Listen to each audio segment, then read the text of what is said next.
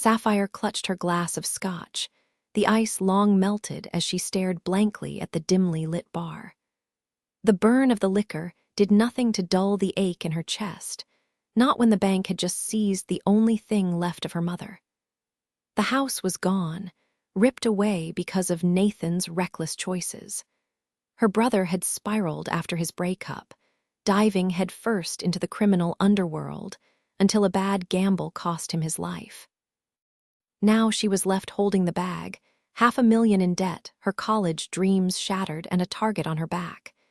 And then there was Knuckles. The name alone sent a chill down her spine. The city whispered about him like some urban legend, a ghost with fists like steel and a reach that stretched into every shadow. He didn't need guns when his hands were lethal enough. The note in front of her 3 days, sweetheart, wasn't just a threat. It was a countdown. He'd been toying with her, slipping messages into her bag on the subway, watching her scramble between friends' couches with pathetic excuses about fumigation. But the worst part, he wasn't just after money. Knuckles had made it painfully clear he intended to collect in the most degrading way possible. Whips, chains, pain twisted into something he'd call pleasure. And if she ran, his network was vast enough to drag her back, and the punishment would be far worse. Sapphire downed the rest of her drink, the glass hitting the counter with a sharp clink. 3 days. That's all she had before her life became his plaything. And the sickest irony, Nathan wasn't even alive to suffer the consequences. She was paying for his sins with her body, her freedom, her future. Some legacy, damn, this was unreal. The anger bubbling inside me had no clear target, Nathan, Knuckles, or my own stupid self. How had I missed the signs?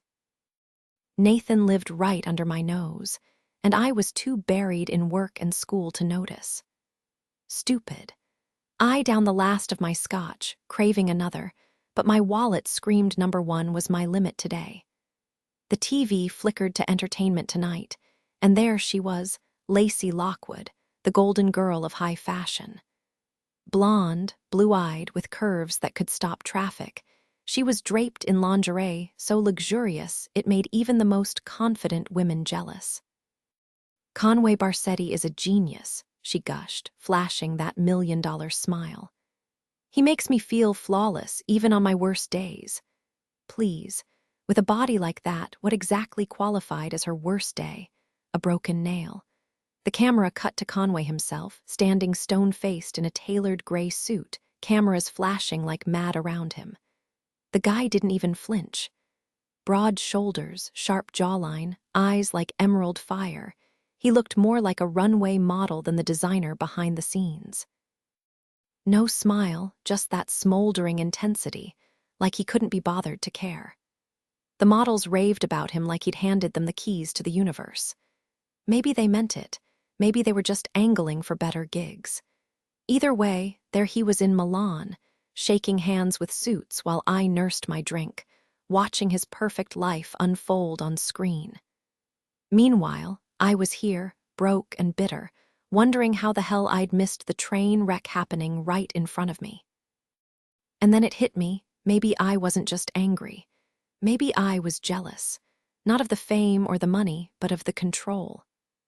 Conway Barsetti commanded his world effortlessly, while mine had spiraled without me even noticing. The guy had it all, wealth, fame, and looks so ridiculous they should have been illegal.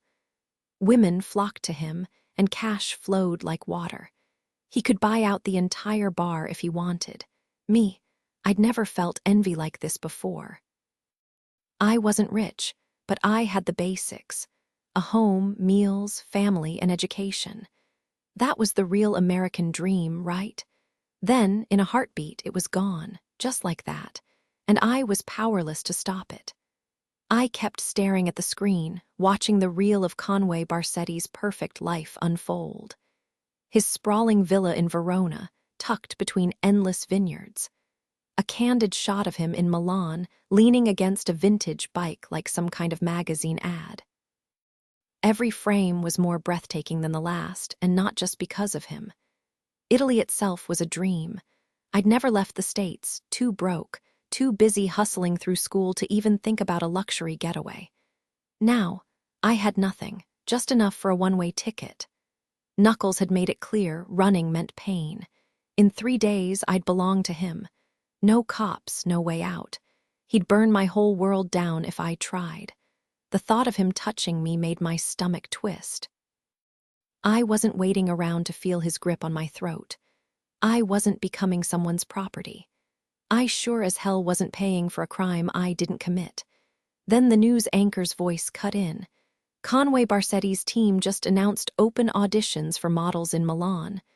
I didn't hear the rest. I tossed cash on the table, grabbed my bag, and bolted. Knuckles could be watching. Didn't matter. I'd run until my legs gave out, and I wouldn't look back.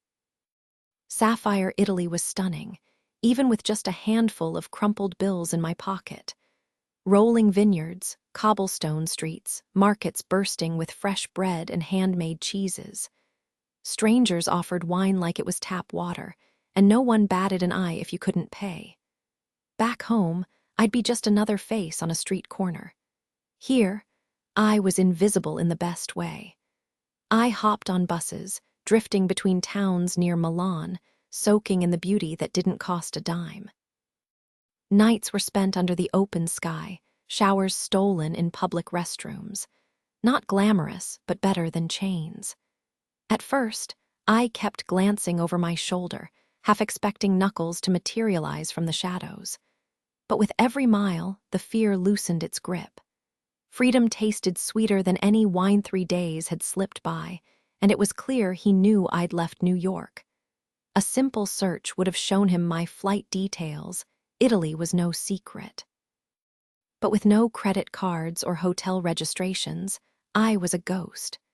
No paper trail, no digital footprint. For once, being untraceable felt like freedom. The feds wouldn't stop hunting me over that mountain of mortgage debt. They'd either lock me up or bleed me dry with wage garnishments, leaving me stuck in a cycle of working just to stay broke. College. A pipe dream. My only shot was disappearing overseas and praying no one recognized me.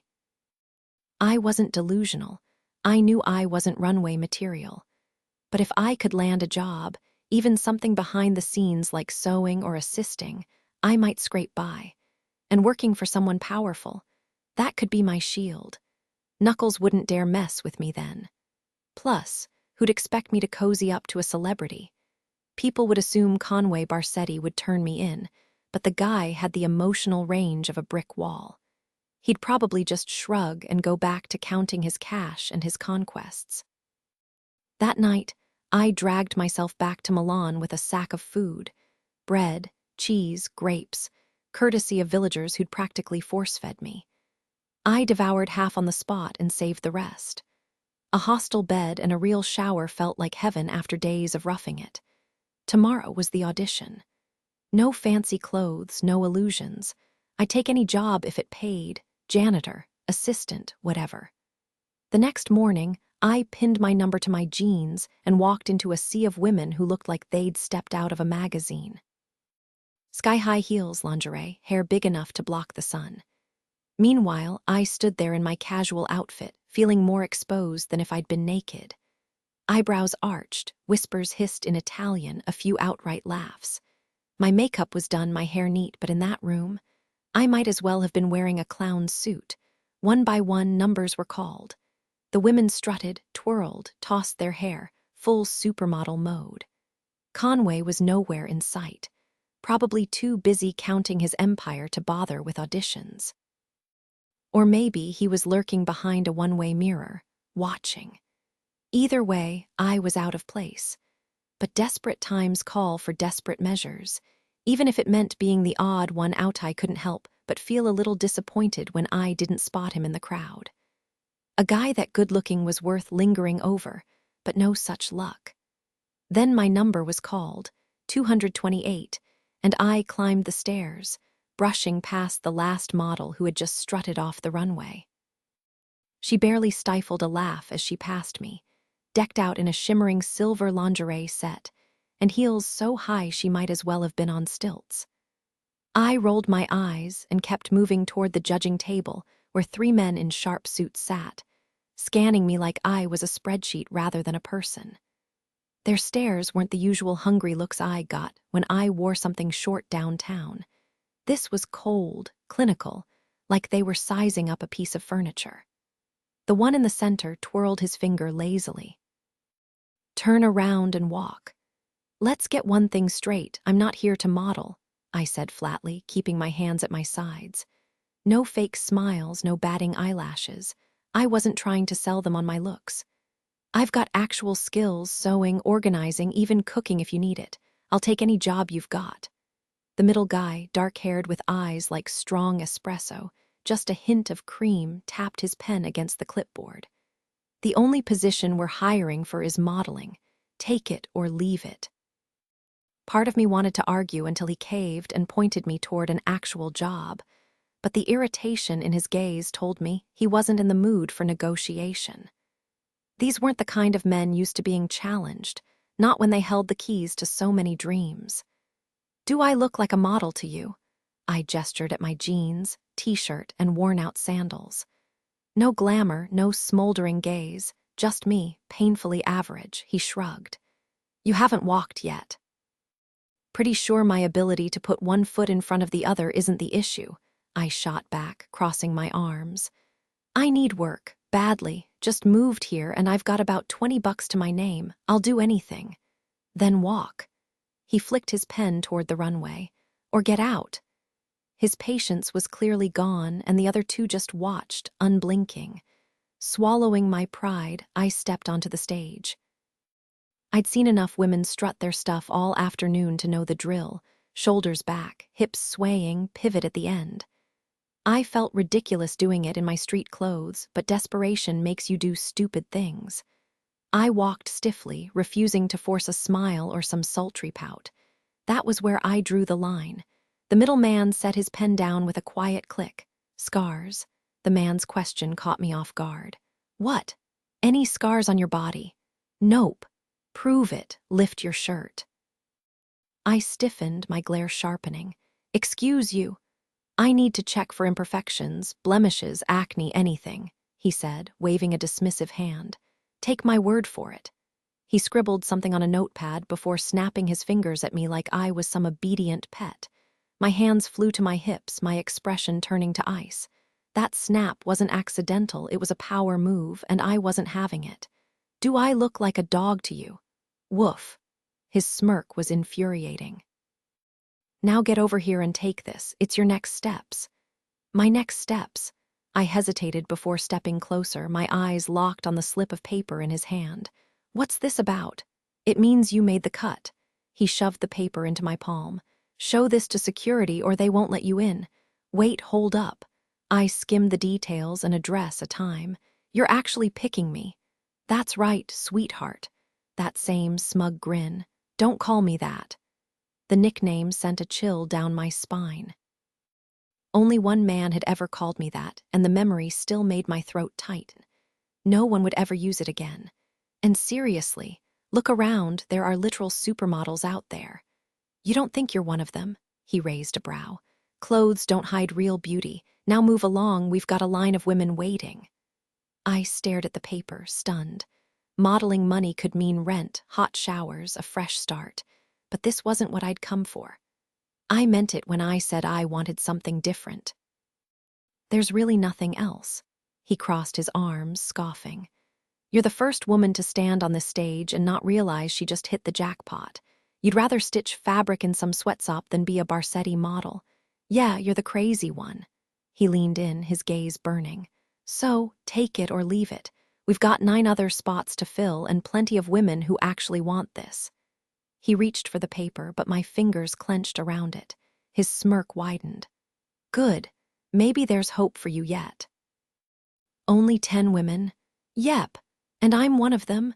The street was packed, thousands of women, all polished and desperate for this chance. I'd shown up hoping for grunt work and somehow landed the golden ticket. "Yeah." He jerked his chin toward the exit. "Now get out before I regret this." The paper burned in my grip, my pulse hammering against it. The Milan sun beat down, hot against my skin, but all I could feel was the weight of that tiny slip, and the life it might change the heat clung to my skin, sweat pooling under the fabric of my top. But that discomfort was nothing compared to the decision I had to make. Maud, me? Never in a million years. I had nothing against women who chose that path, but it wasn't for me.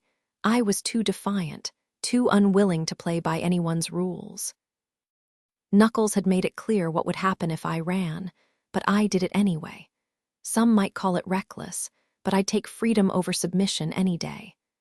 Now here I was, standing in Conway Barsetti's studio, about to trade my dignity for survival. Protection was the only thing on my mind. Being under his empire's watch meant safety, not because he cared about me, but because his billion-dollar brand couldn't afford a scandal. Maybe this was fate's twisted way of saving me. They slapped a number onto the tiny black bustier they'd forced me into, so tight I could barely breathe. The matching lace thong left nothing to the imagination, and the delicate pink flower below my cleavage felt like a cruel joke. I'd never even owned lingerie, let alone paraded in it in front of strangers. A team of stylists worked on me, piling on makeup until my reflection was unrecognizable. My lashes were so heavy with mascara, I could barely keep my eyes open. The other models were flawless, tall, impossibly thin, radiating confidence. They chatted excitedly, thrilled to be in the top 10. Meanwhile, I stood there, wondering how I'd even gotten this far. My Italian was non-existent, and modeling was the only job that didn't require speaking. A sharp clap snapped me back to reality. A woman in glasses barked orders, directing us onto the stage. The studio was massive, with ornate balconies and a breathtaking fresco overhead. One by one, the girls lined up, their heels clicking against the polished floor. I took my place, heart pounding, knowing this was only the beginning. The dim lighting made it hard to see Conway clearly, but his piercing green eyes caught the stage lights just enough to make my skin prickle. Was he really watching me, or was I imagining things? Before I could decide, contestant number 1 strutted forward in sky-high heels that clicked like a metronome against the stage. She owned the walk, tossing her hair with practiced ease before pivoting back to the lineup. Unlike me, she didn't seem bothered by the barely there outfit or the hungry eyes tracking her every move. Meanwhile, my feet were already screaming inside these torture devices they called shoes. How did anyone walk in these without crying? My attention snapped back to Conway. Even in the shadows, his posture was unmistakable, elbows resting on the armrests, fingers steepled, that black ring glinting under the low light. His focus never wavered. Not for contestant 2, who gave it her all, or 3, who strutted like she was born for this. Nope. His gaze stayed locked on me, unblinking, like I was the only one under the spotlight. The intensity of it made my stomach twist. Was he sizing me up, disgusted that I'd made the cut, or was it something else? I forced myself to look away, but the weight of his stare lingered, heavy and suffocating. It wasn't just intimidation. It was like he could peel back every layer of me with just a look. I'd faced down worse, Knuckles for one, but this was different. Conway wasn't just dangerous, he was calculated. And then it hit me, I wasn't just being watched. I was being studied, like prey. The stage lights burned hotter, sweat trickling down my spine. 30 feet away might as well have been inches with how his presence swallowed the room. Beautiful, sure, but terrifying, absolutely. And right now, I was the only thing holding his attention. My heels already felt unsteady, but under his sharp gaze, like twin spotlights pinning me in place, my confidence crumbled. Number 6 hadn't even made it halfway before he cut her off. Without raising his voice, Conway Barsetti's words carried through the auditorium like a command. Numbers 1 through 9, you're done. The girl froze mid-step, her pose collapsing as she whipped her head toward the casting director, desperate for guidance. The others exchanged stunned glances before their glares landed on me, hot enough to burn. The director hesitated, her voice shaky. Backstage, please." Clearly, this wasn't protocol. Conway hadn't even watched half the auditions before axing them. He hadn't seen me walk yet. The click of heels faded as the girls stormed off, their anger thick in the air. Then it was just me, my breathing loud in the sudden silence. Conway hadn't moved. Everyone around him sat stiffly, bracing for whatever came next. Was I supposed to start? The director had vanished, leaving me stranded under the blinding stage lights, my shoulders screaming from holding them so rigidly. Then his voice cut through again. "Leave us." At first, I thought he meant me too. I turned to go, but "not you," a slight edge in his tone. "Stay."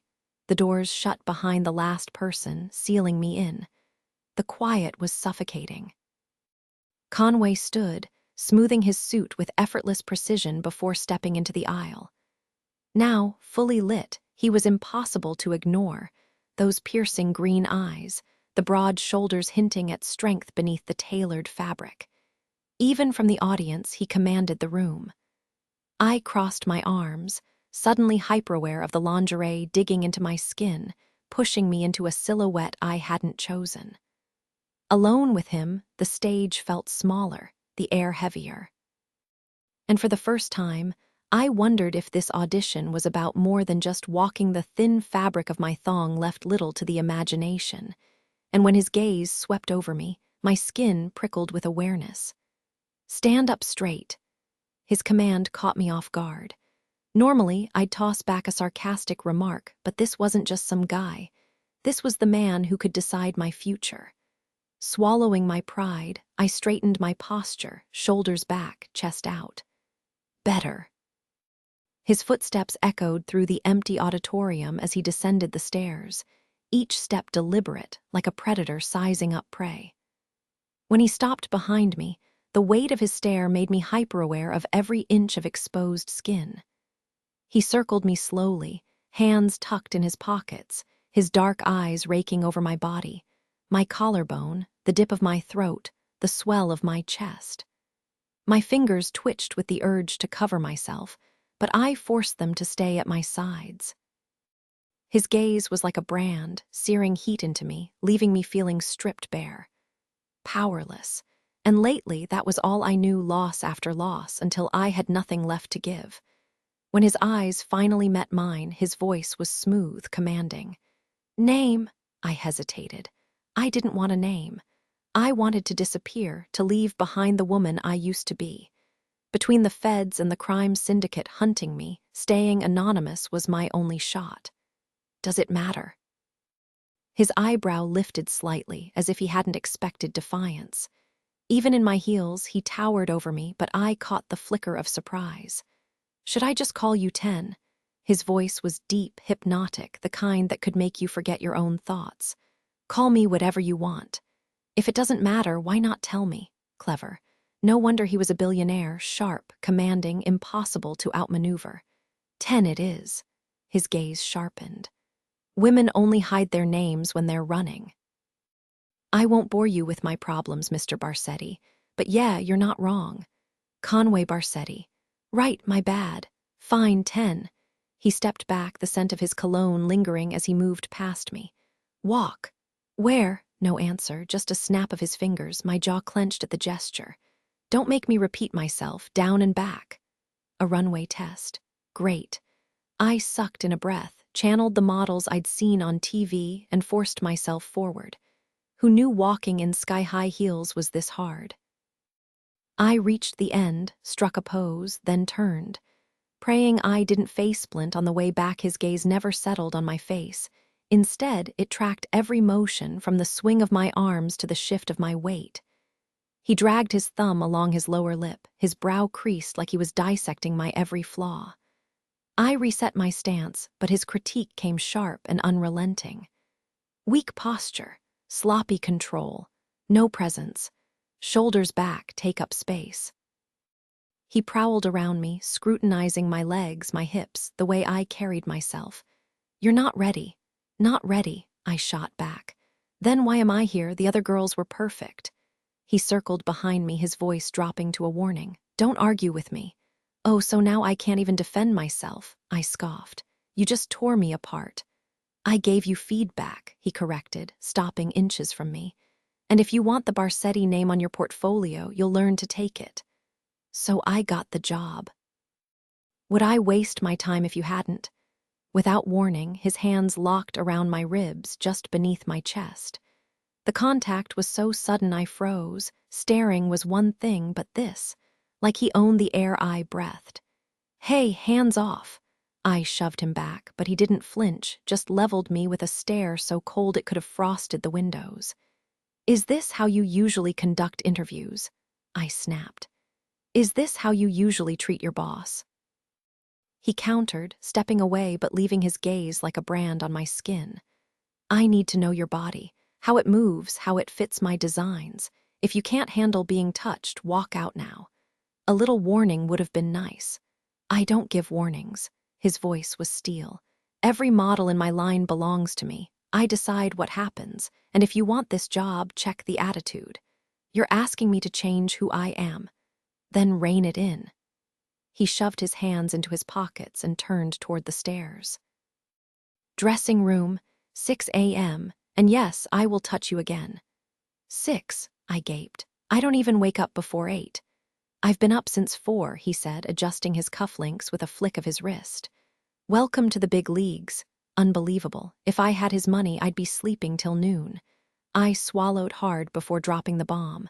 Look, I need to be paid cash. No paper trail. If that's a problem, I walk.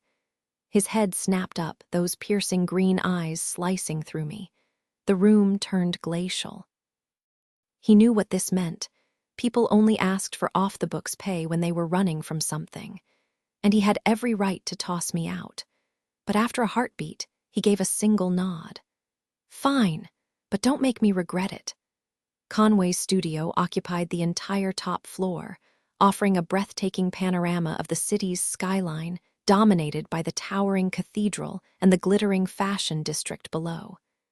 It was the kind of view that made a man feel invincible, like he owned the world. Every sunrise from that window was a reminder of how far he'd come, how much he'd clawed his way to the top. A sharp knock interrupted his thoughts. Come in, he said without looking up, flipping through his sketchbook. The design in front of him was a masterpiece, a sleek gray dress with diamond accents, fit for a woman who demanded attention. The kind of woman who could turn heads just by breathing. Lacey Lockwood strode in, balancing 2 coffees. Morning, she chirped, setting one cup near his hand. Conway barely glanced at her. You're up early.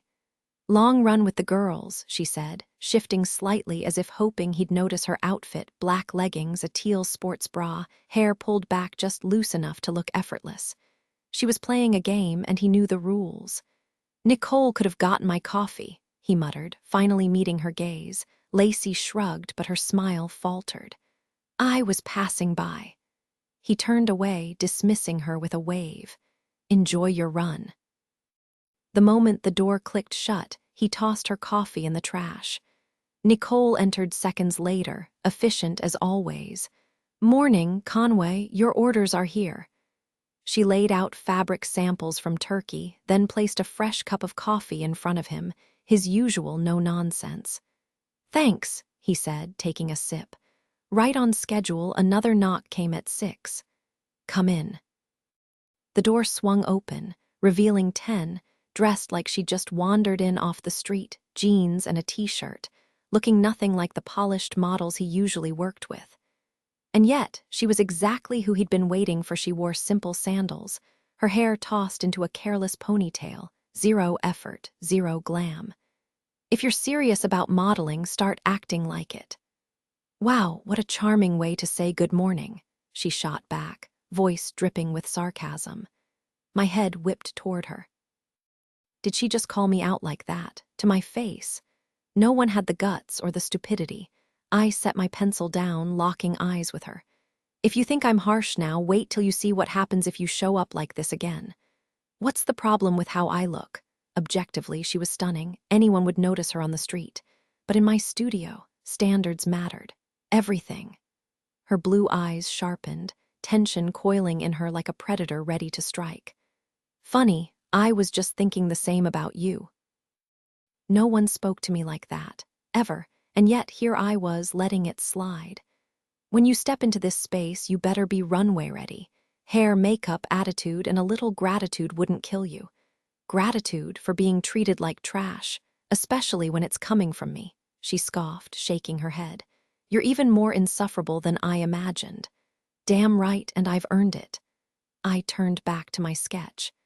Grab some coffee, then put on those heels. You've got a lot to learn. You don't delegate your insults. I finished a deliberate stroke on the paper. Not when perfection S on the line. She moved past me, heading for the silver heels on the side table. Not that you care, but I got booted from my hostel last night. No shower, no space, so yeah, I'm not exactly polished today. My pencil stilled, a sharp twist in my chest. She wasn't just unprepared, she was homeless. Probably broke, hungry. You're right, I don't care. I shut my sketchbook, watching her struggle with the straps. There's a shower down the hall, use it tomorrow. She barely muttered, thanks, like the word physically pained her. Stop, she froze, one heel halfway on. Clothes off first. Not happening. Instantly, fire flashed in her eyes. I leaned back, arms folded, eyeing the stubborn woman in front of me. Last night, I'd made her a deal, cooperation in exchange for me turning a blind eye to whatever skeletons she had in her closet. Most people wouldn't get that kind of offer, but she wasn't most people.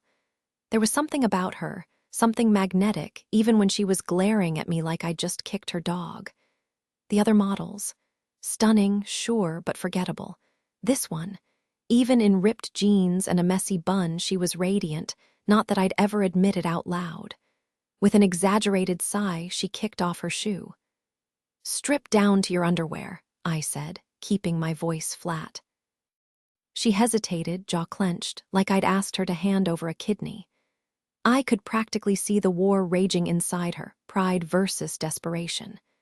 Her chest rose and fell sharply, her bare face making her look younger, more vulnerable. Finally, she yanked her shirt off, tossing it onto the table. The bra she wore was cheap, the straps digging into her skin, the cups gaping slightly, like she'd bought it before life had taken a few bites out of her. But none of that mattered. Underneath it all, she was flawless. Her skin had this natural glow, smooth and dotted with faint freckles. No airbrushing needed. She peeled off her jeans next, revealing toned legs and a killer figure, curves in all the right places, the kind that made designers weep with gratitude. That black lace thong. It wasn't designer either, but damn if it didn't look like it was made for her. She sat back down, shoving her feet into the heels with more force than necessary. I didn't move, just watched her, memorizing the way her ponytail swung with every irritated motion. Last night, her hair had been styled in loose waves, but even like this, it was striking. Nicole slipped in with my breakfast, setting the tray down quietly. Anything else? She asked, already halfway out the door. No, I said, not looking away from 10 as she finally stood, heels clicking against the floor. The anger in her eyes was barely contained, but she held it together barely. And I was too selfish to let her walk away. The second I saw her, I knew she was the one. She clearly wasn't thrilled about undressing, but she'd get over it. Perfect, I said, moving across the room where there was plenty of space. I turned, arms crossed, and commanded, walk to me. Her first steps were a disaster. Stop, she froze. What now? Float, don't stomp. You've got grace. I saw it when you walked in. Her temper flared. Yeah, but I wasn't strapped into these torture devices. She glared at her shoes. I've worn heels before, but these are medieval. Every girl here does it, you will too. With a frustrated sigh, she straightened up.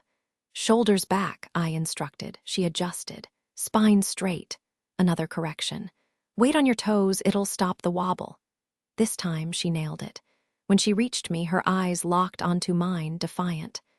I took her in, smooth skin, curves that belonged in a museum, no makeup needed. She was unreal, like something sculpted. And damn if it didn't get me worked up. Turn around. She hesitated but obeyed. I yanked the hair tie from her ponytail, letting her waves spill down her back, slightly crimped from the elastic. Walk. And she did, like she owned the damn room. Every step was fluid, hypnotic, the click of her heels syncing with the sway of her hips. My gaze zeroed in on that perfect backside, the kind that made men forget their own names. Tight where it counted, soft where it mattered. The kind of body that could sell anything. Once dressed, she eyed the chair I pulled out. "Do you always boss people around?" she muttered, fussing with her hair in the mirror. "Only when they need it. Sit." She dropped into the chair with an eye roll, then spotted the breakfast tray, egg whites, sautéed kale, mushrooms, tomatoes, sourdough, and avocado. Her stomach betrayed her with a quiet growl. "Hungry," I smirked. She licked her lips, trying to play it cool. "Maybe a little." She barely hesitated before digging into the meal, her fork moving with surprising speed while still maintaining an air of grace. The way she focused on her food, like I wasn't even in the room, told me everything. Starving, exhausted, but too proud to admit it. What kind of life had she been living? Not that it was my business. If I pressed her, she'd just shut me out. One thing was clear. She wasn't some hardened criminal. No, she had a sharp tongue but zero killer instinct. If she were the type to steal, she wouldn't be sleeping on park benches. She'd be crashing in some poor sap's empty condo. Still, the mystery gnawed at me. I walked over to my office safe, popped it open, and grabbed a stack of cash, enough euros to keep her afloat for a while. Tossing the envelope on the table, I watched her freeze mid-bite. She chewed slowly, eyeing it like it might bite back. "What's this?" "Consider it a head start." She thumbed open the envelope, her eyebrows shooting up. "This is way too much. Enough to get you off the streets for a bit." For the first time, her guard slipped. Her face lit up like a kid on Christmas, fingers tightening around the envelope. Then, just as fast, she shoved it back at me. "No, I didn't earn this. Take it." "Not happening." She crossed her arms. "I've got my pride." Unbelievable. Here she was, practically starving and still refusing a handout. Most people would have snatched that cash without a second thought, but not her. It explained why stripping for me had been such a struggle. She had lines she wouldn't cross, even when desperate. "Fine," I said, nodding toward the massive bed in the corner. "Then crash here tonight, no strings." She glanced at it, suspicion flickering. "Why?" "Because sleeping rough sucks, and I've got the space." For a second, I thought she'd argue. Instead, she exhaled, shoulders dropping just a little. "One night. Victory." Small, but it counted. The hallway led to a small bathroom, and the break room usually had some leftover pizza or sandwiches. "So, what's it gonna be?" I asked, arms crossed. Ten hesitated, her voice barely above a whisper. I'm not sure." My patience had officially run out. "Listen, Ten. As a Barsetti model, you're under my management. I can't have you walking the runway looking like you just crawled out of a dumpster. You're making us both look bad. So pick shower, sleep, or food. Now." She glanced at the cot in the corner, exhaustion weighing her down. "This is so humiliating." "Not judging you," I said flatly. "I never should have said anything," she muttered, pushing away her half-eaten meal. She grabbed the oversized duffel by the door, something I hadn't questioned until now. Then it hit me. That bag held everything she owned. 10. My voice didn't need volume to carry authority. One wrong move and she'd regret it. "Walk out that door and you're done here." She adjusted the strap on her shoulder, jaw set. I was bluffing, but she didn't need to know that. "Take the cash. It's an advance, not a handout." I snatched the money off the table, unzipped her bag, and shoved it inside. "Now get out. I've got work to do." Back at my sketchpad, I focused on the lace design in front of me. Lingerie was deceptively simple. Reinventing the same old thing was exhausting. At least with regular fashion, the possibilities were endless. Not that I cared about fabric. Sex sold, and that's what I was here for. Ten lingered, blinking back tears. I kept my eyes on the sketch, refusing to acknowledge them. "You're not as much of a jerk as I thought," she admitted. My grip on the pencil tightened. "Don't confuse basic decency with kindness. Trust me, I'm not the nice guy here." Sapphire, I took the money because he left me no choice. But deep down, I was relieved. For the first time in weeks, I ate a real meal, no half-stale bagels or gas station snacks. That night, I crashed in a hotel bed without worrying about bedbugs or some chatty stranger in the next bunk. New York wasn't kind to people like me. Ask for help, and most would pretend you didn't exist. 2 weeks of scraping by had worn me down. If Conway hadn't stepped in, I'd probably be curled up on a park bench right now. Sure, he'd been harsh at first, but then he handed me food and cash without a second thought. Maybe I'd misjudged him. Or maybe he just knew a starving model was bad for business. Either way, I wasn't complaining. Maybe there was more to him than the icy, untouchable persona he wore like armor. Maybe beneath that tough exterior, there was something human, or maybe he just saw me as another asset to protect. After all, if anything happened to me, his investment would be wasted. Still, I wasn't complaining. For once, I didn't have to look over my shoulder in that hotel room, even if the peace was temporary. Walking into his studio, I could feel the daggers in the air. The other models shot me looks sharp enough to cut glass. Word traveled fast. They all knew I was the one who'd shown up to the audition fully dressed, the one Conway had singled out while ignoring the rest. Their jealousy was practically a living thing, thick enough to choke on. Ignoring them, I climbed the stairs to his office and knocked. "Come in." That voice, deep, commanding, the kind that could make a room fall silent without effort. He didn't even glance up when I entered, but I knew he recognized my presence. Conway wasn't the type to let just anyone into his space. He stood at his drafting table, shoulders broad under his perfectly tailored suit, his posture rigid as he scribbled notes. The tension between us was immediate, like standing too close to a live wire. Today, I'd left my bag behind, opting for the luxury of room service, something I hadn't indulged in since childhood vacations. Now I took in the details of his workspace, the provocative photos of models lining the walls, some too risque for public eyes. Were those just for him? A half-finished black bra clung to a mannequin nearby, pins and fabric scraps scattered in what looked like controlled chaos. The room was sleek, black furniture, dark cherry floors, but the bed tucked in the corner raised questions. I circled the space, waiting. He sipped his coffee, still absorbed in his sketch. "You know I'm here, right?" Silence. Just the scratch of his pen. The tension between us dissolved as if yesterday's argument never happened. "I would have stayed in bed if I knew you'd be working," I muttered, crossing my arms. "Your schedule revolves around mine now," he shot back without looking up. "Better adjust." I rolled my eyes and stepped closer, peering over his shoulder at the sketch taking shape. A corset and thong, rough but intricate, with fabric swatches and gem placements jotted in the margins. His pencil moved fast, like the idea had just struck him moments before I walked in. The scent of pine and clean soap clung to him, sharp and masculine, as if he'd just toweled off after a shower.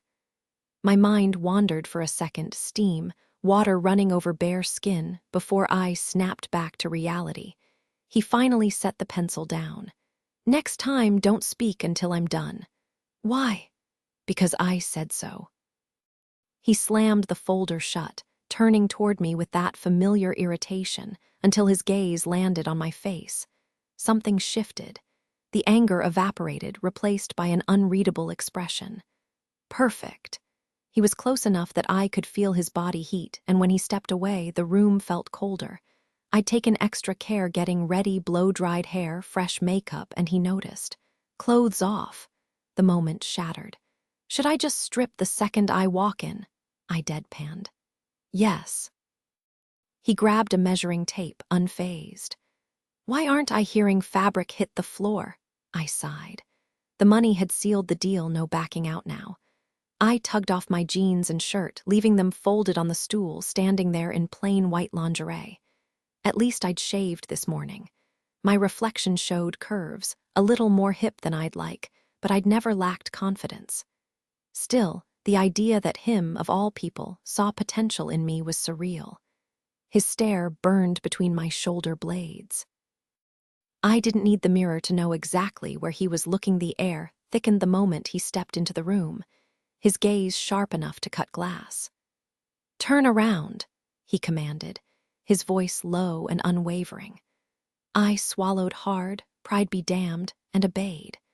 He settled into a sleek black armchair, one ankle resting lazily on the opposite knee. The measuring tape dangled from his fingers as he absently rolled it between his thumb and forefinger, his eyes tracing over me like I was some rare artifact. His stare lingered on my stomach before drifting lower, taking in every curve. "You lift, run?" he asked, his tone casual but probing. "Neither," I admitted. His fingers stilled and his eyes locked onto mine, unimpressed. "Then what do you do?" "Nothing." A smirk tugged at his lips. "No woman gets an ass like that from doing nothing." The tape measure twirled again in his grip. "I'm on my feet all day, school, bartending." Bartender. His eyebrow arched, genuine curiosity flickering in his gaze. "Yeah. What's your go-to drink?" "Scotch." Something shifted in his expression, like I just handed him a puzzle piece he'd been missing. "Why?" "Simple, effective." "My father's drink of choice," he mused. "My mother despises it. Takes a certain kind of taste," I quipped, suddenly hyper-aware of how absurd this conversation was, standing there in nothing but a thong, discussing liquor preferences like we were at a cocktail bar. His gaze returned to me, slow and deliberate. "You're flawless," he said, voice rough. "From your neck down to your toes, perfect skin, perfect curves, I wouldn't change a damn thing." I bit back a sarcastic thanks. Was I supposed to be flattered? "You say that to all your models." "Actually, I don't." His stare burned into me. "Every woman has something extraordinary. The right eyes, legs that kill in lingerie, shoulders made for silk. But you." He leaned forward, the tape measure tightening between his fingers. "You've got everything." The way he looked at me wasn't just hunger, it was something deeper, almost reverent. Like I was a masterpiece he'd spent years searching for. Then, just like that, the moment snapped. He stood, closing the distance between us with the tape measure in hand. "Now, let's get these numbers. Consider this my version of asking nicely." His hands were clinical but not cold as he measured my ribs, my hips, even the span from shoulder to breast. He didn't write a single number down, memorizing me, maybe, or just that confident. When the tape grazed my neck, I caught a whiff of his cologne, something dark and expensive. For a second, I wondered if he could hear my pulse racing. Then he stepped back, satisfied. Done. And just like that, the spell was broken for nearly 20 minutes. He traced every curve of my body with meticulous precision, the tape measure gliding over my skin as he noted the length from my knee to my waist, then my ankle to my knee. His hands were rough but deliberate, each movement calculated. The way he memorized every detail was almost unnerving. How did he keep track of it all? He turned to the table, scribbling numbers with a pencil that looked comically small in his grip, the sharp scratching sound filling the quiet room. I stayed undressed, half expecting him to demand I strip again, but he just sipped his coffee, his back to me. His touch lingered in the best way, calloused fingertips brushing my skin, sending a shiver down my spine. Fear and excitement tangled inside me. There was something magnetic about his focus, the way his jaw tensed, his green eyes darkening as he worked. His brows furrowed in concentration, making him even more striking. A reckless thought crossed my mind. What did that intense expression look like in more intimate moments? My face burned at the idea. Conway finally turned back, studying his notes. "These numbers, I've seen pieces of them before, but never all together on one woman. That's something else. His voice was low, almost amused. He slid his hands into his pockets and stepped closer, the same man who had handled me with such precision, now moving with unsettling gentleness. "Thank you," I blurted, immediately regretting it. The words hung awkwardly between us. His gaze locked onto mine, unreadable. My body betrayed me, nipples tightening beneath my padded bra thankfully hidden. He didn't seem to notice, or maybe he just didn't care. The silence stretched, thick with tension. Most people would fidget under that kind of quiet, but not him. He thrived in it, his presence commanding, almost predatory. I refused to let him unnerve me, but damn, it was hard when he looked at me like that, handsome, dangerous, like he could see right through me. Was I scared, turned on? Both. Then he shattered the silence. "Why are you uncomfortable?" Of course he noticed. Maybe I wasn't as opaque as I thought, or maybe he was just that good at reading people. Either way, I hated how exposed I felt. I'm basically standing here in nothing. His response came smooth, effortless. And what's so bad about that? Even as he leaned over his notebook, his posture never faltered, shoulders squared, spine straight like he was carved from marble. The man lived by his own rules, never bending, never breaking. But this felt wrong. "It's not right. We barely know each other." "Not right." His voice dropped, low and deliberate. "A woman's body is the purest form of art. Raw, intoxicating, alive. There's nothing more natural." His gaze traced over me again, slow and deliberate. "You should never apologize for that. No woman should. You hold more power than you think. I create beauty, but I need a muse, someone who ignites that fire, and you could bring men to their knees just by existing. When you step into the spotlight, you should feel untouchable, radiant, unshakable. I'll craft the illusion, but the magic, that's all. Don't shrink away, not from me. Right now, I'm just a stranger, but soon, you'll trust me more than anyone else in this world." Something shifted inside me. The tension melted, replaced by a strange, electric confidence. I wasn't just standing there, I was commanding the room. "My job isn't just to make women look good," he murmured, closing the distance between us. His breath ghosted over my lips, close enough to taste. "It's to make them feel unstoppable." A smirk curled at the edge of his mouth. "Let's just say I have first-hand experience in what drives men wild. I know their fantasies, their hunger. So when a woman wears my designs, she doesn't just look irresistible, she knows she is." His fingers trailed down my arm, slow, deliberate, stopping just above my wrist. "And you're the kind of muse that makes creation easy, because I already know exactly how you'd ruin a man." The air between us burned. Every inch of my skin prickled under his stare, like standing too close to a wildfire. The streets of Milan were quiet, bathed in the dim glow of flickering streetlights. A couple strolled past, laughing over shared gelato, oblivious. My navy suit, tailored, expensive, was worth more than most people made in a year. Desperate men could have tried their luck, but no one was foolish enough to test me. Fame was one thing. Power, that was something else entirely.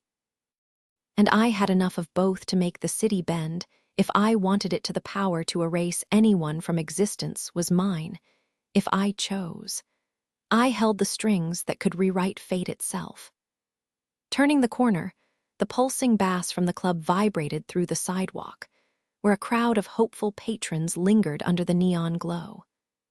Women in stilettos and shimmering lingerie basked in the sticky summer air, their bare skin glistening under the streetlights.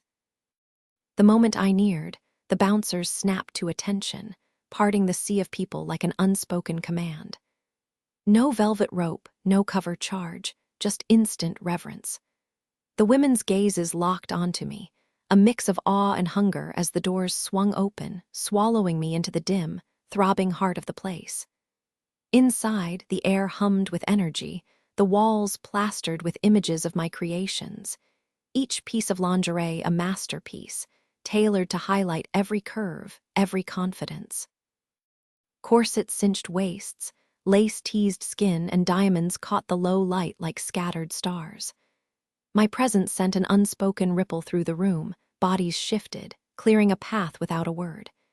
It wasn't just respect, it was something deeper, like an instinctual pull. A server materialized from the shadows, offering a glass of scotch with a murmured, "Carter's upstairs." I took it without breaking stride, the weight of every stare pressing against me, admiration, envy, submission. Upstairs, Carter lounged like a king in his own right, two women draped over him like living accessories. Behind him, Lacey Lockwood's larger-than-life portrait smirked down, my crown jewel, the face of the empire. Carter was too distracted, lost in the blonde's whispered promises and the brunette's wandering hands, both clad in my designs. I dropped into the seat across from him, the leather sighing under my weight. The room's energy shifted, a silent acknowledgement. He might have been playing ruler for the night, but everyone here knew the truth. The game was mine. They just hadn't realized they were already playing by my rules the moment I settled into my seat. I knew it wouldn't be long before a couple of women slid in beside me, convinced they had something extraordinary to offer. Newsflash, they didn't. At this point, I was numb to it. My world revolved around stunning women, dressing them in lingerie designed to drive men wild. Every stitch, every cut, every sheer panel was calculated to fuel fantasies. Lacey Lockwood in a bodysuit with a snap crotch, just another Tuesday. Sex was my business, my obsession, my daily grind, until it all blurred into background noise. Then there was her. 10. The second she stepped onto the runway, the other 9 models might as well have been mannequins. She wasn't just beautiful, she was magnetic. Not in the obvious, glossy magazine way, but in the way that made the room hold its breath. Her body was a masterpiece, hips that defied gravity, thighs sculpted like a dancer S, an ass that could start a riot. And that spine, a perfect, swooping curve like she was designed by some lingerie-obsessed deity. Dressing her wasn't just work, it was a privilege. Carter, ever the opportunist, broke away from some blonde's grip and adjusted his tie. "Business calls," he muttered, flashing that smirk that made women swoon. The 2 girls strutted off, their sequined lingerie catching the dim light, heels clicking like a countdown. The quieter corner of the club was strategic, less noise, more deals. Dressed in his usual all-black, Carter looked like my damn twin, same dark hair, same espresso eyes, same scruff that made him look perpetually reckless. People swore we were brothers, maybe in another life. But right now, my mind was stuck on 10, the one woman who'd managed to cut through the numbness. And that was dangerous. "So, word is you've got a fresh face in your lineup." "Who told you that?" "Your usual crowd. Every model I'd ever fixated on, who'd land the Vogue cover, who'd close my runway show, who'd spark my next design, they all fought for my approval. Some played coy, others bold, all angling for the right glance, the right touch, just to stay on my radar. Maybe they wanted a career boost. Maybe they craved being my muse. Honestly, I couldn't care less. No woman ever meant a thing to me. Still figuring her out. She walking in the show? Possibly. She had potential, but she was rough. Her stance improved, sure, but the second her mind wandered, she hunched like she was carrying the weight of the world. A walking contradiction, fearless when snapping at me or putting my guys in their place, yet stiff as a mannequin the second the camera flashed. And when the clothes came off, stunning, but uncomfortable in her own skin. Weird. Never had a model who looked like she'd rather be anywhere else. 10 didn't grovel, didn't worship the ground I walked on, called me out to my face without blinking, refreshing, honestly. She was only here because rent was due, not a shred of interest in me. Maybe that's why I couldn't look away. Carter swirled his gin, then lit a cigar. Heard she auditioned in a full pantsuit. That's the rumor. Interesting choice. She's got attitude. For the right reasons, I hope. He smirked, taking a slow drag. Not the kind you're thinking. Pity, that's the fun kind. He exhaled smoke, leaning back, eyes drifting to the models lounging on the terrace. How's the auto empire? Can't complain. Less glamorous than your world, but profitable. Carter built high-end cars in Italy, sleek, exclusive, shipped stateside only for those with deep enough pockets. Different industries, but our circles overlapped in useful ways. Any new projects? Always. He knocked back the rest of his drink, wiping his mouth with his sleeve. His suit cost as much as mine, but he treated it like a gas station jacket. Enough chit-chat, we've got a deal to discuss. I mirrored his posture, ankle on knee, arm draped over the couch. Go on. 10 million. He leaned in, elbows on his knees, knuckles cracking under his grip. His dark eyes locked onto mine, sharp, calculating. Pale skin, black hair, all Italian intensity. Just like me, the offer on the table was one of the biggest we'd ever seen. Who's the target? I asked, swirling my scotch. Some Silicon Valley billionaire's daughter, Carter replied, puffing on his cigar. Guy's worth almost $1 billion, pathetic, right? I smirked. Almost. My net worth laughed at that number. Why doesn't Daddy Warbucks handle it himself? Because the Skull Kings are batshit insane, Carter said, exhaling smoke. I told them to steer clear. Insane was an understatement. These guys rewrote the rulebook on cruelty. Started as gun runners, but when blood money wasn't enough, they upgraded to human trafficking. Now they snatched girls from loving homes just for kicks, auctioning them off in the underground like prized cattle. This is playing with fire, Carter. They're unhinged, but they're not dumb. They'll catch on eventually. Carter scoffed. And then what? We're ghosts to them. They get paid. What do they care what we do with the merchandise? They might think we're setting them up. To who? The feds. He rolled his eyes. Please. Those clowns couldn't bust a piñata. The Kings know we're not stupid enough to pick a fight. Besides, this is business. I'm not running a charity here, just cashing in on easy, untaxed paydays. The numbers were tempting. Carter and I had split 8-figure payouts before. Did I need more? No. But when money falls into your lap, you don't walk away. Fine, you hit the auction. You know it has to be you, he shot back. My mo was simple. Buy the girls, slap them on a runway for a few high-profile gigs, then quietly return them home. The Skull Kings assumed I was just another rich freak with a twisted hobby.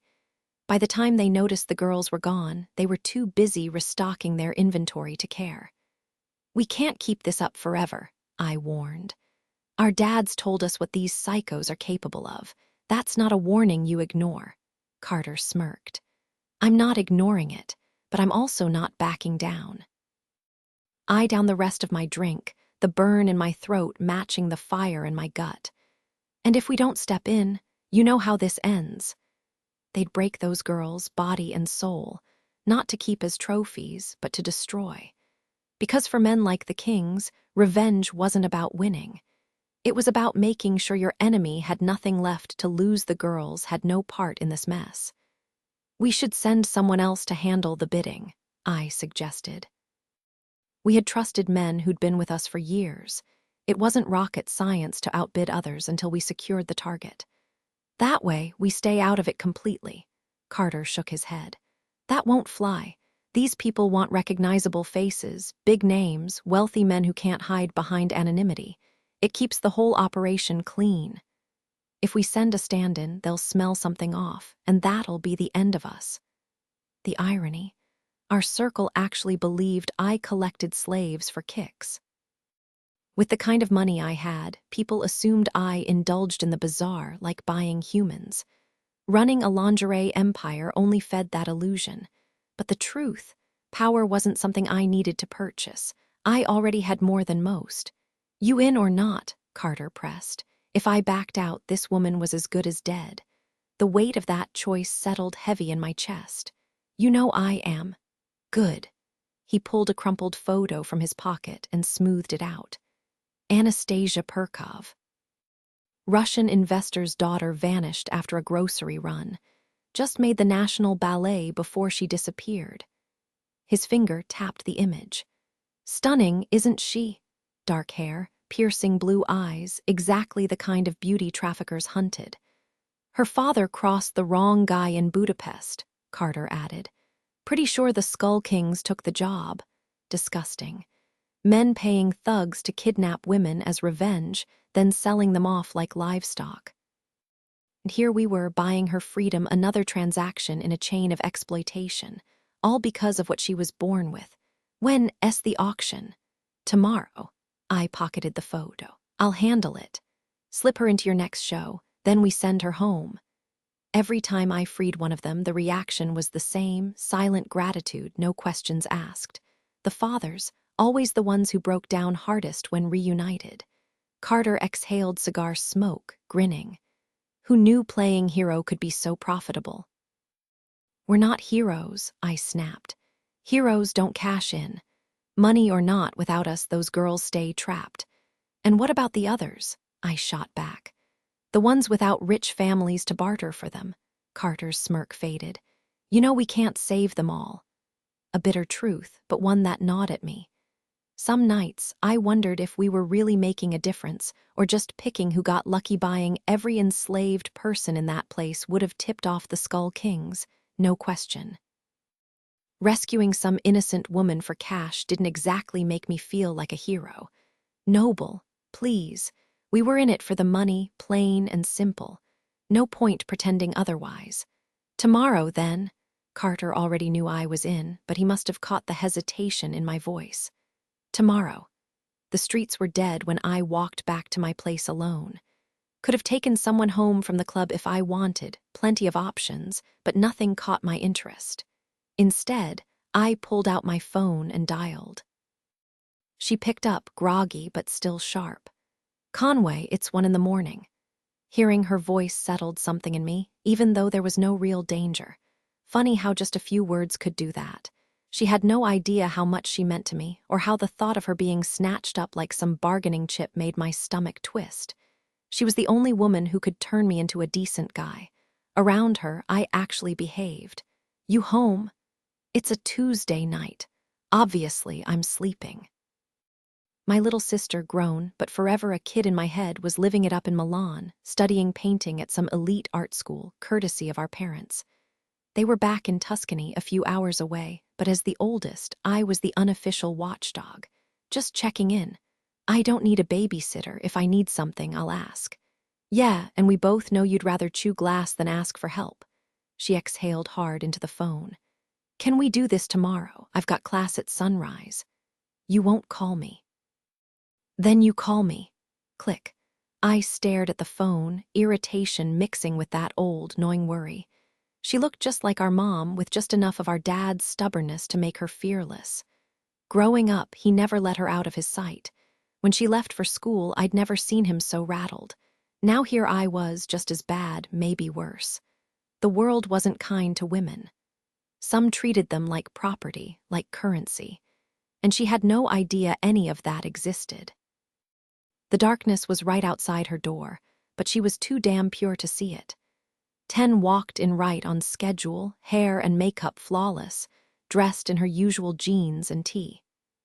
Thick curls framed her face, making her look even more striking. I was at my table, sketching, when she stepped inside and, without a word, started undressing. Didn't even wait for instruction this time. I glanced up from my notebook, taking in the sight of her bare skin, the way the light caught every curve. New detail. As she stood there, a faint scar ran along her ribcage, something I'd never noticed before. It made me pause, wondering what story it held. The air between us shifted, charged with something unspoken. But that was the thing about this world. Some questions were better left unasked. Her skin was flawless, like porcelain under the studio lights, smooth, untouched, almost unreal. Every curve of her body was sculpted to perfection, from the delicate dip of her waist to the soft swell of her hips.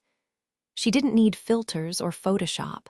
Nature had already done the work, and that made her even more mesmerizing. I picked up my sketchbook and moved closer, watching her reflection in the mirror. "You're getting better," I murmured, my fingers brushing lightly over her shoulders. The symmetry of her muscles was almost mathematical, each line precise. My touch trailed down her spine, slow and deliberate until I reached the small of her back. She was so slight, my hand nearly spanned her entire frame. A sharp inhale escaped her lips. Last week, I'd told her exactly what I wanted, no games, no sugarcoating. Maybe it unsettled her, but I wasn't here to coddle.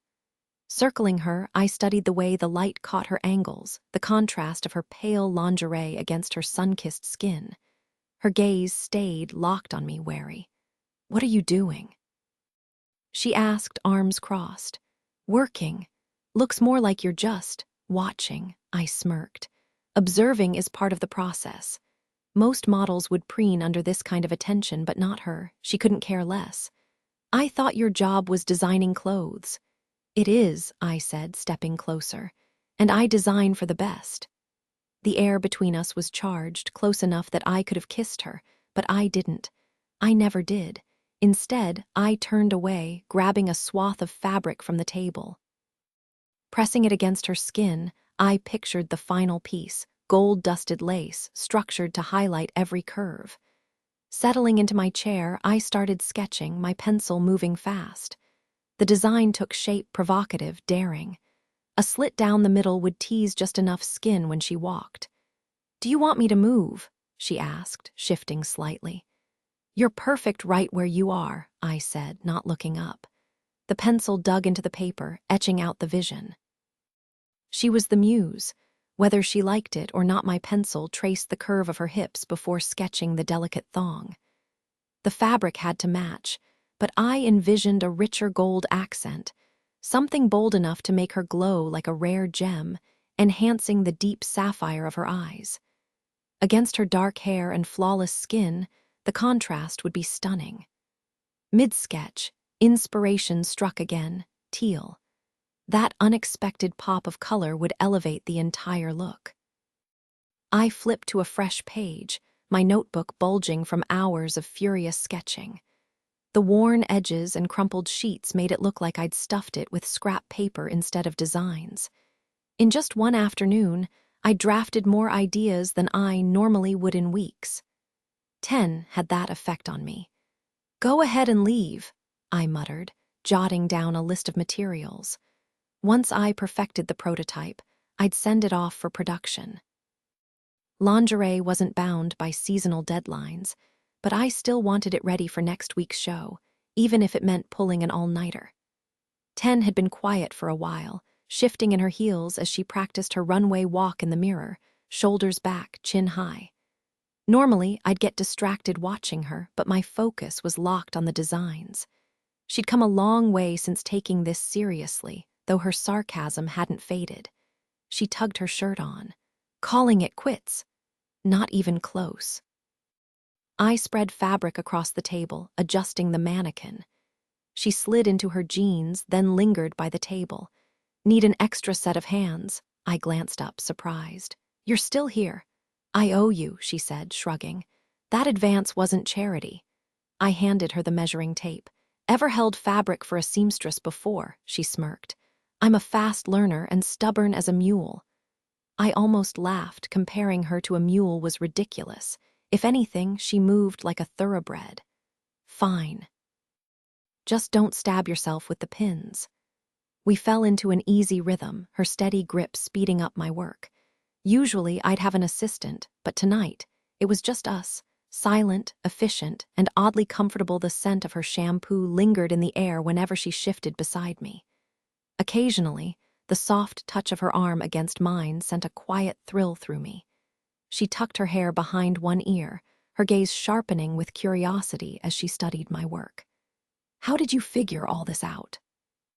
she asked, tilting her head. "Trial and error," I said, keeping my focus on the fabric.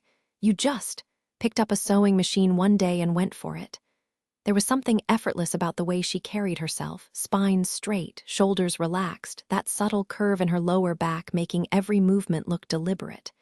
She wasn't posing, she just was. And damn, it was hypnotizing. Pretty much. No fashion school, no mentors. School S overrated. If you want something bad enough, you'll teach yourself. Her eyes followed my hands as they guided the fabric under the needle. "Why lingerie, though?" I smirked. I like women. I like what makes them feel powerful. And trust me, I know exactly what makes a man lose his damn mind. She blinked, momentarily thrown by the bluntness, but didn't look away. So you're saying you're obsessed? Passionate, I corrected, adjusting the mannequin. There's a difference. She circled the figure, arms folded. No girlfriend to test your designs on. Never needed one. She perched on the edge of a stool, legs crossed. Doesn't it get empty, just bouncing from one night to the next? I shot her a look. I'm never alone unless I want to be. Her stare held mine for a beat too long before she finally broke it. You're interrogating me, I pointed out, threading another pin between my fingers. My turn, you leave someone behind to be here. She didn't flinch. No. Good. The thought of some nameless guy touching her made my jaw tighten. Not that it mattered, she was just another model, except I'd never cared this much before. Parents? I asked, smoothing the fabric. Gone. Her voice was flat, like she was reciting the weather. I paused, then kept working. Sorry, don't be, it's been a decade. The room felt heavier suddenly, the hum of the machine the only sound between us. She didn't owe me vulnerability, but the way she shut it down so completely, like she'd carved out every feeling, made me wonder what else she was hiding. My mom's been gone for 5 years. Siblings? Just one brother, but he's gone too. She inhaled sharply, like she was swallowing back tears. Sorry. This time I meant it. I'm all that's left. Maybe she left the country because there was nothing tying her down. Maybe she wanted a fresh start before life passed her by. Or who knows, maybe she wiped out her whole family and was now living under the radar. I hadn't bothered digging into her past before, but suddenly I was curious. Any friends back home? A few, but I didn't say goodbye. Did you tell anyone? No. I draped the lingerie over the mannequin and studied her. Then what are you running from? She glanced away, brushing off the question. Look, maybe I can help you instead. Nobody can help me.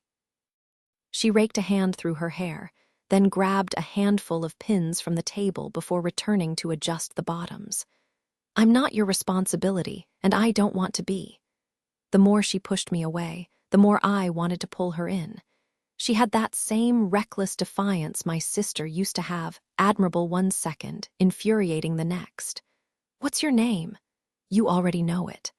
After everything I've done for you, you won't even tell me. If it weren't for me, she'd still be sleeping on a park bench. There were plenty of guys out there who'd see her as an easy target. I made sure she had food, shelter, things most people wouldn't bother offering. Thought names didn't matter to you. She folded her arms, shutting me out. Then what's the real issue? She kept her eyes down. I don't want ties, I need a blank page. Did you off someone or what? She let out a dry laugh. Do I look like a murderer? Ted Bundy didn't look like one either. Point taken. Then answer me, do I look like a killer? Her gaze flicked up, hesitant. Doesn't matter, appearances lie. I adjusted the lingerie, knowing it needed more work before Nicole could see it. Robbed a bank? No, piss off the wrong person. Her jaw tightened. Drop it. I tugged the piece off the mannequin. Try it on. She didn't flinch, stripping down without hesitation. She kept her thong on, turning her back as she swapped her bra for the new top. I let myself watch, the way her hair cascaded down her spine, those loose curls begging to be touched. When she finally turned around, barefoot and unreadable, I knew this wasn't just about the lingerie anymore. She didn't need high heels to look stunning. Her natural beauty was enough. The gold accents against the deep black fabric hugged her curves flawlessly, just as I'd envisioned. The fit was exact, tailored to perfection, making her runway ready without layers of makeup or hours of prep. She was effortless, a muse in motion. This lingerie was unlike anything I'd ever designed, simple yet breathtaking. No sketches, no borrowed inspiration, just her. One glance at her silhouette and the vision came alive. Perfect. Now that she wore it, I couldn't imagine her without it. My mind raced with desire, her reclining on the bed, legs parted, an unspoken invitation. the fabric slipping aside, revealing smooth skin, that tantalizing dip of her navel begging for my touch. The ache between my legs was instant, sharp, undeniable. Nicole stepped into my office at 9, an unusual hour for her. Normally out by 5, but tonight was different. A single text had her there in minutes. She earned well under me, and loyalty wasn't optional. Truth be told, I could replace her before she even reached the elevator. She set her folder down, pen poised. "What do you need, Conway?" "These need to hit the factory by morning." I slid the stack of designs across the counter, 7 pieces, each born from Ten's intoxicating form. "I want them ready for the show." Nicole flipped through them, her trained eye dissecting every stitch. A decade in this business meant she knew my work better than anyone. Some designs she loved, others she tolerated, but she never held back her opinion. "These are stunning." I straightened the mess I'd left while working with 10. "Thanks." 7 in one night. Her glasses slipped down her nose as she gaped at me. That's a record by a mile. 10's curves, those piercing blue eyes, the delicate hollow of her throat, they'd ignited something in me. Every piece was crafted to celebrate her, to frame her like art. The right lingerie needed the right woman, and she was it. Guess inspiration struck. Nicole exhaled, shaking her head. "Conway, this is next level, your best yet." Fashion was my obsession, even when others dismissed it as frivolous. But let's be real, sex sells, and we all think about it. Every outfit chosen for a night out, that's strategy. And tonight, 10 had been my muse, my lightning bolt of creativity. The bedroom should be no different. Why wouldn't a woman want to feel her most alluring before giving herself to a man? Lingerie wasn't just fabric. It was an experience, heightening every touch, every moment.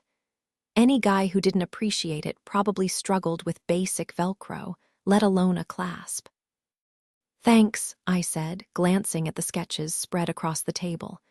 Nicole nodded, already mentally rearranging the lineup. "We'll push these into the show by Saturday. I'll make it happen."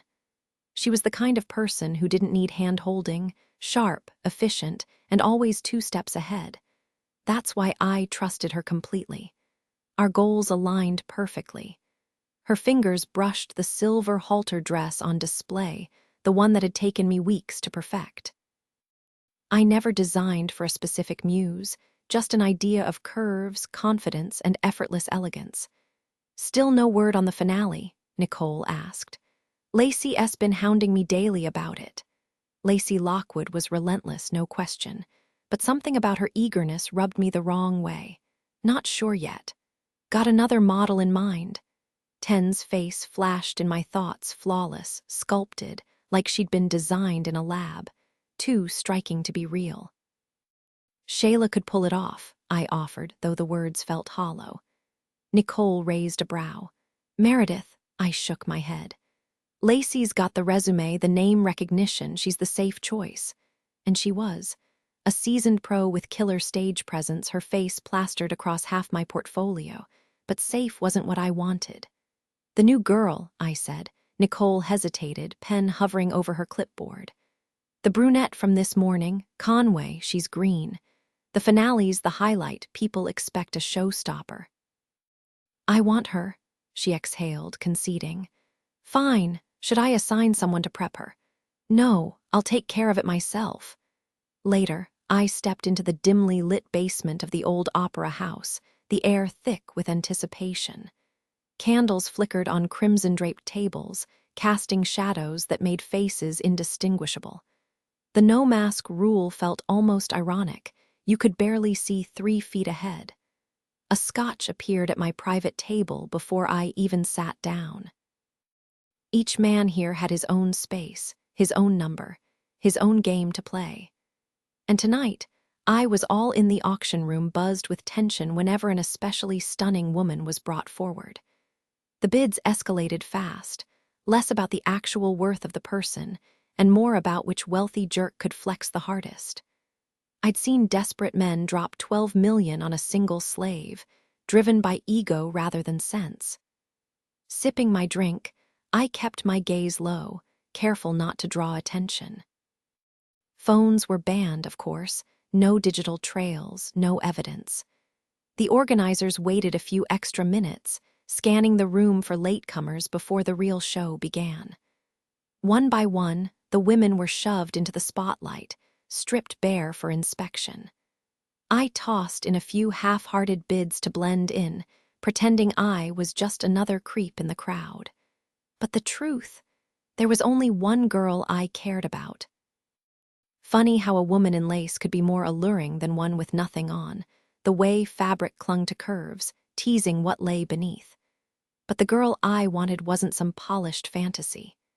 She stumbled forward, trembling, tears streaking her face, wrists bound behind her. Legal age, sure, but way too young for the nightmare she'd been thrown into. Her sobs hit me harder than I expected. For a second, I thought of 10, how she'd never break, even surrounded by monsters. But this girl, she was falling apart. Lucky for me, nobody else seemed interested, so I snagged her cheap.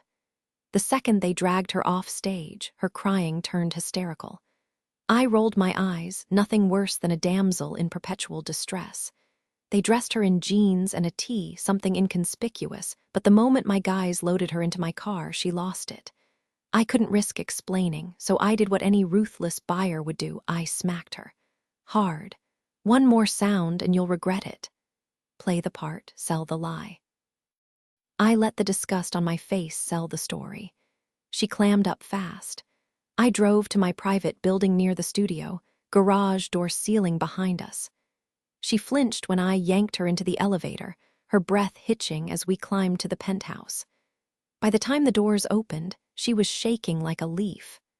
I cut her restraints, then tossed my phone into the next room, no eavesdropping. When I came back, she'd curled into a ball, arms locked around herself like she was bracing for the worst.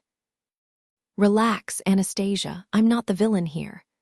I grabbed a glass of water and slapped together a sandwich, feeling her eyes track the knife in my hand. She didn't move when I offered it, so I left the food on the table. Eat, you'll need your strength. Her silence was louder than her crying had been. Here's the rewritten version. The truth hit her like a punch to the gut. Your father hired me to pull you out of the underground. The Skull Kings. They're a ruthless gang that kidnaps wealthy girls and auctions them off to the highest bidder. For the first time since walking into my place, she finally exhaled, her hands trembling as tears spilled down her cheeks. My dad. You're safe now, I said, sinking onto the couch and motioning for her to sit. Eat something. She hesitated, then took a sip of water before whispering, So, is he coming for me? Are you taking me home? Not yet. I rubbed my temple. To keep my cover intact, you'll have to stick with me for a while. Her eyes narrowed. Doing what? I design lingerie, you'll model for me just enough to convince the Skull Kings that's why I bought you. Once they lose interest, I'll get you back to your family. She picked up the sandwich but just stared at it. How long? A few weeks, maybe a month, the hope in her eyes flickered out. Can I at least call them? Tomorrow, right now, it's too risky. She nodded, shoulders slumping. What am I supposed to do until then? You'll stay here, there's a guest room with its own bathroom. Thank you, she murmured. I scoffed. Don't, your dad paid me 10 mil, this isn't charity. She flinched but then whispered, Still, I'm glad I'm out. Those other girls, did they hurt you? I cut in, not wanting the guilt to settle. A few shoves, some slaps, nothing worse. Good. I stood, putting distance between us.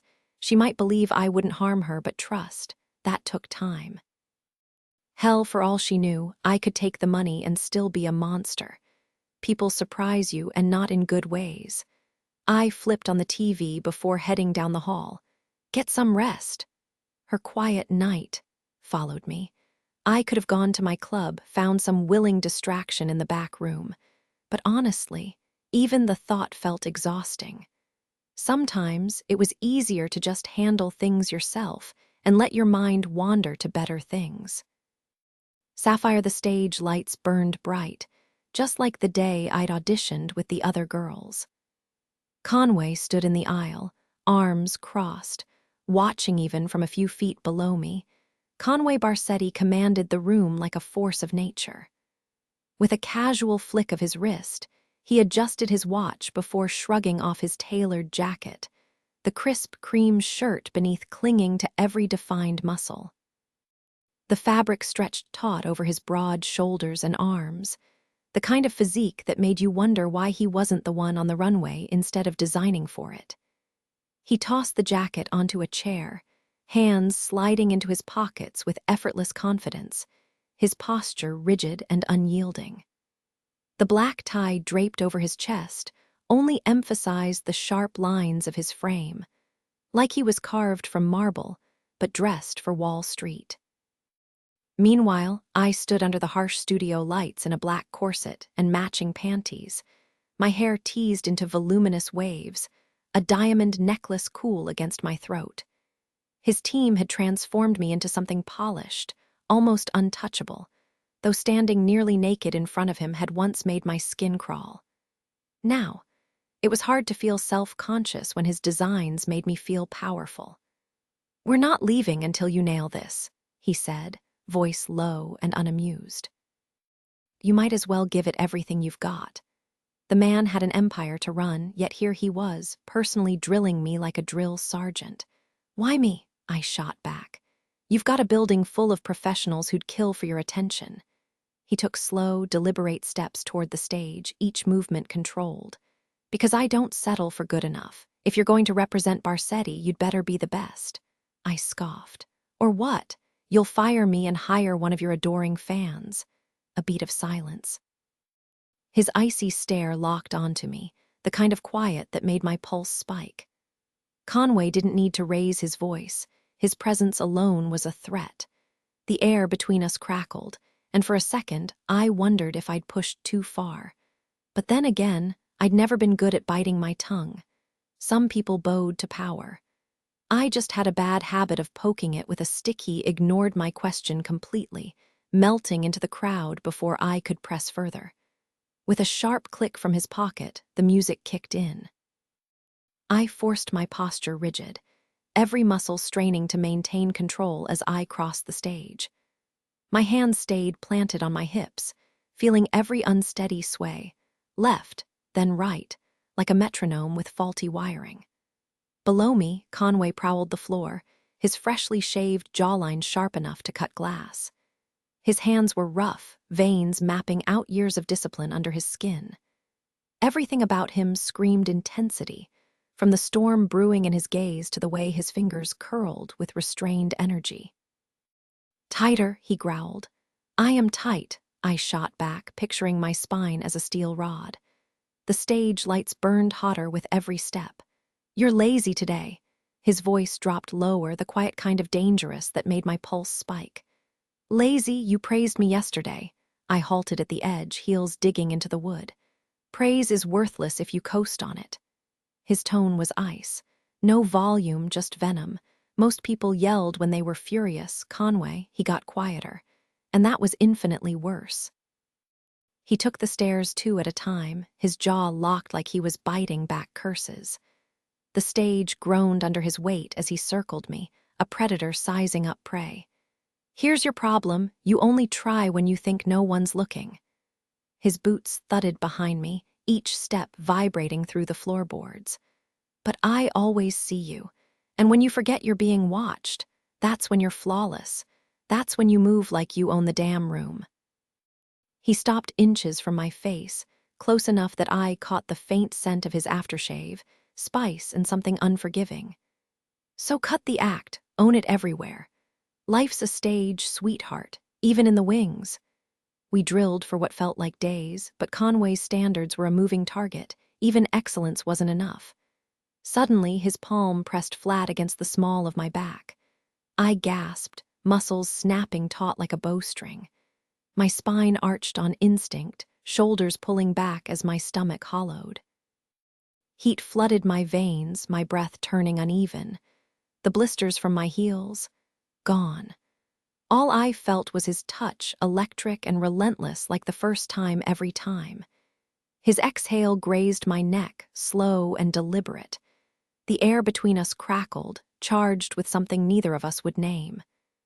New detail, the faint scent of his aftershave, spice, and something unforgiving added a sensory layer to the tension. Voice twist, switched from defensive frustration to a grudging realization of his point, sharpening the emotional shift. His touch lingered like an invisible brand against my skin even after his hand pulled away. "Perfect," he murmured, his voice low and smooth. "Imagine my hand never left. Keep that posture, that control. Now move." I took slow, deliberate steps toward the stage's edge, my body humming with the ghost of his warmth. The pain in my feet had vanished, replaced by a newfound confidence in my stance. My spine straightened, shoulders rolling back effortlessly. But it wasn't just posture. His touch had ignited something inside me, a wild electric current that left me both exhilarated and unsteady. Like I'd been struck by lightning, yet somehow still standing. "Stop!" I froze at the edge, still feeling the phantom pressure of his fingers. His footsteps echoed behind me, unhurried, deliberate, like he owned every inch of the space. When he finally appeared beside me, his gaze locked onto my face, not my body. "Now comes the hard part," he said. "You need to burn so bright the audience feels it without a single word." "Burn," I echoed. "Your energy, your fire. Most of my models don't just wear the clothes, they command them. They make lingerie look like armor, like a crown. That's not something I can teach you. It's already in you. I saw it the first time you walked into this room. I remembered that moment, but I hadn't been trying to impress anyone. I was just me." "Then be you again," he said, stepping back, hands slipping into his pockets. "Own this stage like it's yours." A nervous flutter hit my stomach. Am I really in the show this weekend? He'd been rushing designs all week, whispering to Nicole about deadlines. "Yes. What if I mess up? Maybe I should wait for another show." "No." He cut me off, arms crossed. "You're my grand finale." My breath caught. "What does that mean?"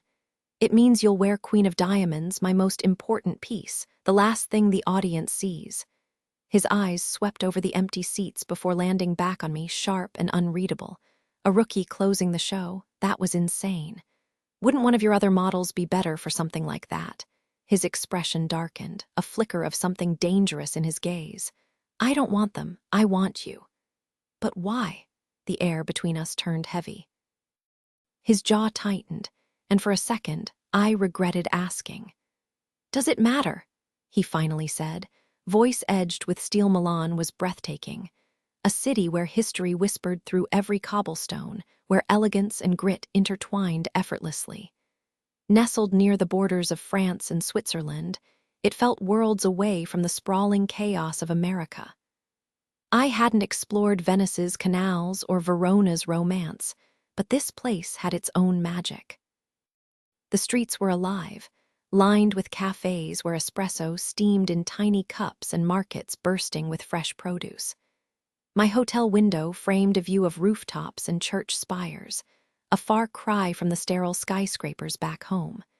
But no amount of beauty could erase why I was here. Knuckles, just the name sent a chill down my spine.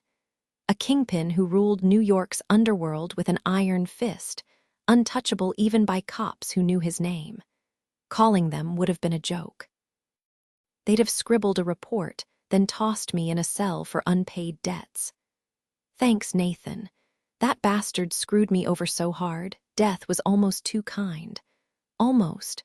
Now, Milan was my lifeline, no going back, just a handful of friends back home who'd probably assumed I'd vanished. Modeling lingerie, not exactly my dream career, but survival doesn't care about pride. Desperation had a way of rewriting your standards. So I played the part, pouring hours into hair and makeup until I looked like I belonged in a magazine. The studio was a relic of old-world charm, all high ceilings and gilded moldings, nothing like New York's glass and steel monotony. Conway was usually buried in work, barely glancing up when I knocked. Today, though, he wasn't in his usual stiff suit. Dark jeans, a fitted black tee, casual, but somehow more intimidating. Like he didn't need a uniform to command the room.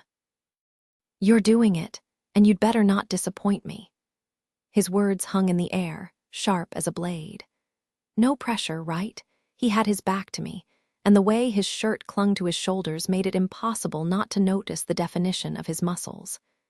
The casual fit was a stark contrast to his usual tailored suits, revealing the sharp taper from his broad chest down to his lean waist.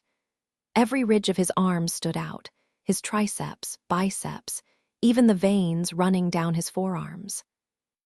The deep charcoal of his shirt matched his mood, dark and intense, just like his short, tousled hair.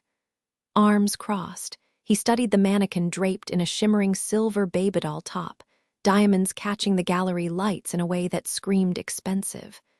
Probably cost more than my mom's foreclosed house. "It's breathtaking," I admitted.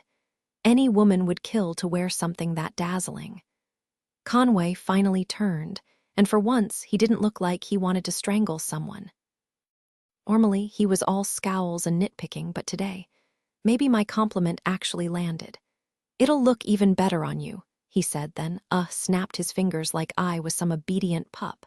My glare could have melted steel. "Try that again and I'll snap back harder." Instead of freezing me out, his lips twitched, amused, of course. With exaggerated patience, he gestured toward the mannequin like a damn gentleman this time. Fine. I stripped down to my underwear, folding my clothes neatly on a chair. "Lose those too. Then turn around." His smirk deepened. "Sweetheart, nudity's part of my job, not my nudity." He actually laughed, probably because I wasn't joking, but he turned anyway. And damn, those jeans did not play fair. Slipping into the dress was like being wrapped in liquid silver. The halter tied effortlessly, the fabric so sheer it felt like air. The matching thong was barely there, leaving me covered in nothing but diamonds. I might as well have been wearing a down payment on a penthouse. "Done." His voice was smooth, hands tucked in his pockets like he hadn't just ordered me to undress. Even relaxed, his posture was flawless, every muscle defined under that fitted shirt. I fluffed my hair, bracing myself. "Yeah." When he turned, the approval in his gaze was unmistakable. He took his time approaching me, his gaze sweeping over my body with an intensity that made my skin prickle. The way his dark shirt clung to his broad shoulders only emphasized the strength beneath. Black suited him, sharp against his sun-kissed complexion.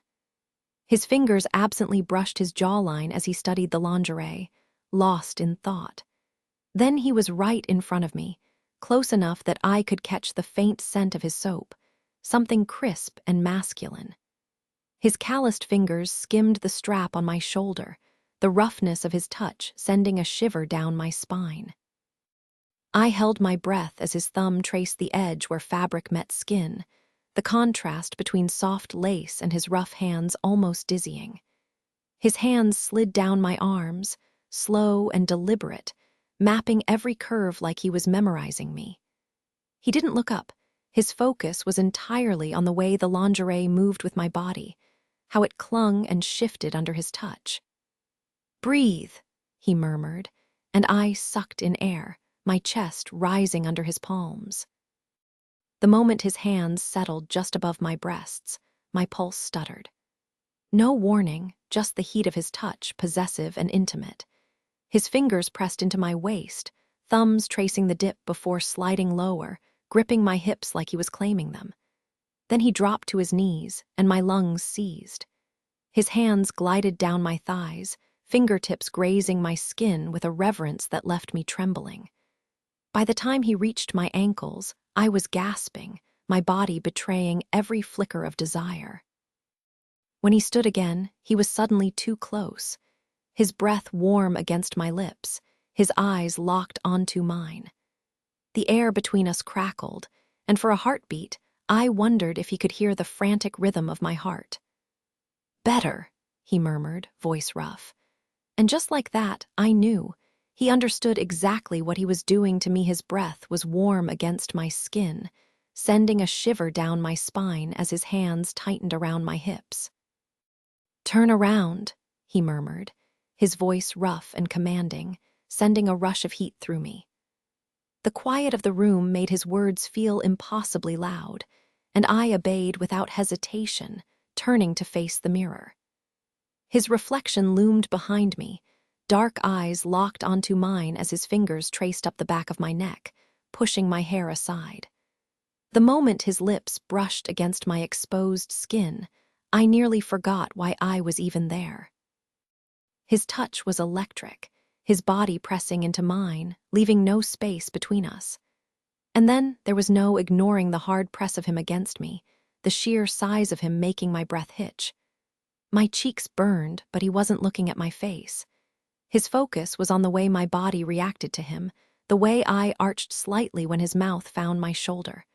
A soft sound escaped me before I could stop it, and his grip tightened. "So fucking beautiful," he growled, the words vibrating against my skin. For a second, I let myself sink into it, the heat of his touch, the way his hands knew exactly where to hold me. But then reality snapped back. This wasn't about me.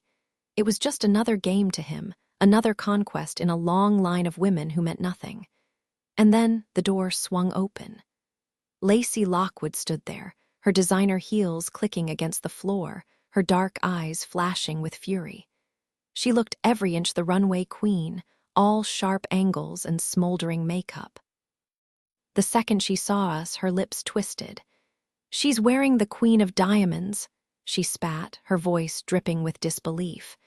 Conway stepped back, cool as ever. "Yeah." If looks could kill, Lacey's would have leveled the room. But beneath the anger, there was something else, something almost wounded. And for the first time, I wondered if maybe I wasn't the only one who wanted to be more than just another name on his list. Lacey planted a hand on her hip, her nostrils flaring like she'd just caught a whiff of something rotten. I was under the impression I was closing the show on Saturday. Conway didn't even blink at her tantrum. Never said that.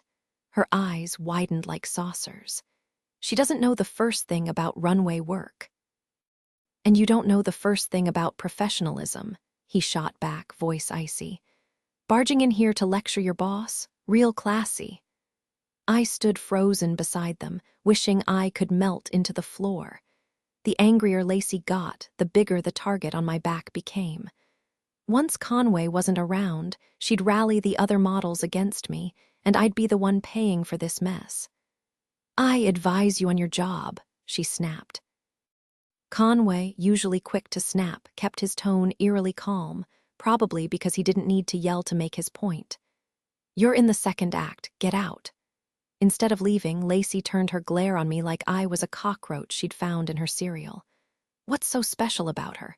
She auditioned in jeans and a ratty t-shirt. Jeans. And she still outperformed everyone, Conway fired back. "What's that say about you? Talent doesn't need a wardrobe to shine. That's the damn point. Now leave, last warning." Lacey's mouth dropped open, stunned.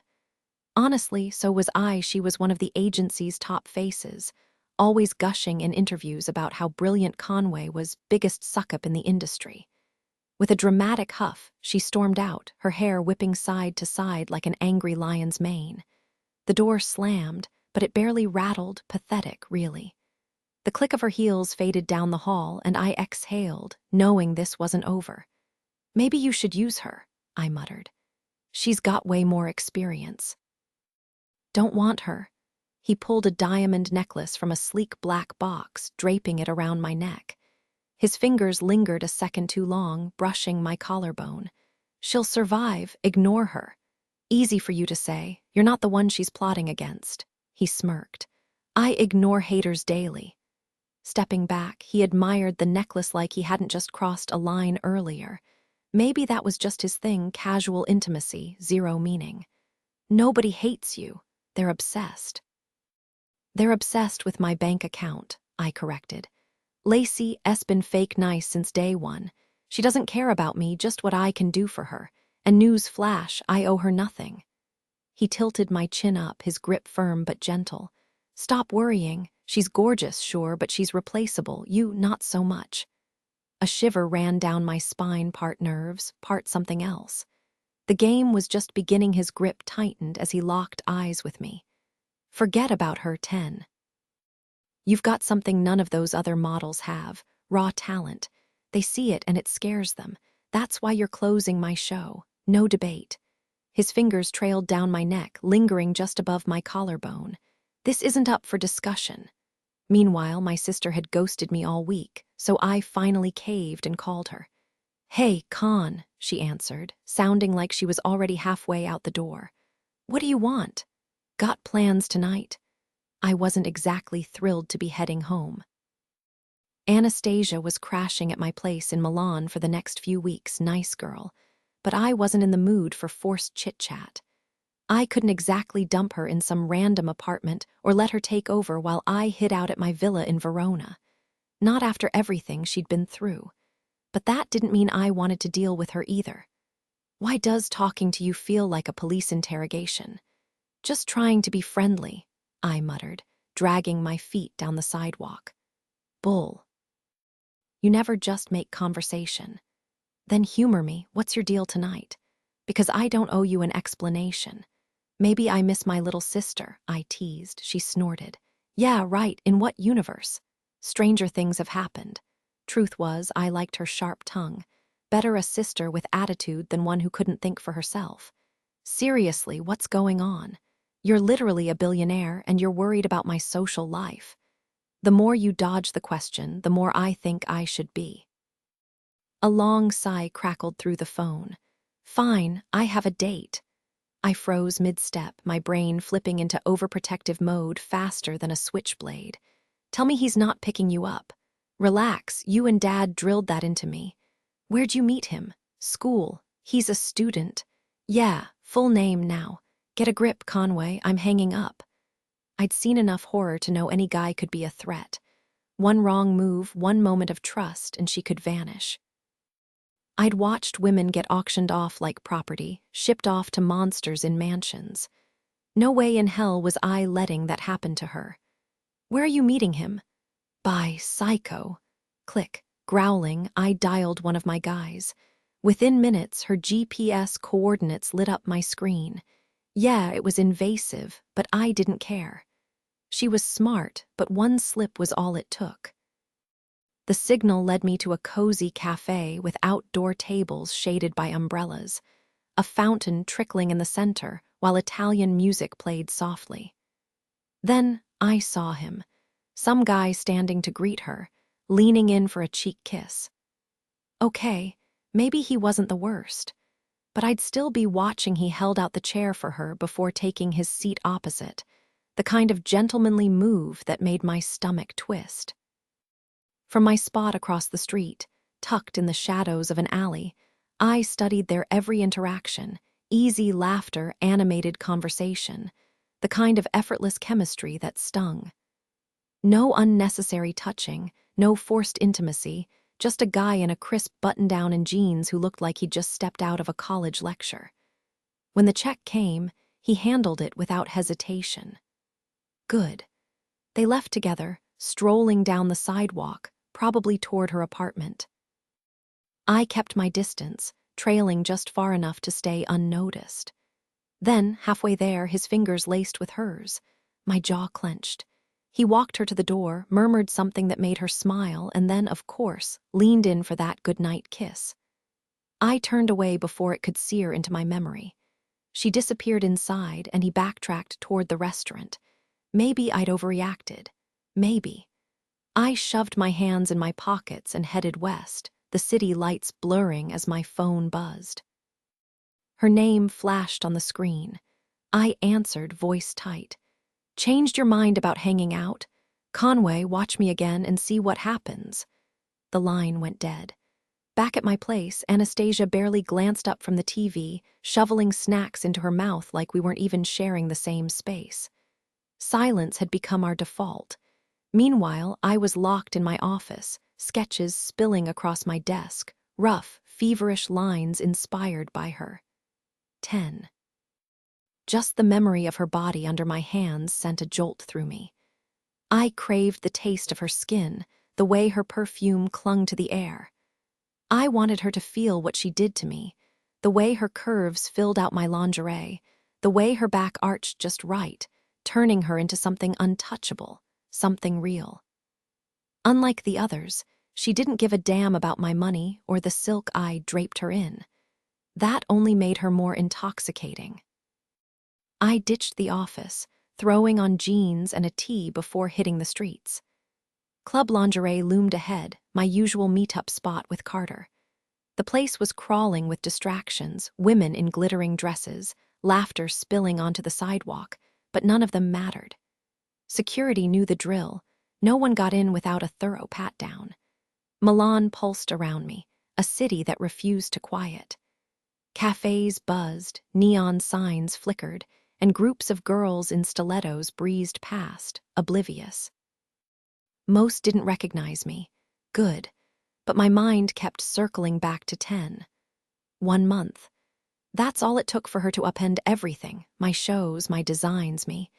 Before her, my life had been a predictable loop. Now, every sketch, every thought, burned with her imprint. Then I heard about this woman who showed up to an audition in jeans and a t-shirt, refusing to model, asking to do anything else. It was bizarre, and honestly, it stuck with me. I couldn't stop thinking about her, to the point where I started seeing her everywhere. Then, walking down the street, I spotted a woman in a blue sundress, brown hair draped over one shoulder, a purse slung on the other. When she lifted her head, those bright blue eyes locked onto mine. For a second, I wondered if my mind was playing tricks on me. I'd been fantasizing about her since the moment I tasted her skin, imagining her in my bed, in my space. But no, this was real. She stopped right in front of me, clutching a plastic laundry bag like some kind of domestic goddess. "Conway," she said, and damn if my name didn't sound better coming from her lips. 10. I closed the distance between us, way closer than polite society would allow. 3 feet. Please. I needed to be in her orbit, breathing the same air. There was something about her, maybe because she modeled my lingerie, maybe because I just liked the way she looked at me like she still remembered my hands on her. "You busy tonight?" I asked. She shrugged. "Hotel laundry prices are ridiculous, so I found a cheaper place." I hated that she had to worry about stuff like that. Normally, I wouldn't care, people handle their own problems, but with her, I wanted to fix everything, write a check, erase the struggle. In my world, a woman like her shouldn't be hauling laundry bags, she should be taken care of. "Have dinner with me," I said. "Right now." She looked surprised, like I just asked her to rob a bank. "Yes." My plans for the night, gone. Carter and the club could wait. "You were heading somewhere." "Not anymore, I guess." I guided her forward, my hand resting on the small of her back, my favorite spot. The fabric of her dress was soft under my fingers, but all I could think about was what was underneath. I'd seen her in enough lingerie to know exactly what I wanted to do next. "You didn't ask if I wanted to go," she pointed out. "You're right," I said, still walking. "And I'm not going to." We ended up at a quiet cafe, tucked away on the patio where no one bothered us. 10 sat across from me, posture perfect like she was still on set. No makeup, hair a little less styled than usual, just her, raw and real. And I liked it. This wasn't work. This was just us the moment I sat across from her. I knew I wasn't just here for the woman in front of me. I was here for her, not the polished version the world saw.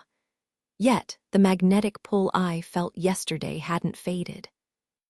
She flipped through the menu, absently tucking a loose strand of hair behind her ear, completely unaware of how effortlessly captivating she was.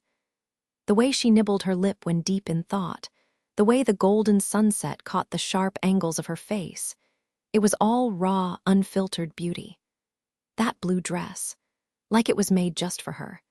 Maybe I'd skip the staged shots for my lingerie campaign and capture her exactly like this, real, unposed, breathtaking. My menu stayed untouched. Why bother when the best view was right in front of me? She finally noticed my stare and met it head-on, no hesitation, no flinching. Most women would have looked away by now, but not her. On stage with the other models, she'd held my gaze like a challenge. Now she squared her shoulders, chin lifting slightly as if bracing for battle. Strong women didn't run without a reason, so why was she, or was someone or something chasing her? "I can keep this up as long as you can," she said, voice steady. "Good." "I'm not tired of looking yet." I leaned in, elbows on the table, studying her like a masterpiece. Those eyes like the ocean right before a storm, and your smile, it's the kind that makes artists lose sleep. Every detail, from the arch of her brows to the curve of her jaw, was flawless. Sure, every woman had something striking, but she had it all. "And we haven't even gotten to the rest of you." Her lips quirked. "Is this your artist side talking, or something else? Why choose?" The waiter swooped in, breaking the tension. She ordered with confidence. I picked the first thing I saw. When the wine arrived, a deep red from Barsetti Vineyards, she took a sip, her tongue darting out to catch a drop. "Damn, that's smooth. Glad you approve." She spun the glass, eyeing the label. "Barsetti, you own this place too. Family business. My parents are just outside Florence." "Florence," her eyebrows shot up. "That's what, a 5-hour drive, give or take." "My dad's been making wine since before I was born. Now we've got vineyards all over Tuscany." She laughed, swirling her drink. "Guess I'd know that if I wasn't a whiskey girl. Tastes change, especially when you've got the right guide." Her smile faded slightly. "You close with your family." I mirrored her casual tone but held her gaze. "I'll tell you everything, but only if you do the same." She looked down at her wine, a quiet laugh escaping. "Fair enough." New detail. The mention of her preference for whiskey over wine adds a layer of grit to her character, contrasting with his refined tastes. The tension shifts subtly when she asks about his family, hinting at her own guarded past. The tension between them was thick enough to cut with a knife. "Normal conversations are overrated anyway," she muttered, swirling her wine before taking another sip. Conway leaned back, studying her. "We could have one, if you stopped dodging every question. If I wanted to turn you in, I would have done it by now. But the truth is, you're good for business. I can design stunning pieces, but they only come alive on the right woman. And you make them extraordinary." She arched a brow. "So this is just about boosting sales?" "Partly," he smirked. "But mostly I like a mystery, so tell me, what's your family like?" "Not in the picture." Her voice was clipped. "Must be tough." He shrugged. "Family means everything where I'm from. My dad taught me to build my own legacy, not just inherit his. So I took a risk, started my own thing." "Let me guess, they're thrilled you design lingerie." "Intimacy wear," he corrected smoothly. "Clothes that make women feel powerful, and trust me, men notice the difference. But yeah, we don't exactly discuss the details at Sunday dinner." She almost laughed. "Fair enough, what do you study?" "Business, HR, or marketing originally." He could picture it, her commanding a boardroom, effortless. "Why'd you drop out?" Her expression shuddered. "Life happened, and no, I'm not going back, not to school, not to the States." The unspoken ever hung between them. He wanted to push, but her glare warned him off. Instead, he switched tactics. "You don't have a phone." That caught her off guard. "Number too much paperwork, too many traces." "Unbelievable." He dragged a hand through his hair. "You're in a foreign country with no way to call for help. I'm getting you a company phone, no arguments." She rolled her eyes. "Fine, deduct it from my paycheck." "Not a chance." He leaned in. "What's Lacey's deal, still giving you the cold shoulder?" "Wouldn't know, I'm done chasing people who don't want to be caught." "Smart, but she's replaceable." "Exactly." The sun caught her shoulders, golden and flawless. No fake tan needed, she radiated confidence. The only thing out of place, that stiff blazer hiding her curves. Conway grinned. "First order of business, we're burning that outfit." Her laugh was sharp, unexpected. "Try it and I'll burn you." Now that was a spark worth chasing. I'd dress her in my finest diamond lingerie, the kind that catches every light in the room. "What's your real name?" I asked, watching her closely. She hesitated for just a second, but her confidence never wavered. "Calling you 10 doesn't sit right with me. Not when you're the best thing that's happened to me. Let me give you something better. Call me whatever you like, I said, though my fingers twitched with the urge to pin her against the nearest wall. My jaw tightened, frustration simmering beneath my skin. Then call me one, she scoffed, shaking her head. You deserve more than a number, why won't you just tell me? Why does it matter to you? Because you're different. You've lit a fire in me no one else has. You feel this too, don't pretend you don't. Her posture stayed rigid, unyielding. I want to know who you really are. You've done enough for me, and I'm grateful. Hell, you might even be a decent guy, but I can't risk giving you my name. No trails, no loose ends, you knew that when you hired me. Now you're backing out of the deal. I'm not backing out, he shot back. I just want to know you. You do know me, Conway, you know who I am now and you know where I'm going. But my past, that stays buried. It's the only way I survive. Survive? Who the hell was after her? I can help you. I'm not just some guy, I have power. Some power, she corrected, her voice sharp. There are worse men out there, men who don't play by rules. My pulse kicked up. I barely knew this woman, yet the thought of her in danger twisted something inside me. She'd become my muse, my obsession, igniting a hunger in me no other woman had. My hands itched to create, my mind racing with ideas that wouldn't exist without her. Losing her wasn't an option. I can't protect you if you don't trust me. And I don't, she said flatly. No offense. Anger burned through me. She was in trouble, but if she wouldn't even give me her damn first name, how was I supposed to help? Maybe she thought I was just another designer, but she had no idea the strings I could pull, the people I knew, the things I could make disappear. My phone buzzed. Carter's voice crackled through. Where the hell have you been? Got delayed, I muttered. Found yourself a distraction, huh? You could say that. I'd sworn never to cross that line with my models, but one was testing every boundary. What do you want? Got a model who won't give me her real name. Dark past, running from something. I've tried everything, she's more stubborn than I am.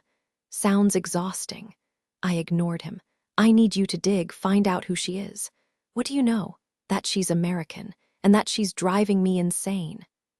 I paced the edge of my bed, equal parts furious and fascinated. Her defiance should have pissed me off. Instead, it only made me want her more. Got a photo of her. Nah, but swing by the studio tomorrow. She'll be there getting ready for the show, you can snap one then.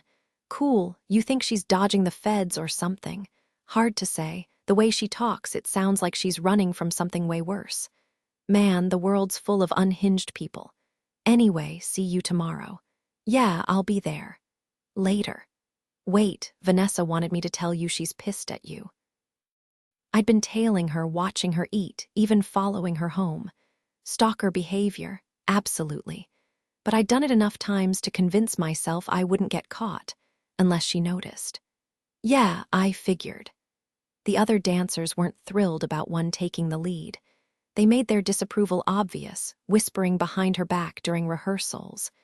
We just finished a full run-through of the first 9 acts, music and all. The girls knew their cues, hitting every mark flawlessly. I slipped Anastasia into the first act, keeping her in the back, just enough presence to sell the story without drawing attention. Then came the finale. One stepped out alone, owning the stage exactly like I'd trained her.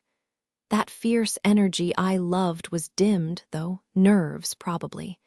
The other girls' trash talk backstage had gotten to her. She wasn't the type to care, but everyone has a breaking point. She strutted down the runway in shoes worth 6 figures, lingerie double that my most exclusive piece, designed for billionaires buying gifts for their mistresses. The show was structured like an auction, starting cheap and ending with the rarest, most expensive act. And she was the rarest. At the final pose, she gave it everything, but something was off. Carter sidled up next to me and let out a low whistle. Holy hell. He lifted his phone, snapping pics. Legs like that could outrun the law. I swear to God, Carter, keep talking and you'll be fish food. He chuckled, snapping another shot. Touchy, huh? I ignored him, watching one pivot. Her backside was on full display perfection. Carter raised his phone again. I yanked it from his hand. "Don't test me today." He smirked, holding out his palm. "If you're this bent out of shape over me looking, how are you gonna handle thousands of guys drooling over her?" The question hit me like a gut punch. I'd never cared before. Men openly fantasized about my models, and it never fazed me. But the second Carter aimed his camera at her, something inside me snapped the backstage frenzy before the show was overwhelming. Flashing cameras, relentless reporters, and industry insiders swarmed the venue, all vying for a moment of my attention. I navigated the chaos with practiced ease, though inside, I was counting the seconds until I could escape the small talk and hollow compliments. The real spectacle wasn't the glamour. It was the dark truth hidden beneath the polished surface. Inside the historic opera house, the elite mingled, clueless about the sinister dealings happening right under their noses. One wrong move, and my entire empire could crumble. The thought gnawed at me, but the game was too deep to walk away now. My advisors flanked me as I pushed through the crowd, but I slipped backstage instead of taking my seat. The energy there was electric, models in delicate lingerie, adjusting straps and smoothing last-minute details. Some clung to me for reassurance, their nerves palpable. I played the part, offering quick hugs, but my focus was elsewhere. Then I saw her. One stood before the mirror, radiant in a custom diamond-studded piece that clung to her curves like it was made just for her.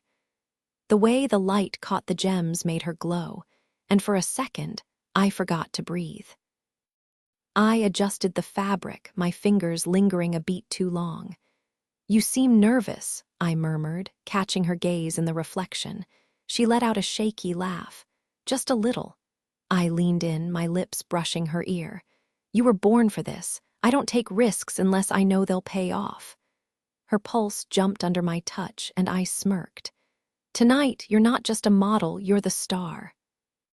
The air between us crackled, and for the first time all night, I felt alive. The heat between us was undeniable, an electric current that surged the moment our skin touched. My lips brushed against her bare shoulder, right where the delicate strap of her lingerie rested. I didn't care who saw, let them watch how I worshipped her. Her breath hitched, her body responding just as intensely as mine. Leaning in, I whispered against her ear, "Just let go." Finally, the show started, and the spotlight shifted away from me. No more forced small talk, no more fake smiles for strangers snapping photos just to boost their social media clout. The lights dimmed, the music pulsed, and the models took the stage, gliding effortlessly in sky-high heels that looked more like stilts than shoes. Each one wore a piece from my latest collection. Some had to swap last minute because, let's be honest, I'm not exactly known for my patience. The crowd's energy buzzed through me, their hushed gasps and flashing phone cameras proof they were hooked. Anastasia held her own, though she stayed in the background, dressed in the only modest one-piece of the night. The show unfolded in waves, bold reds, sleek blacks, then bursts of vibrant blues and teals that made the audience erupt in applause. Nicole leaned over, scribbling notes. "They're loving it," she murmured, but my focus was locked on what came next. The stage transformed, bathed in an otherworldly glow as the music swelled into something regal. The other models vanished, leaving only one woman standing in the center, queen of the runway. Smoke curled around her as she stepped forward, commanding every inch of the space like she owned it. Her walk was pure confidence, hips swaying, eyes daring the crowd to look away. I couldn't help but smirk. She struck a pose, hair flipping, leg extended, every curve accentuated by the shimmering fabric. Perfection, her piercing blue eyes blazed with an intensity that could rival the sun, that same fiery confidence I'd glimpsed earlier now fully unleashed. She strode forward, bathed in the blinding flashes of cameras, photographers jostling for the perfect shot. Some might claim it was the designer lingerie she wore that held their attention, but I knew better. it was her. Every flick of her hair, every effortless pose, every icy glance at the crowd commanded the room. Then, with a final sway of her hips, she turned and sauntered backstage as the music pulsed. The other models followed, closing out the show, but my gaze never left her. Instead of the barely there thong I'd envisioned, she'd chosen bikini-cut panties, still stunning, still leaving little to the imagination, but with a hint of defiance. And damn if it didn't work. Every curve, every movement was hypnotic. She wasn't just the star of the night, she was in a league of her own. The other girls struck their final poses as silver confetti rained down, their laughter ringing through the venue. Then the music shifted, the crowd parted, and she reappeared, met with thunderous applause. A standing ovation. I stayed seated, fingers pressed to my lips to hide the grin I couldn't suppress. Pride surged through me. This woman, with zero experience, had just owned that stage like she was born for it. And she was mine. The after-party was at my sprawling estate in the hills outside Verona. 3 stories of old-world luxury, ivy crawling up the stone walls, a fountain glistening under the moonlight. Valets whisked away cars while guests spilled inside, wandering through manicured gardens and olive groves. The models, still in their showpieces, worked the room like royalty, but she was the undisputed queen. Executives, designers, photographers, everyone wanted a piece of her. I watched as she navigated the crowd, always surrounded, always smiling. But when I finally slipped an arm around her waist, she melted into me like she'd been waiting for an escape. "Excuse us," I murmured, steering her away.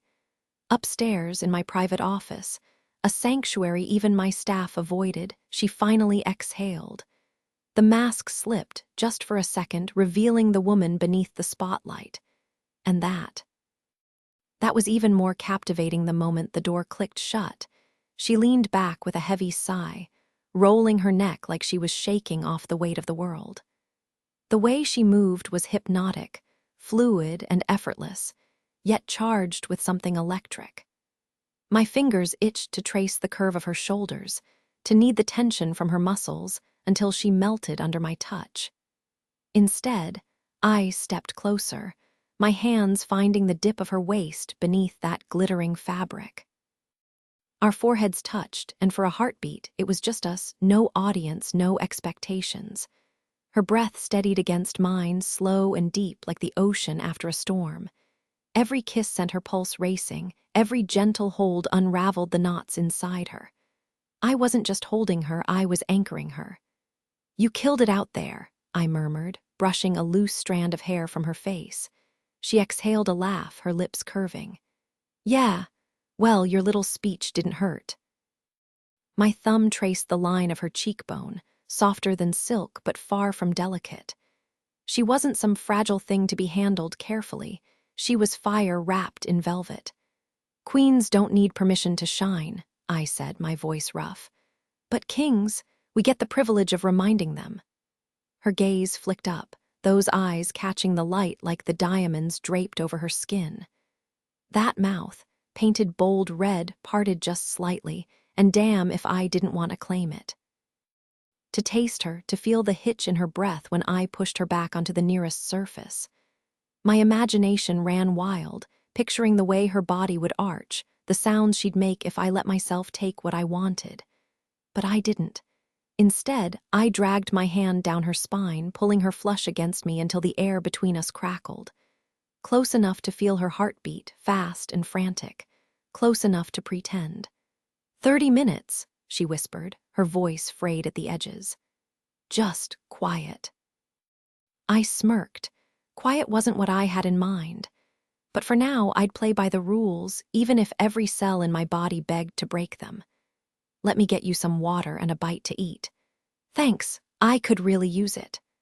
I held her face, my gaze lingering on her lips, soft, full, with just a hint of teeth behind them.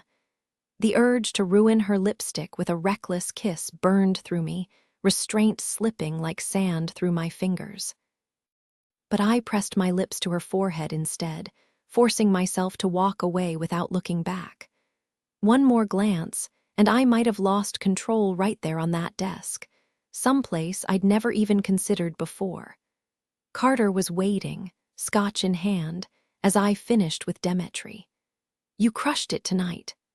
Vanessa stood beside him, draped in a sleek black gown that matched her dark hair, her moss-green eyes sharp against her olive skin. A diamond necklace glinted at her throat, but her expression was anything but polished, a mix of irritation and reluctant pride. "Still mad at you," she muttered, before leaning in to kiss my cheek. "But I wouldn't miss this." She'd idolized me since we were kids, though I'd never admit how much her approval meant. Vanessa had our mother's effortless beauty, but our father's steel spine, stronger than most, tougher than expected. The kind of woman who deserved nothing less than a king. Apologizing crossed my mind, but I wouldn't. Protecting her wasn't something I'd ever regret. "Glad you came," I said instead. My attention snagged on one in the distance, surrounded by a crowd of guys snapping photos, hands lingering too long on her waist. Every flash of a camera, every hungry stare, set my jaw tight. Carter smirked. "Your girl's stealing the show. Everyone's obsessed." It should have been a victory. Instead, it felt like theft, my muse, my inspiration, being devoured by every pair of eyes in the room. Vanessa tilted her head. "She's stunning. How'd you find her?"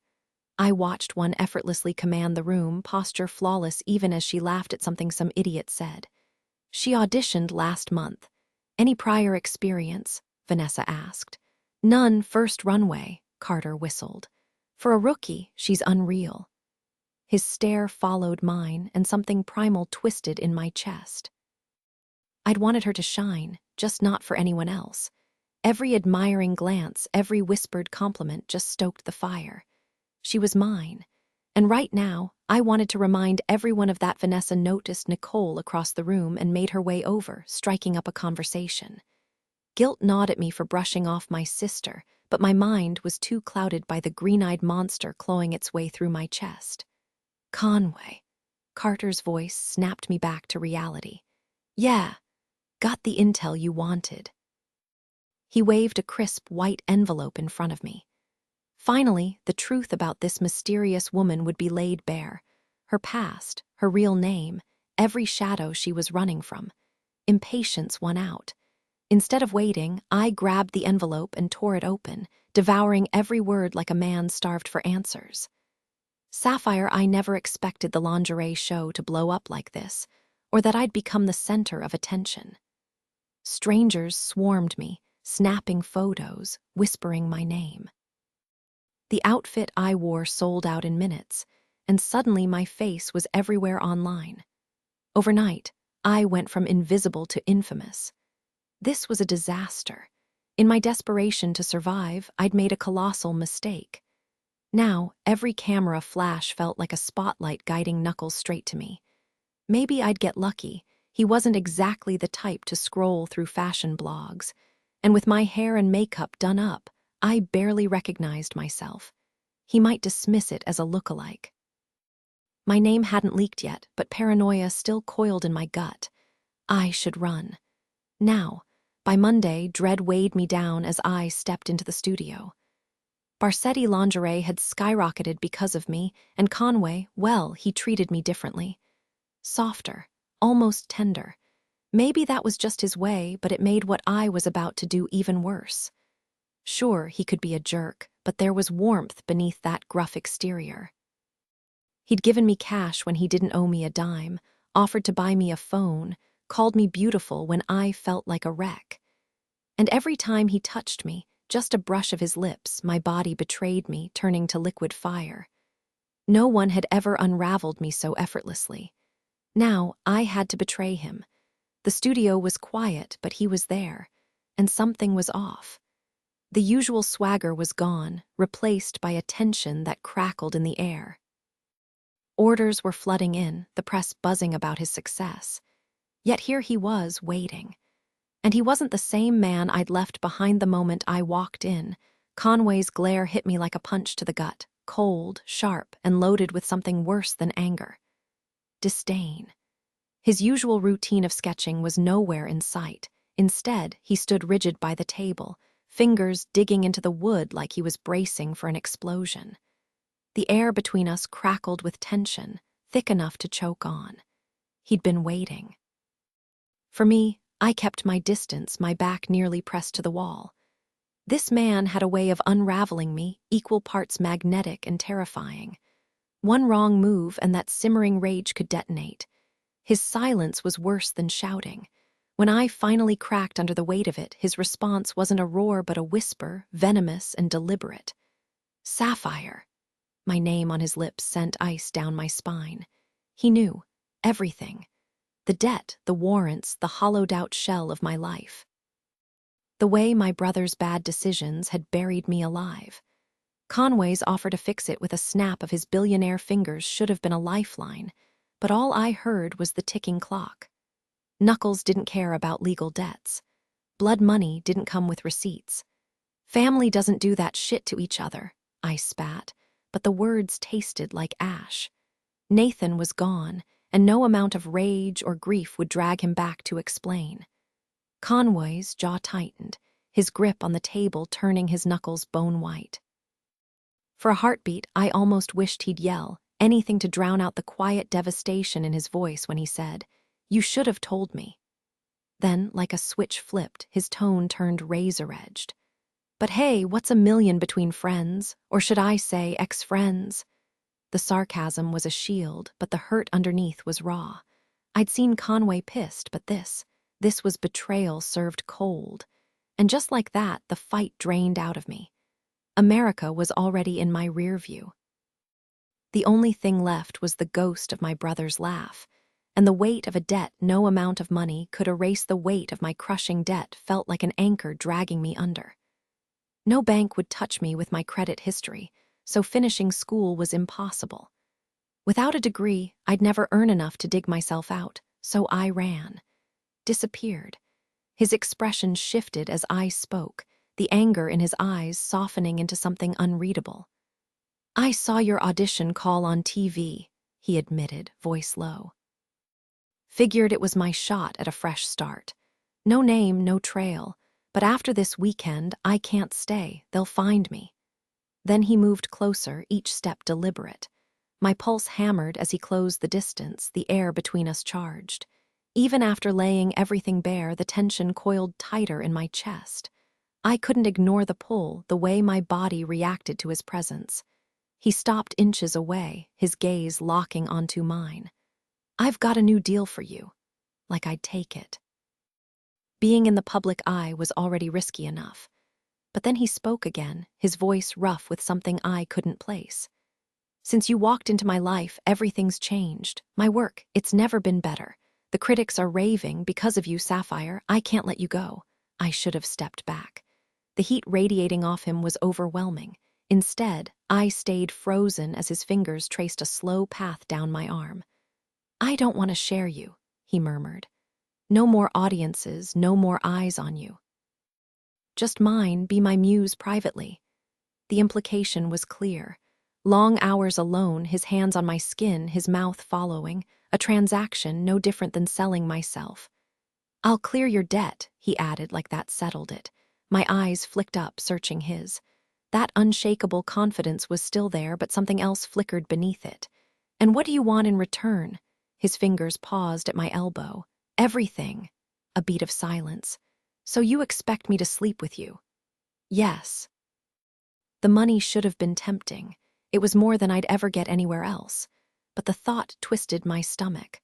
"I'm not for sale, Conway. Just because I wear next to nothing on stage doesn't mean I'll strip my dignity too." I was broke, but not broken. Yet. And then it hit me, the way he touched me, the way he looked at me. Like I was more than just a body. Like I mattered. Maybe that was the real problem. Somewhere along the way, I'd started feeling something for him. And that made his offer hurt even more. Hearing him reduce me to nothing more than a physical desire stung. Sure, part of me still wanted him, but not like this. Not when I craved something real. "Maybe I read you wrong," I said, my voice tight. I thought we had something deeper, but clearly I was fooling myself. His response was cold, detached. We do have something, Sapphire, but sex, that's just fun for me. No strings, no emotions, just raw, uncomplicated pleasure. I want you, but only for that. Sorry if that wasn't obvious. Deep down, I knew better than to expect anything else. Yet disappointment settled in my chest like a weight. With a revolving door of stunning women around him, why would he ever commit? To him, they were just playthings. And now, so was I, but I refused to be someone's disposable fantasy, especially not for my first time. Take the deal, he murmured, fingers tightening possessively around my waist. Be my muse, my fantasy. Let me design the most breathtaking lingerie line inspired by you, and in exchange, I'll erase every problem you're running from. Except he couldn't fix the real danger looming over me. Knuckles would hunt me down, and when he did, I'd end up in the river in pieces. Another million owed meant Conway's offer barely scratched the surface. No. His eyebrow shot up, disbelief flashing across his face. A man like him never had to beg. Women threw themselves at him for free. He knew I wanted him, had seen the way my body betrayed me around him. Turning down both him and the money, that must have been a first. I might be broke, I said, lifting my chin, but I won't settle for scraps. Leaving him hurt more than I'd admit. Over the past month, I'd gotten used to the way he treated me, like I was something rare, something precious. His obsession with me was intoxicating. He was gorgeous, powerful, and for some reason, he saw value in me. That alone was addictive. He made me feel safe, cherished, even when I cursed him out to his face. Instead of anger, he'd just smirk, amused by my defiance. And when he found out my secret, he offered a lifeline, one that came with strings attached. Paying for me should have been degrading, but with him, it almost felt like a compliment. A man like Conway didn't need to pay for anything. But now it was over. No more stolen glances, no more lingering touches. Just me alone, with no idea where to go next. Italy wasn't safe. Maybe France or Switzerland, somewhere I could disappear into a cheap hostel. A phone would have helped, but asking him for anything else, that would mean I still needed him, and I refused to need anyone ever again. I collapsed onto my hotel bed, exhaustion pulling me under. Tomorrow, I'd vanish before sunrise. Where? No clue. But one thing was certain. I was done being someone else's fantasy the moment I pushed open my bedroom door, my stomach twisted. A single sheet of paper lay perfectly centered on the neatly made bed, too crisp, too deliberate. My breath hitched. I knew that paper. It carried the same chilling weight as the ones that had appeared in my backpack or slipped under my pillow before. The air thickened as I forced myself forward, my pulse roaring like a freight train in my skull.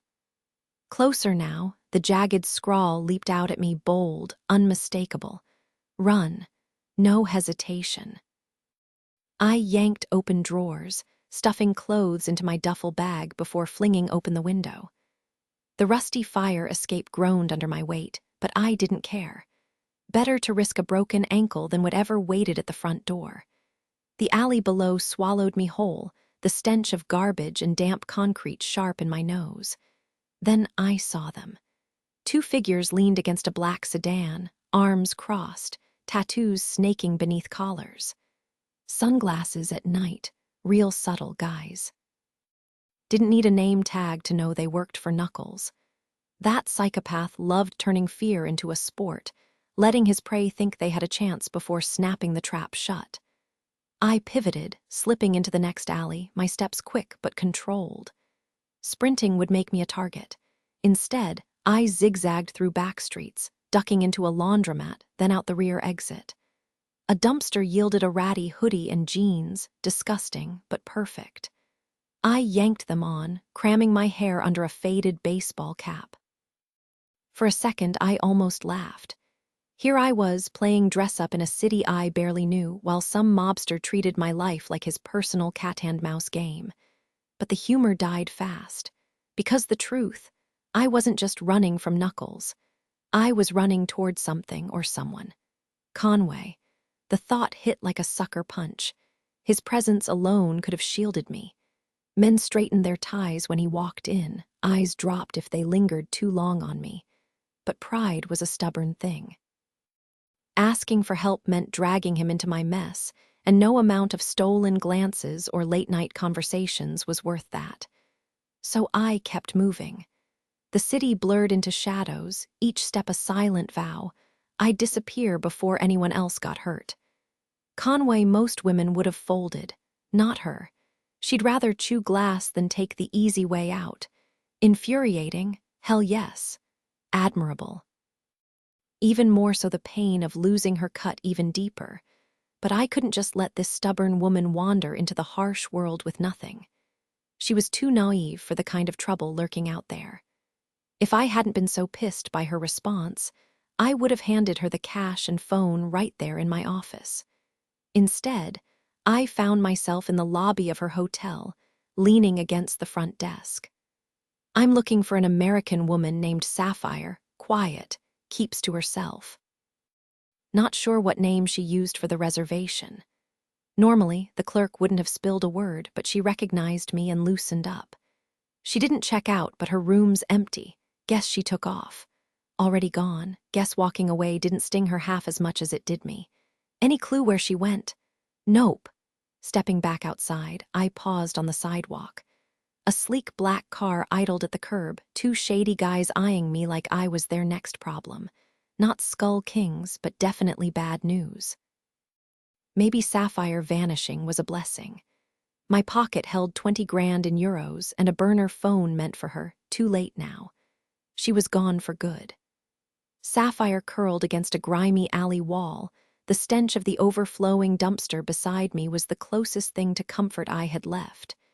My hoodie and cap hid my face well enough. I looked like just another street rat.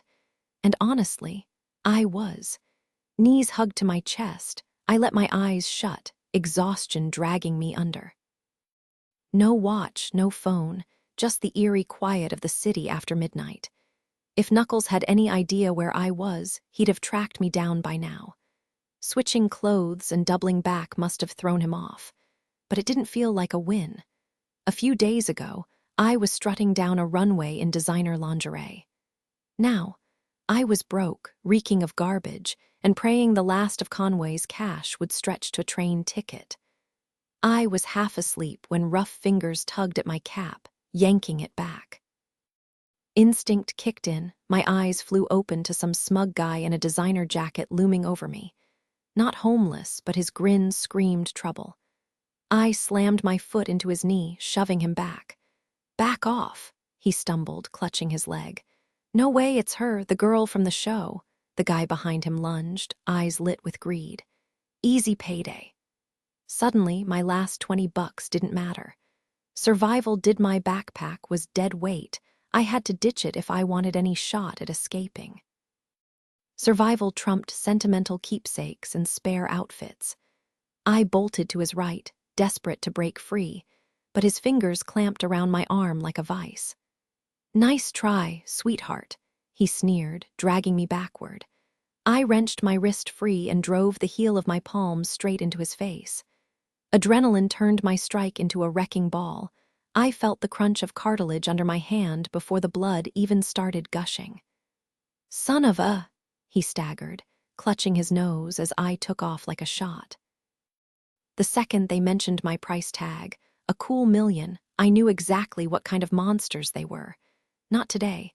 I tore down the alley, veering onto the main street. Even at this hour, a few witnesses were better than none. Then I slammed straight into Knuckles. The guy was a mountain, 6'3", built like a linebacker with a grin that made my stomach drop. He barely glanced up from his phone before spotting me. "Well, well," he drawled, slipping the device into his pocket. "You lost, darlin'." I spun around, but my first attackers were closing in, guns out. No connection between these creeps, just my rotten luck putting me in the crosshairs of both. Knuckles. He'd break me in ways I couldn't even imagine. The others. A one-way ticket to being sold off. Neither option was good, but one was worse. So I chose. Now I'm on a filthy cot, stripped bare, wrists bound behind me. They haven't touched me yet, small mercies, but the humiliation burns worse than the ropes. I left home to escape this exact hell, only to land right back in it. No matter where I run, some man always thinks he owns me. The worst part? They don't even see me as human, just a paycheck wrapped in skin. I haven't slept. I won't. Last time I closed my eyes, I woke up in chains the moment I realized where I was. The door swung open. A guy stepped in, dark hair, icy blue eyes, features that could have been charming if not for the slimy smirk twisting his face. "So you're the one causing all the buzz," he said, sauntering way too close to the bed, his gaze crawling over me. "Honestly, I couldn't care less why you were passed out by a dumpster." His fingers went straight for his belt, and my stomach dropped. No way was this happening. I wasn't about to be some creep's plaything before getting auctioned off like livestock. "Zip it up and get the hell out," I snapped. He let his jeans drop with a laugh. "You're tied up and you're giving orders." I didn't wait. I swung my legs up, aiming right for his groin. But he blocked me effortlessly, knee-knocking my strike aside. "Nice try," he sneered, yanking down his boxers. I refused to look. Skull King's tradition, every new girl gets broken in, makes the buyers pay extra for used goods. My pulse hammered. This wasn't just assault. He was planning to leave his mark inside me. Disgust coiled in my throat. Fighting was my only shot, but how long before he called backup to pin me down? Desperation clawed at me. "You'd really ruin a virgin before selling her." The lie tasted bitter, but I'd say anything to stall.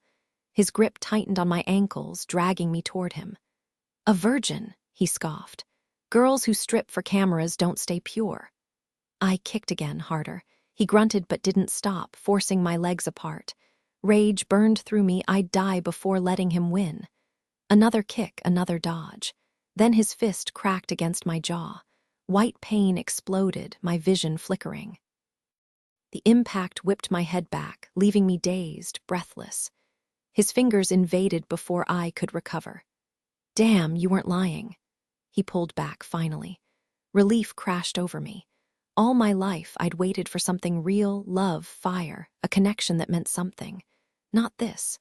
Never this. I wasn't looking for some empty fling just to check it off a list. But the longer I held out for the right moment, the more my imagination ran wild. Reality could never live up to the fantasy I'd built in my head. Maybe the wait had been a blessing. It kept me from settling for less. Now we were herded like livestock, hands bound behind us, stripped bare for inspection. No talking, no resistance. The other women weren't desperate or broken. They were stunning, polished, like they'd been plucked from high-end galleries or elite social circles. How did the Skull Kings even find them? The room was dim, lit only by flickering candlelight, the air thick with something stale and oppressive. No windows, probably underground. My memory was hazy from whatever they'd drugged us with during transport. On the stage, we stood in a line, exposed in every way. No way to hide, no way to shield myself. The cold bit into my skin, my body betraying my fear with every visible reaction. My stomach twisted at the thought of who might buy me. Would he be another monster, or something worse? The crowd was a blur of shadowed faces, each man seated alone at his own table, draped in red. Waitresses in skimpy outfits moved between them, refilling drinks. Then the auctioneer stepped up, the same tattooed creep who tried to assault me earlier. Smug, dressed in black like this was just another business transaction. He thrived on this, profiting off human lives to fund his disgusting lifestyle. "Marissa Yaris," he announced, gesturing to the first girl. Daughter of a French diplomat, educated, snatched off the streets of London after a night out. Young, untouched, perfect for training. My blood boiled. This wasn't just dehumanizing, it was erasing everything she was. Before I could stop myself, I spat. "When I get out of here, I'm taking more than just your dignity." He just grinned, unfazed. "We saved the best for last." A new detail, the flicker of defiance in Marissa's eyes, just for a second, before she schooled her expression back into blank submission. She wasn't broken yet, and neither was I. The auctioneer smirked and waved a dismissive hand. "We'll circle back to her." His attention snapped to the crowd of shadowy figures. Opening bid, 100,000. 100 grand. My stomach twisted as the numbers climbed. 500,000 in seconds.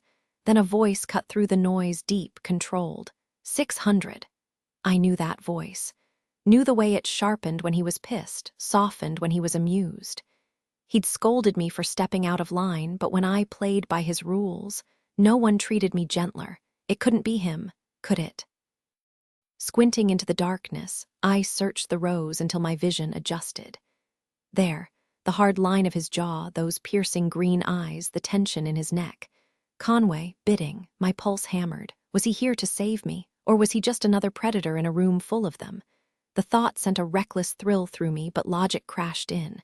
How would he even know I was here, and why bid on someone else first? The price skyrocketed to 1.5 million. Sold.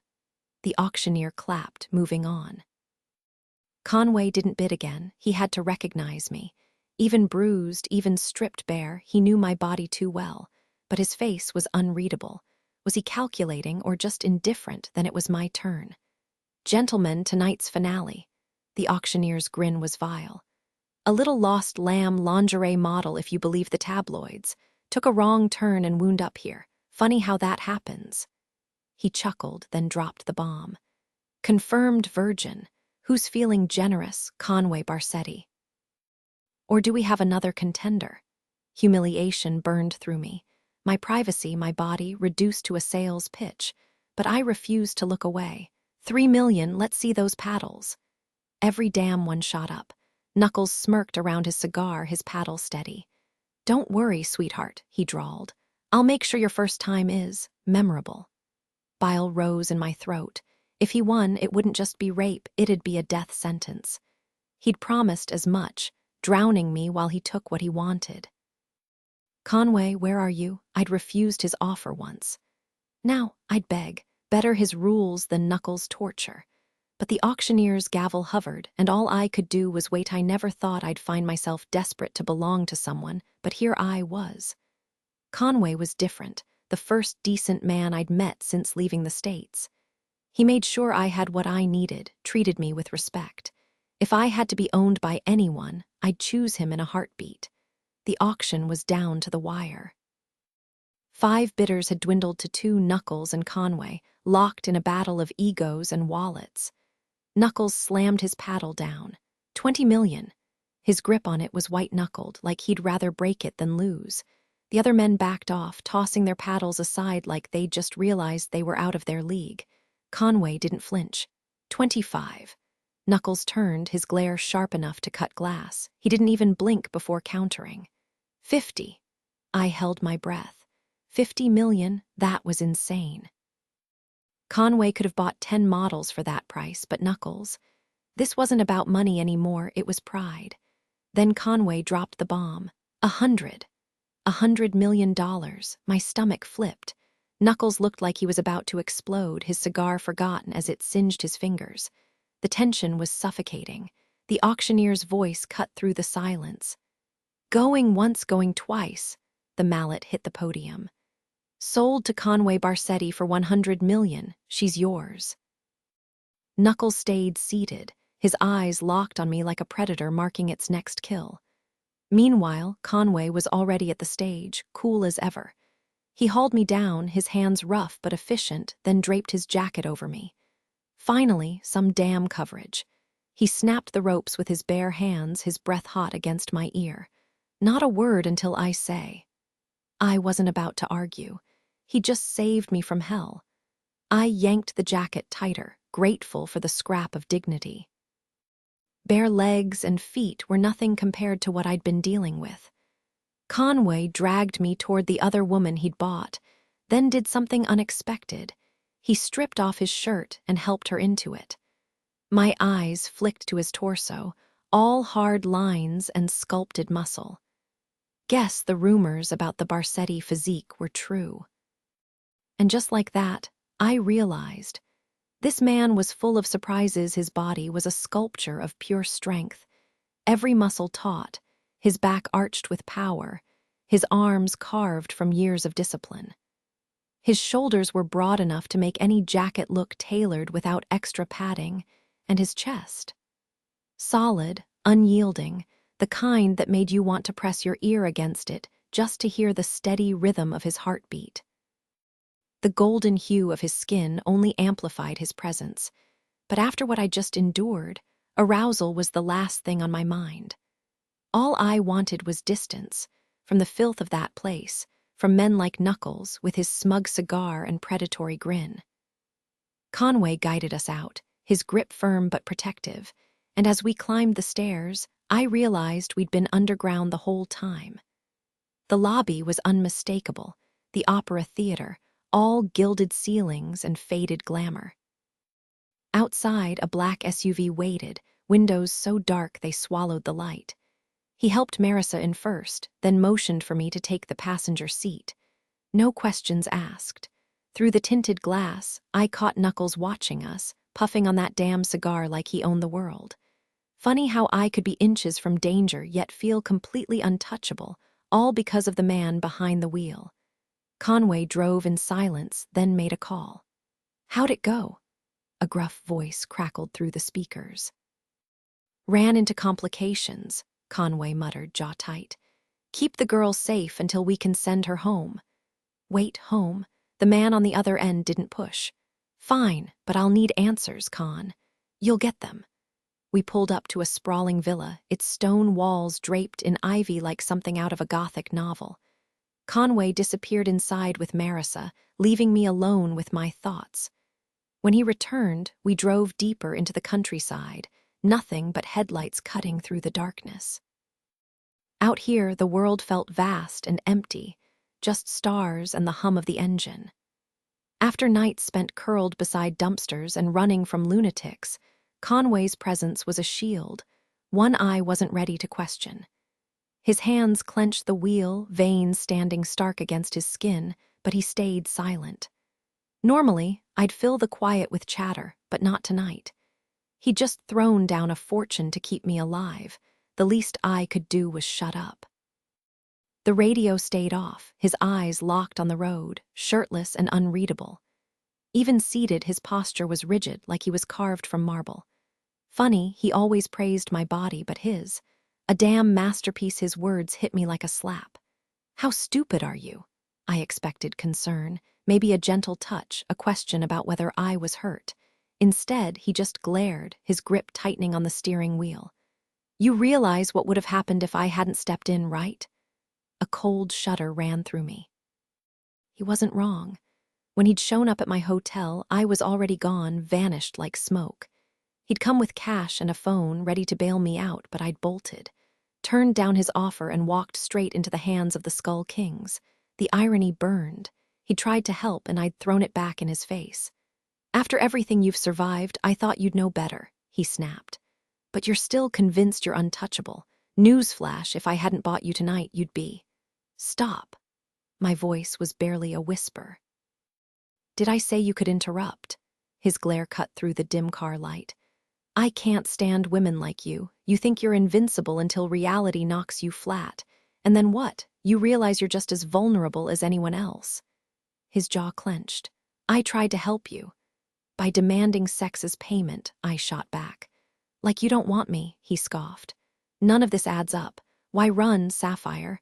What did you think you'd find out there? I'm no saint, but I've shown you I'm not a monster." He'd paid a fortune for me. He deserved the truth. I took a shaky breath. "My brother borrowed $750,000 to gamble with some crew in New York. When he lost it all, their leader, Knuckles, killed him." Conway's grip on the wheel tightened. He knew the name. "After my brother died, Knuckles decided I was his compensation," I continued. "His personal toy.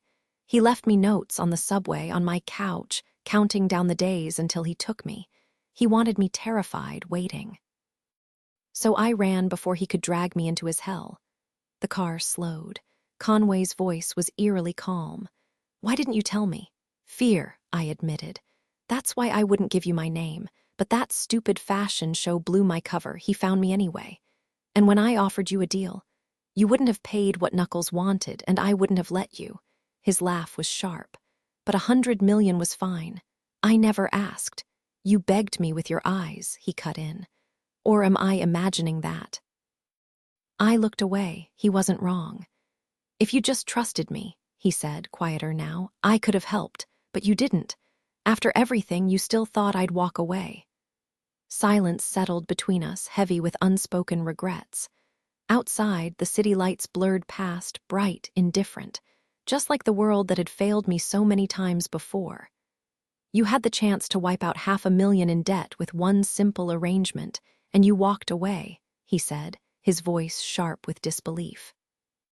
"And I was supposed to thank you for that," I shot back. "You wanted to trade my body for a clean slate."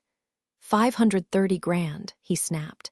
"That's not chump change even for me. You've got nothing, no money, no safety net. When you're drowning, you don't get to be picky. And yet here you are throwing away the only lifeline you had." I swallowed hard. The offer hadn't been terrible. I just didn't want my first time to be like that. He let out a humorless laugh. "Well, now I own it for 100 million, and you're handing it over willingly. Every inch of you belongs to me. I decide when, where, and how. You'll wear what I choose, do what I say, and live by my rules." His grip tightened on the steering wheel, knuckles whitening. The scent of his jacket wrapped around me, oddly comforting despite the harshness of his words. And the worst part, he wasn't wrong. If Conway hadn't stepped in, I'd be in a hell of a lot worse shape right now. Knuckles would have made sure of that, probably with a few broken bones to drive the point home. Conway wasn't some hero, but he wasn't the villain either. He'd given me shelter, safety, even a twisted kind of dignity. No way was I crawling back to America, not when every shadow held a threat. "Thank you," I murmured, the words bitter on my tongue, "for buying me." The irony wasn't lost on me, thanking a man who'd essentially purchased me like a piece of art. But in this screwed-up world, he was the lesser evil. And after the hell I'd been through, lesser evil felt like a godsend. Conway didn't react, just kept driving, his expression unreadable. "Here's how this works," he said finally. "You're mine. No one else touches you. I'll take care of you, protect you, but in return you'll be exactly what I need. My inspiration, my muse, no arguments." So that was it. My life boiled down to obedience, to molding myself into whatever he demanded. And as much as I hated it, I'd play the part, because he'd saved me when no one else would. "Understood," I said softly. The car turned onto a familiar road, his estate. I'd only been here once before, after a fashion show, when the place had been filled with champagne and hollow laughter. Now, it just felt like the gilded cage it was the estate had been packed wall-to-wall with people before, so crowded you couldn't take a step without bumping into someone. Now, it was eerily silent. A long stone wall bordered the entrance, and the driveway stretched nearly a mile before revealing the massive 3-story villa, its grand fountain shimmering under the moonlight. Vineyards sprawled across one side of the property, while the other was a meticulously kept landscape of sculpted hedges and blooming rose gardens. Something I hadn't noticed before, probably because I'd been too distracted, was the wide pasture where a handful of horses lazily grazed. A weathered barn stood in the distance, its faint glow outlining the animals against the night. "You own horses?" I asked, but Conway just pulled into the circular drive and cut the engine, his silence answering for him. Stepping out of the car, I tugged the borrowed jacket tighter around me as the cool wind tangled my hair. Everything I owned was gone. All I had was this jacket, and even that wasn't mine. A man in a deep purple button-down and navy slacks emerged from the shadows, his salt-and-pepper mustache framing a face weathered by years of outdoor work. He had the kind of tan that came from labor, not vacations. "Evening, Conway. I'll handle the car," he said smoothly, catching the tossed keys without missing a beat. No reaction to Conway's missing shirt or the fact that I was draped in his jacket, like this was just another Tuesday night. "Sapphire will be in the grand guest room," Conway instructed. "She needs food and a drink." "Right away, sir," the man replied, unfazed.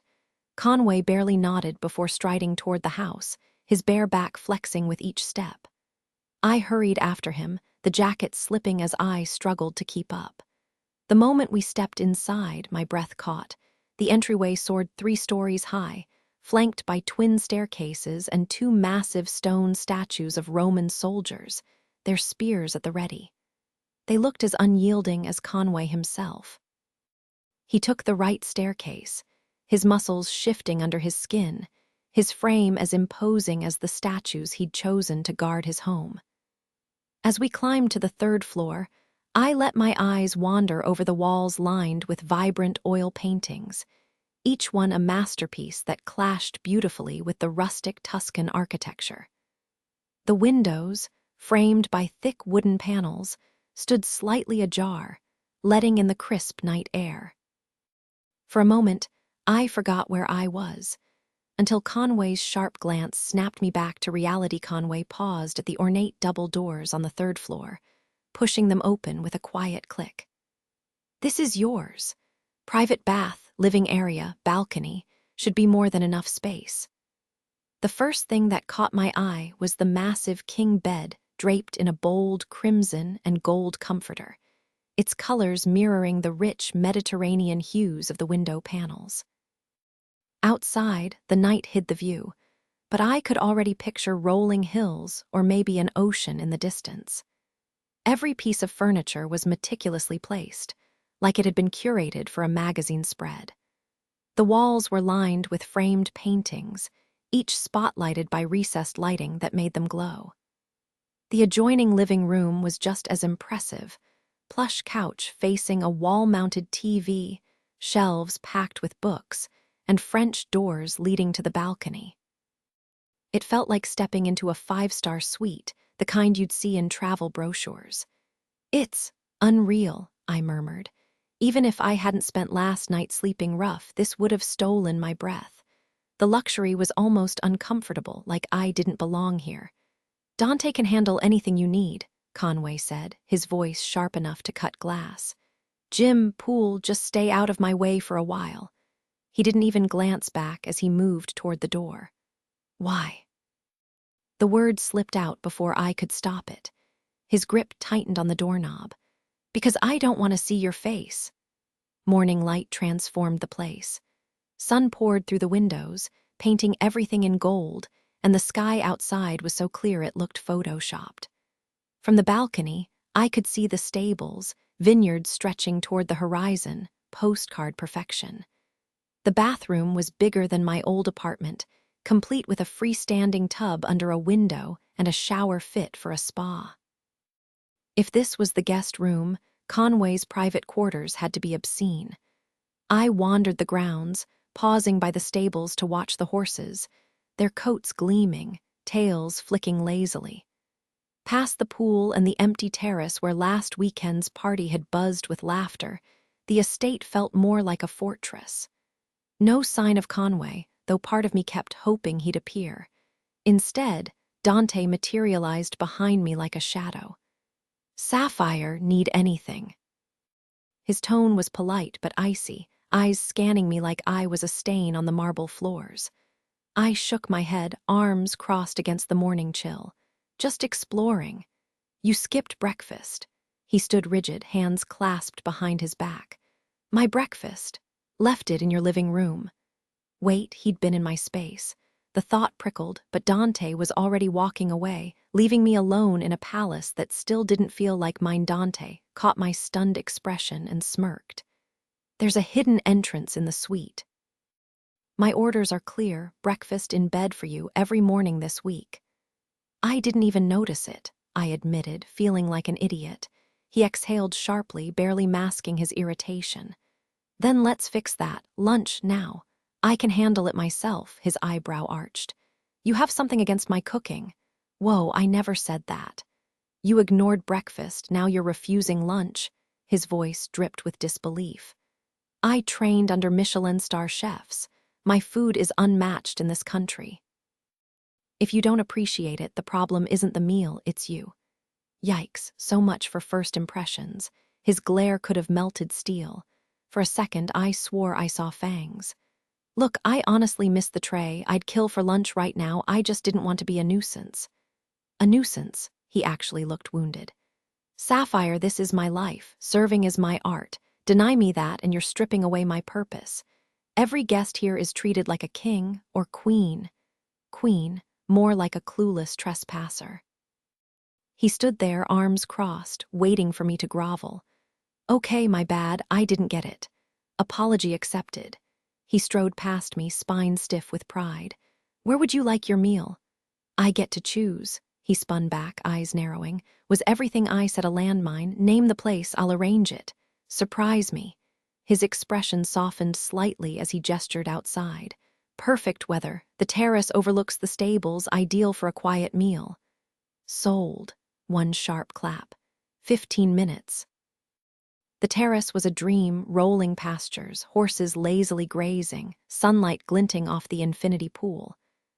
Dante moved like a 5-star waiter, delivering sweet tea, crusty bread, then a salad bursting with herbs, followed by seared chicken drizzled in sun-dried tomato glaze.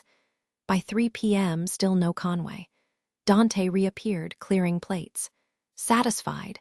Incredibly, thank you. Espresso, homemade almond biscotti. I'd explode. His jaw twitched. Naturally. Actually, coffee sounds great. He vanished, leaving me to wonder if Conway expected me to just lounge around, eating gourmet meals until I couldn't fit into my clothes. Some prison this was. Dante came back with a steaming cup of coffee and a plate of crisp biscotti, arranging them carefully on the pristine white tablecloth. A single red rose in a delicate vase added a touch of elegance. Need anything else? He asked, his tone polite but distant. We've got tiramisu or lemon cake if you've got a sweet tooth. I smirked, half expecting him to pull a 5-course meal out of thin air. Is Conway around? His expression tightened instantly, like I'd flipped a switch. Just asking, I added, trying to sound casual. He's busy. Translation, stay put, don't bother him. I exhaled, swirling my spoon in the coffee. Can you at least tell him something for me? Dante hesitated. I'll pass it along. No promises he'll care. I opened my mouth, then shut it. What was I supposed to say? Sorry for costing you a fortune. That kind of apology needed to come straight from me, not through a middleman. Tell him. His house is incredible, I finally muttered. Days rolled by, and Conway might as well have been a ghost. For all I knew, he was holed up in his Milan penthouse, fuming. Meanwhile, I was living like royalty, gourmet meals, a pool with views straight out of a postcard, a private gym bigger than my old dorm. Not bad for someone who used to survive on instant noodles and desperation. One evening, I lounged on the terrace in a sundress that fit like it was made for me, because it probably was. Conway's people had stocked my closet with clothes that made me feel like I belonged in a magazine.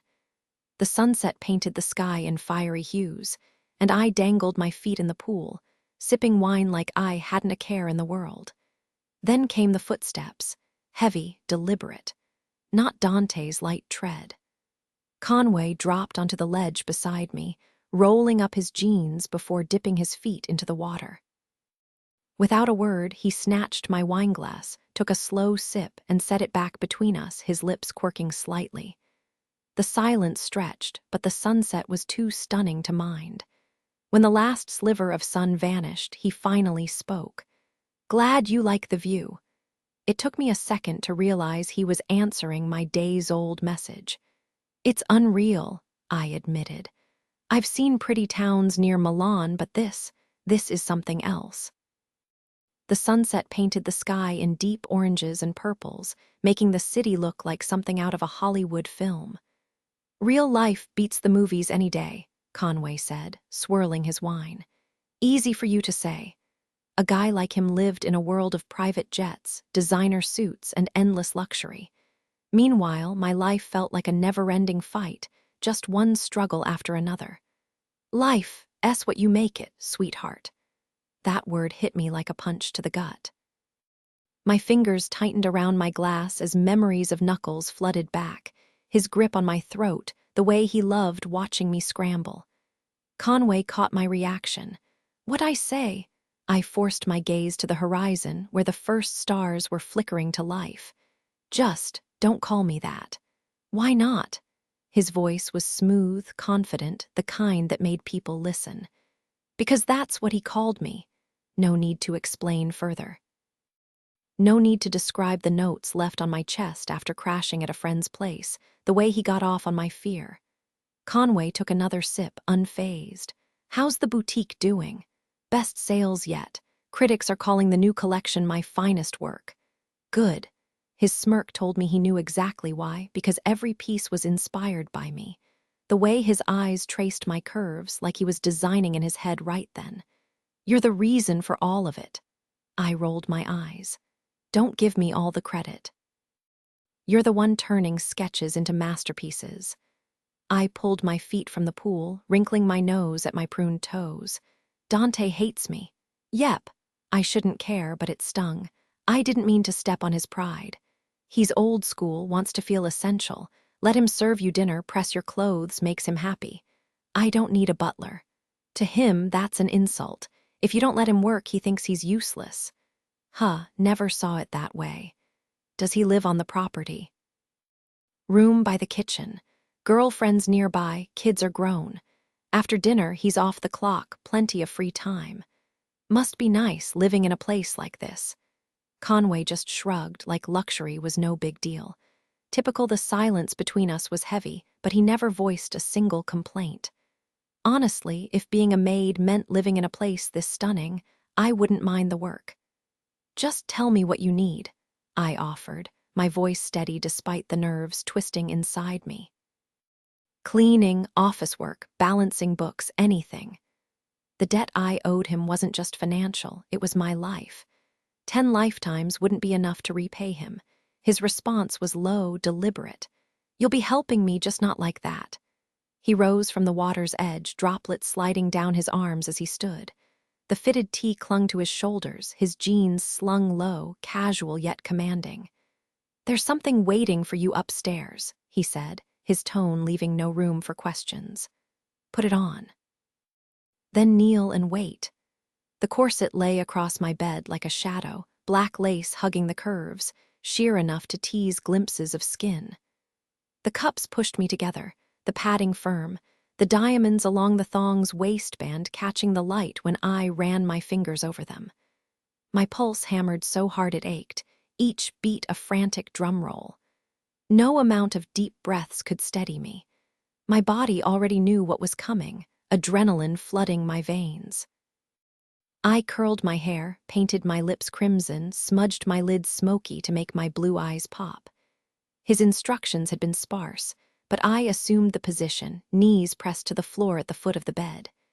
Shame curled in my gut. This wasn't choice, it was survival. Bought from one monster by another, my freedom was an illusion. Once, I'd believed in the grind, the hustle, the lie that hard work guaranteed a future. Now, I was just a pawn, a trophy fought over by men with power. And yet, relief flickered beneath the dread. At least here, the walls kept the worst out. At least with him, it wasn't brutality, just control. Conway wasn't cruel, he was complicated. The attraction between us had sparked fast, a twisted comfort in his presence. My first time could have been violent. Instead, it was this, a quiet surrender. The door creaked open. He stepped in, barefoot, jeans slung low, chest bare. His gaze locked onto me, unreadable, fists clenched at his sides. The carpet muffled his steps as he closed the distance. He draped me in luxury, but now he took. The crown was his, every second stretched, thick with tension. I forced air into my lungs. His hands had always been gentle before, tracing my collarbone, skimming my shoulders. But tonight, the rules had changed. He'd be the kind of lover who knew exactly how to unravel me, tender yet intense, teasing before taking control. My breath hitched as he closed the distance, my body arching instinctively. knees tucked beneath me. I was laid bare, the corset squeezing my ribs just enough to make every inhale feel like a struggle. My curls spilled over my shoulders, begging for his touch. He stood frozen, eyes locked on me like I was the only thing keeping him alive. Damn! The hunger in his gaze was sharper than any look he'd ever given me before, more possessive, more deliberate. I might as well have been stripped bare already with how exposed I felt under that stare. Muse. The word rolled off his tongue like a command, and my pulse spiked in response. Get on the bed. My legs wobbled as I stood, unsteady as a newborn fawn. The plush Egyptian cotton sheets brushed against my fingertips, cool and smooth. I crawled onto the mattress, unsure of what he had in mind, but the second his hands gripped my hips, I knew he had other plans. He flipped me onto my back, dragging me to the edge until I was half off the bed, his fingers tracing the lace of my thong before peeling it down. Had a whole speech planned, he muttered, but now... His grip tightened as he spread my legs, his gaze shameless, like he was memorizing every inch. Then he dropped to his knees, cradling my thighs as he leaned in. The first warm breath against my skin sent a jolt through me. No one had ever been this close, this bold. And then his tongue was on me. I arched off the bed with a gasp, my fingers twisting in the sheets. He didn't just taste, he worshipped, slow circles turning to deep strokes, his mouth hot and relentless. Every flick of his tongue had me trembling, every suck drawing out sounds I didn't know I could make. His arms hooked under my legs, pulling me closer as he devoured me like I was his last meal. Every damn scent, he growled against my skin, and I burned from the inside out, flames licking down to my core. I was his completely, shamelessly, and I wasn't sure I'd ever want it any other way. I knew what was coming, literally, because I'd been here before. But the timing couldn't have been worse. Conway hadn't even kissed me, and yet my body was already betraying me, reacting in ways I couldn't control. The whole situation was messed up. I'd been treated like property, passed around like some auctioned prize. But here I was, on the verge of losing myself to him. The only power I had left was refusing to let myself enjoy it. Being forced into this role was one thing, actually liking it. That was a line I wouldn't cross. So I fought it hard. I clenched my jaw, stared at the ceiling like it held the secrets of the universe, and willed my hips to stay still while his mouth worked between my thighs. Every breath was measured, every muscle tensed against the pleasure threatening to unravel me. If I could just hold out until he stopped, maybe I'd walk away with some shred of self-respect. Then he pulled away, and the sudden absence of heat left me shivering. The battle against pleasure was over, because now there was nothing to fight. My fingers twisted into the sheets, bracing for whatever came next. Stop! His voice cut through the room like a blade. Stop what? I barely got the words out before he was over me, his body a sculpted weight pressing me into the mattress. His lips glistened, evidence of where he'd been, and the sight sent a fresh wave of heat through me. Stop fighting it, he said, his voice low. You're not winning anything. Damn it, he knew. I wasn't as subtle as I thought. Before I could argue, he was back between my legs, his mouth relentless. This time, resistance was pointless. My hips moved on their own, my back arching as pleasure coiled tighter, hotter. Every flick of his tongue pushed me closer to the edge until I was gasping, moaning, completely at his mercy. The climax hit like a storm, shattering every last bit of control I'd clung to. My fingers clawed at the sheets, my body trembling as waves of pleasure crashed over me. He didn't let up, drawing out every last shudder before finally pulling away with a satisfied smirk. Damn good pussy, he muttered, standing to undo his jeans. I lay there, breathless, skin still buzzing, the corset digging into my ribs. The snap of his fingers jerked me back to reality. Knees. Now. Normally, I'd bristle at being ordered around. But right now, after that, Obedience didn't seem so bad the moment his lips touched me in a way no one ever had. I felt a rush of pleasure so intense it almost scared me. There I was, kneeling on the hardwood floor, my legs tucked beneath me, hands resting lightly on my thighs. He stripped off his jeans with effortless confidence, revealing black boxer briefs that clung to his muscular frame. Every inch of him was sculpted, the sharp lines of his abs, the powerful curve of his thighs, even the faint dusting of dark hair trailing down his stomach. Then, with a smirk, he slid his boxers down, and wow. I wasn't exactly experienced, but even I knew this wasn't average.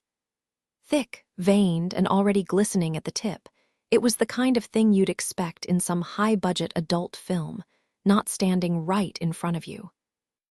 His fingers wrapped around himself, stroking slowly as he stepped closer. "Kiss me," he ordered, guiding himself toward my lips. I hesitated for half a second before pressing my mouth to him, tasting the salt-slick heat of his skin. The sticky precum smeared across my lips, leaving a glossy sheen. "Eyes on me," he reminded me, his voice rough. I looked up, meeting his gaze, flushed cheeks, dark eyes locked onto mine. His grip tightened in my hair, tilting my head back. "Start here," he murmured, nudging my mouth lower. I obeyed, kissing and licking my way down, my tongue tracing the firm weight of his sack. His sharp inhale told me I was doing something right. "More tongue," he instructed, and I let my mouth work over him, wet and slow. When he told me to suck, I took him in, my lips sealing around him as I teased with gentle pulls. His hand guided me, showing me exactly how he liked it, firm strokes, just the right pressure. I matched his rhythm, my fingers gliding up and down while my mouth kept busy. The way he watched me, intense and unblinking, sent a thrill through me. This wasn't just about pleasure, it was a lesson, and I was determined to prove I could learn his gaze locked onto mine, intense and commanding. "Keep your eyes on me," he ordered, his voice rough with desire. His fingers wrapped around the base of his shaft, guiding it toward my parted lips. I knew exactly what he expected. No hesitation, no resistance.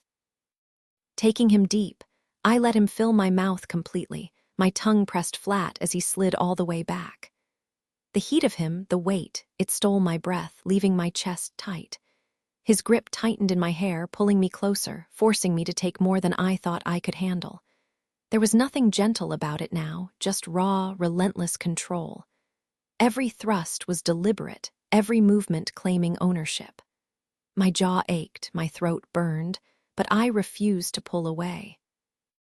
Spit dripped down my chin, tears smudging my makeup as I fought for air. And then that smirk. The way his eyes darkened when he saw me struggling, like my discomfort only fueled him. "Don't you dare gag," he growled, his voice thick with arousal. My fingers dug into his thighs, clinging for balance as he drove deeper, harder. The rhythm was punishing, each push stealing another gasp before I could catch my breath. Just when I thought I couldn't take any more, his body tensed. A low groan escaped him as his cock pulsed, spilling hot and heavy down my throat. I swallowed hard, forcing myself not to choke, not to disappoint him. His grip finally loosened, his breathing ragged as he pulled back, leaving me trembling, wrecked, but undeniably his. For a heartbeat, there was silence, just the sound of our ragged breaths and the unspoken power between us. Then, with a rough exhale, he brushed his thumb over my swollen lips, smearing the mess he'd left behind. "Good girl," he murmured, satisfaction dripping from the words. And despite everything, a shiver ran through me, because even like this, I craved his approval. Conway's grip loosened as he stepped back, leaving me on my knees with the taste of him lingering. A thick strand of saliva still connected us before snapping as he adjusted himself. His expression had shifted, still intense, but now edged with something colder, like he was studying a specimen under glass. "Let me see." My throat ached as I swallowed hard, then obeyed, parting my lips to reveal the mess he'd left behind. His fingers tightened around my jaw, tilting my face toward the light as he inspected his work. A curt nod. Now clean it up. I forced it down, the bitterness coating my tongue, but some clung stubbornly to my teeth. He watched, unmoved, as I struggled to clear every trace. When I opened my mouth again for his approval, he barely glanced before turning away. No praise, no further demand, just the rustle of denim as he dressed and the sharp click of the door behind him. Alone, I stayed there, knees numb against the hardwood, the silence pressing in. My reflection in the mirror across the room showed smeared lips and red-rimmed eyes. I'd braced for more, but he'd left me unfinished, like an afterthought. Maybe that was the point. The next morning, Conway moved through the house like a shadow, his swim trunks clinging to damp skin as he called for Dante. The butler materialized instantly, as if conjured. "Breakfast in 45, and tell Sapphire she's expected." Dante gave a practiced nod. "Of course, sir. The water's perfect this morning." Conway didn't reply, just adjusted his goggles and sliced into the pool. The rhythmic splash of his strokes cut through the quiet, each lap measured, relentless. By the time he hauled himself out, the sun had climbed higher, baking the patio stones. Dante had already laid out the table, crisp linens, a single blood-red rose, the day's headlines waiting. Toweling off, Conway caught his reflection in the glass doors. For a second, something flickered, discontent maybe. But then it was gone, smoothed away as he reached for his espresso. The rose's petals were flawless. He plucked one loose, crushed it between his fingers, and let the pieces fall. I scrolled through my inbox while waiting for Sapphire to arrive, the morning sun warming the terrace. She stepped out in a flowing white sundress, her dark hair cascading over her shoulders, the wide brim of her sun hat casting a soft shadow over her face. Her makeup was flawless, subtle but striking, as if she dressed for a summer photo shoot rather than breakfast. Without a word, she slid into the chair across from me, barely glancing my way as Dante set down plates of egg whites, roasted veggies, and a single slice of crusty bread. She dug in immediately while I kept skimming emails. Nicole had bombarded me overnight with updates, orders, schedules, and of course, the Turkish fabric suppliers suddenly demanding more money. I wasn't about to cave, but I also wasn't losing sleep over it. My fingers flew over the screen until Sapphire's sharp voice cut through my focus. "You dragged me out here just to ignore me." I looked up, surprised by her tone. "That's my problem, not yours." Her icy blue eyes held mine, and for a second, I remembered how they darkened when she was beneath me, breathless and willing. Even now, under the bright Italian sun, she looked like something out of a luxury ad, effortless, untouchable. The kind of woman men fantasized about keeping in their villas. "It becomes my problem when I could have stayed in bed," she shot back. "It's 8. Sleeping in is lazy. Not everyone's a morning person." I tossed my phone aside. Arguing with her was more entertaining than emails anyway. I took a slow sip of coffee, letting the heat wake me up properly. "Do you swim every morning? When it's not freezing? And in winter? Treadmill, but I'd rather be outside." I stabbed a bite of omelet. "You'll work out daily now." "Daily," she scoffed. "That's insane." "It's healthy." She stirred cream into her coffee, the spoon clinking defiantly. 5 days a week. Weekends are mine, take it or leave it."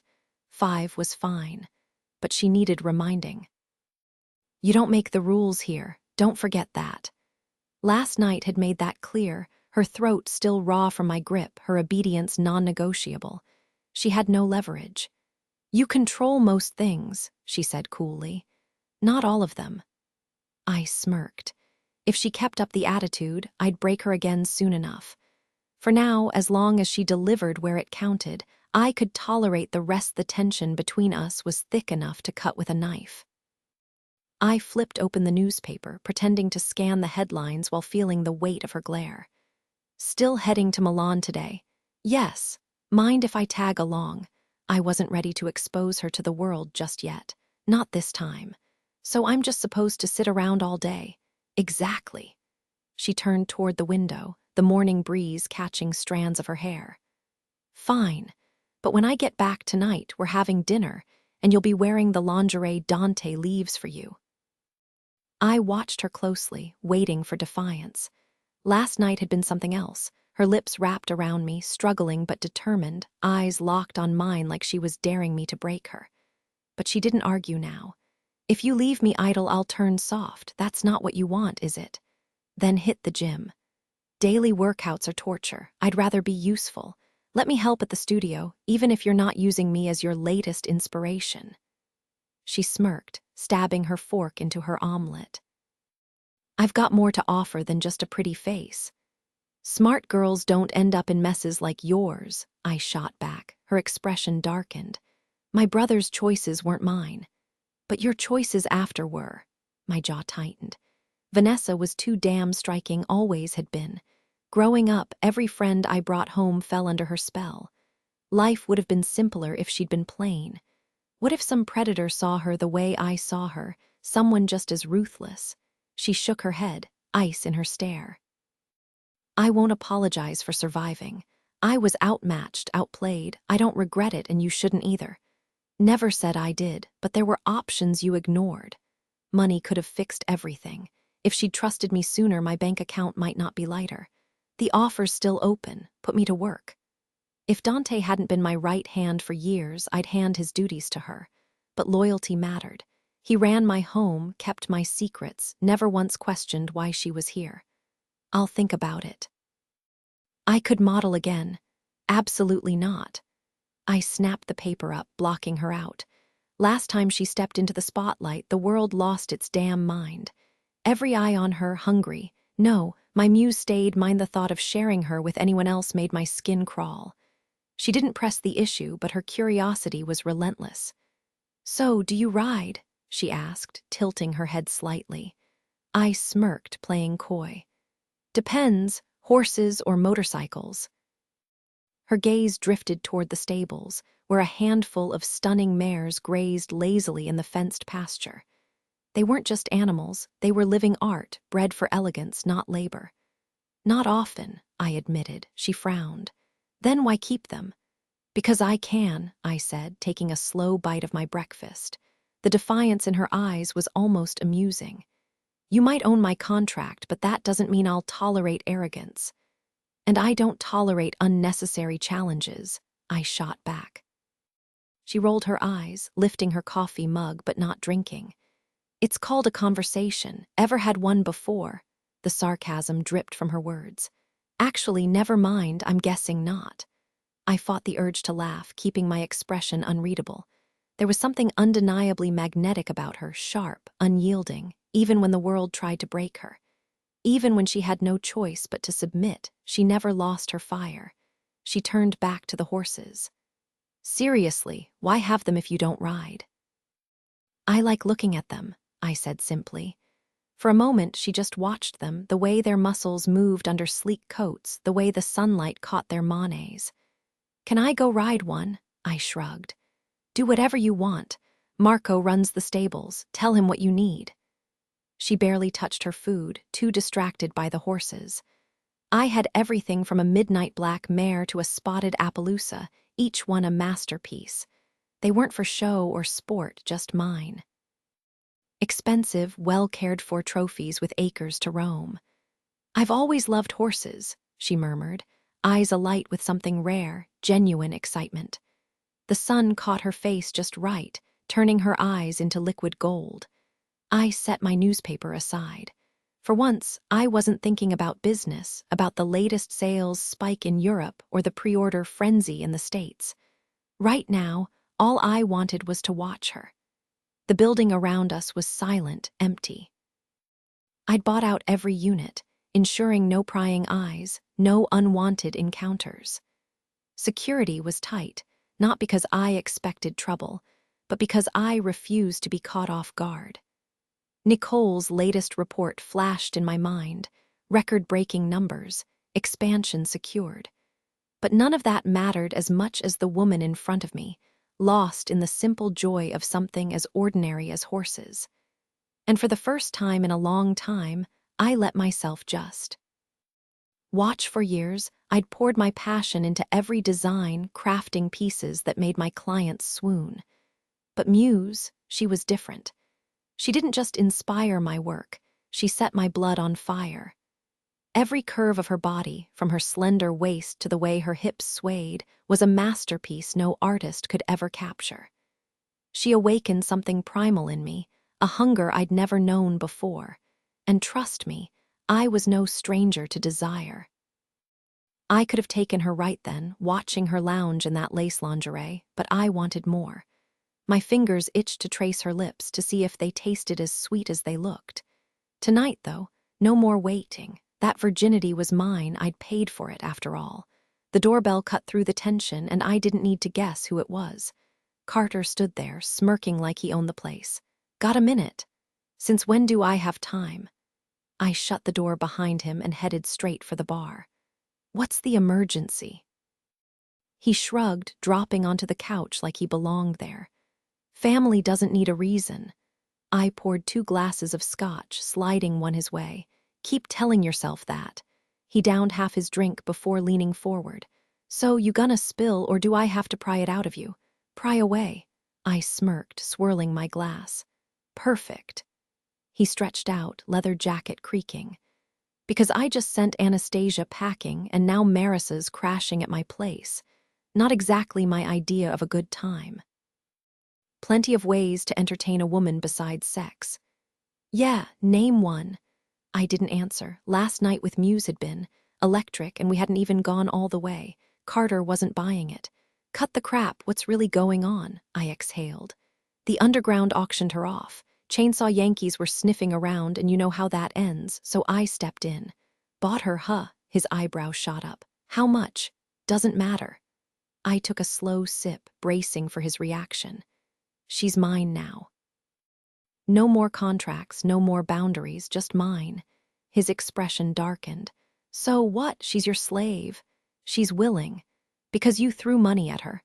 Because she's got no choice." My grip tightened on the glass. "If she runs, Knuckles will drag her back. She's drowning in debt, can't even step foot in the States. This is the better option." Carter's jaw clenched. "How much?" I stayed silent. His glare said enough. "Your silence just makes me more curious." "Because you're acting like a kid." "Whatever." His glass hit the table with a heavy thunk. "You know I can find out another way, and I will." Since he wasn't backing down, I figured I'd just say it. 100. His eyebrows shot up. 1,000. She's gotta be worth at least a couple mil. Try 100 million. The shock hit him like a punch. His mouth fell open, his dark eyes widening like I'd just told him the sky was green. Carter Barsetti, the guy who always had a comeback, was dead silent for once. "You've lost your damn mind." Knuckles forced my hand. "And you couldn't just let him win." I knew exactly what would happen to her if I didn't step in, a short, brutal life with no escape. A woman like her. She had fire, talent, something worth protecting. My Muse didn't deserve to burn out like that. I need her. There are a million women out there. Yeah, she's gorgeous, but come on. She's the reason my last collection made 20 mil in a week. You think I can just replace that? There's no one like her." He dragged a hand through his hair, still reeling. "Conway, no woman is worth that kind of money. This isn't just business." "It is." "Bullshit," he snapped. "You care about her. She's useful professionally and personally." He scoffed. "So what's the plan? Keep her locked up until you're bored?" "I'll let her go when she's no longer an asset. Once she ages out, Knuckles won't want her anyway." "Jesus, you're treating her like property. You know our family would lose it if they found out." "I saved her." "You think a brothel would have been better. She thanks me for this." "Man, I've done shady stuff, paid for company, moved product across borders. But this, our parents would disown you." "I know. Mom would slap me into next week. Dad, his silence alone would wreck me. Which is why they'll never know." "You're really gonna hide this for a decade?" "Why not? How do you explain her to them?" I shrugged. "Tell them she's my girlfriend. So you'll get their hopes up for nothing." I took another sip. "My life, my rules." "Vanessa?" he asked. New detail, the mention of Vanessa. A name that clearly carries weight hints at past history, adding tension without explanation.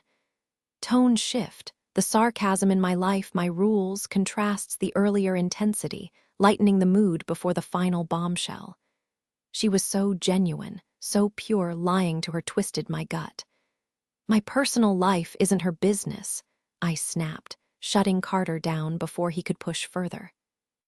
He finally gave up, swirling his drink before downing it in one go. Fine, your secret's safe with me, but I get a turn every once in a while, right?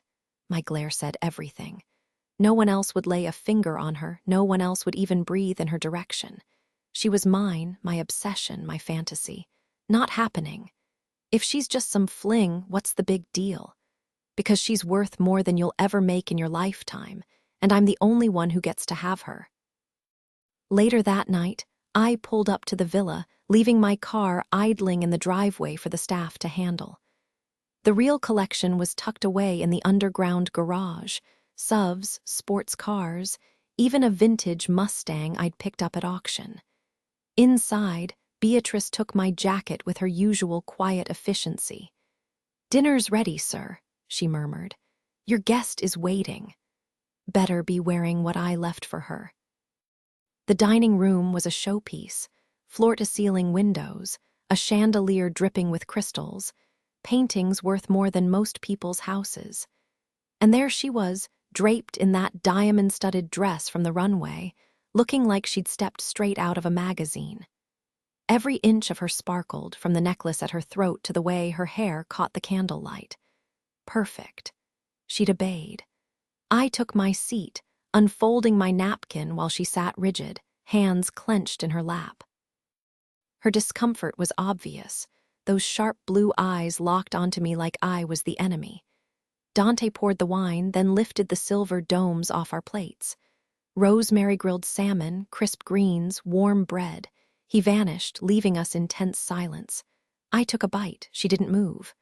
"I hate wearing this," she finally said, voice tight. "It's humiliating." I didn't even glance up. Not my problem. I don't want the staff staring at me like I'm some. Dante wouldn't dare.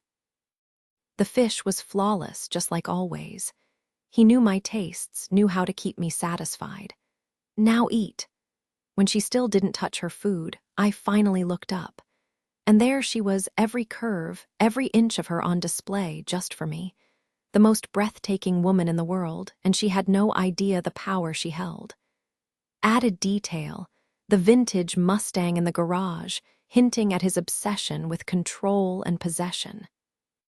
Shifted tone from cold dominance to a darker, almost mocking arrogance when describing her discomfort. Her flawless complexion glowed against the silver fabric, the diamonds catching the light just like her undeniable worth.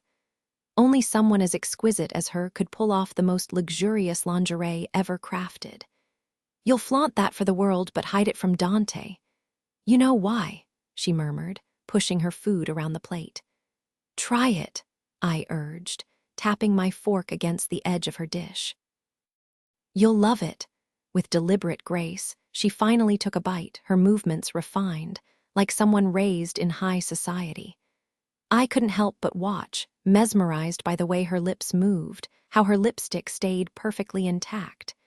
It was impossible not to remember how those same lips had looked wrapped around me, struggling to swallow. The memory sent a jolt through me, but I kept my expression neutral. "See, told you."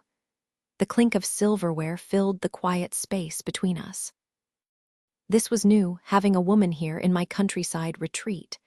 Normally, I kept my Milan penthouse for company, but Muse wasn't just another fling. The city would have suffocated her, left her staring out windows like some restless house cat. Out here, she had room to breathe. She broke the silence first. "How'd the meetings go?" I exhaled, rubbing my temple. "Mostly spreadsheets and scheduling headaches. The real nightmare, replacing our star model. Haven't even started on that mess." The success of the new lingerie line was staggering, global pre-orders flooding in, the brand skyrocketing overnight. Never seen demand like this. It's thrilling and honestly a little terrifying. Her fork paused midair. "Terrifying why?" I swirled my wine, Dante's recommendation, of course. The man knew his vintages almost as well as he ran my team. How do I follow this up? People aren't just buying the pieces, they're obsessed with the fantasy. The pressure's unreal. You've been in fashion for what, 10 years? She dabbed her mouth, ignoring the bread entirely. Almost, but this is different. Barsetti had always been synonymous with luxury, but now it was a phenomenon, and I had no idea how to outdo myself. Always been a symbol of excellence, her name synonymous with quality. But now, her reputation had skyrocketed to another level entirely. The buzz around her wasn't just about popularity anymore, it was about expectation. Perfection was the new standard, and anything less would be unacceptable. She couldn't afford to let anyone down, not her critics, not her loyal customers. She set down her fork after finishing her meal, fingers lingering on the wineglass. You won't. Her confidence in me was almost unsettling. She barely knew me. You won't fail because you're obsessive about your craft, she continued. You won't put out anything until you're sure it'll blow everyone away, and I can help with that. After all, I owe you. You saved my life. There was something intoxicating about her gratitude.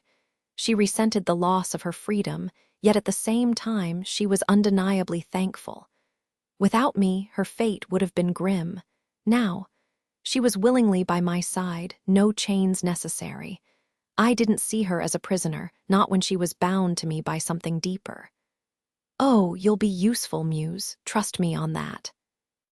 I closed the door behind us, stepping close enough to feel the warmth of her skin through the thin fabric of her halter dress. My hands slid her hair aside, lips brushing the curve of her neck. The taste of her was addictive, though nothing compared to the sweetness I knew lay between her thighs. My fingers traced the hem of her dress, slipping beneath to explore the softness of her stomach, the dip of her navel, moving higher with deliberate slowness. The memory of her on that stage, completely bare under the harsh lights, flashed in my mind. Back then, fury had drowned out any other reaction. But now she was mine, my inspiration, my obsession. I tugged at the tie around her neck, letting the fabric slide down her body, revealing the perfect swell of her breasts. My hands claimed them, thumbs teasing her nipples into stiff peaks as she arched into my touch. My Muse! The words were rough against her skin. Every inch of her was flawless, the way her hips swayed, the way her breath hitched as I touched her. She wasn't just a fantasy anymore. She was real, warm, and entirely under my control. I pulled the dress back over her head, watching as she obeyed without hesitation, her chest rising faster now. Anticipation hung thick in the air.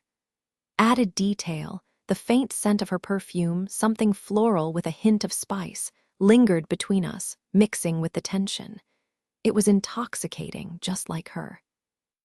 Tone shift, from possessive dominance to something darker, almost amused. Funny how life worked. One moment, she was a stranger on a stage. The next, she was the reason my pulse raced, the reason my control slipped.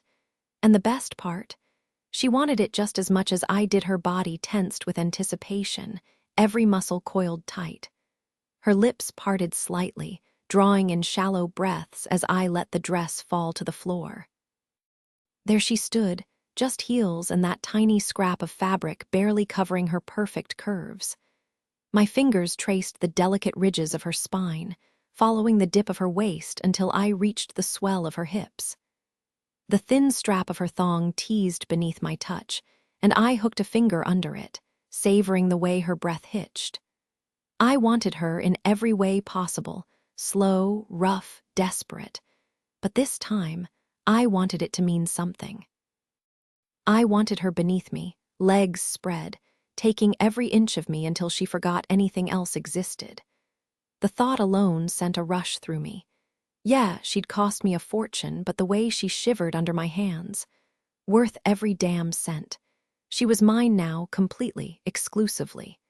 No one else would touch her. I tugged the thong down, letting it glide over her tanned skin, pausing to press my lips to the curve of her ass, the back of her thighs.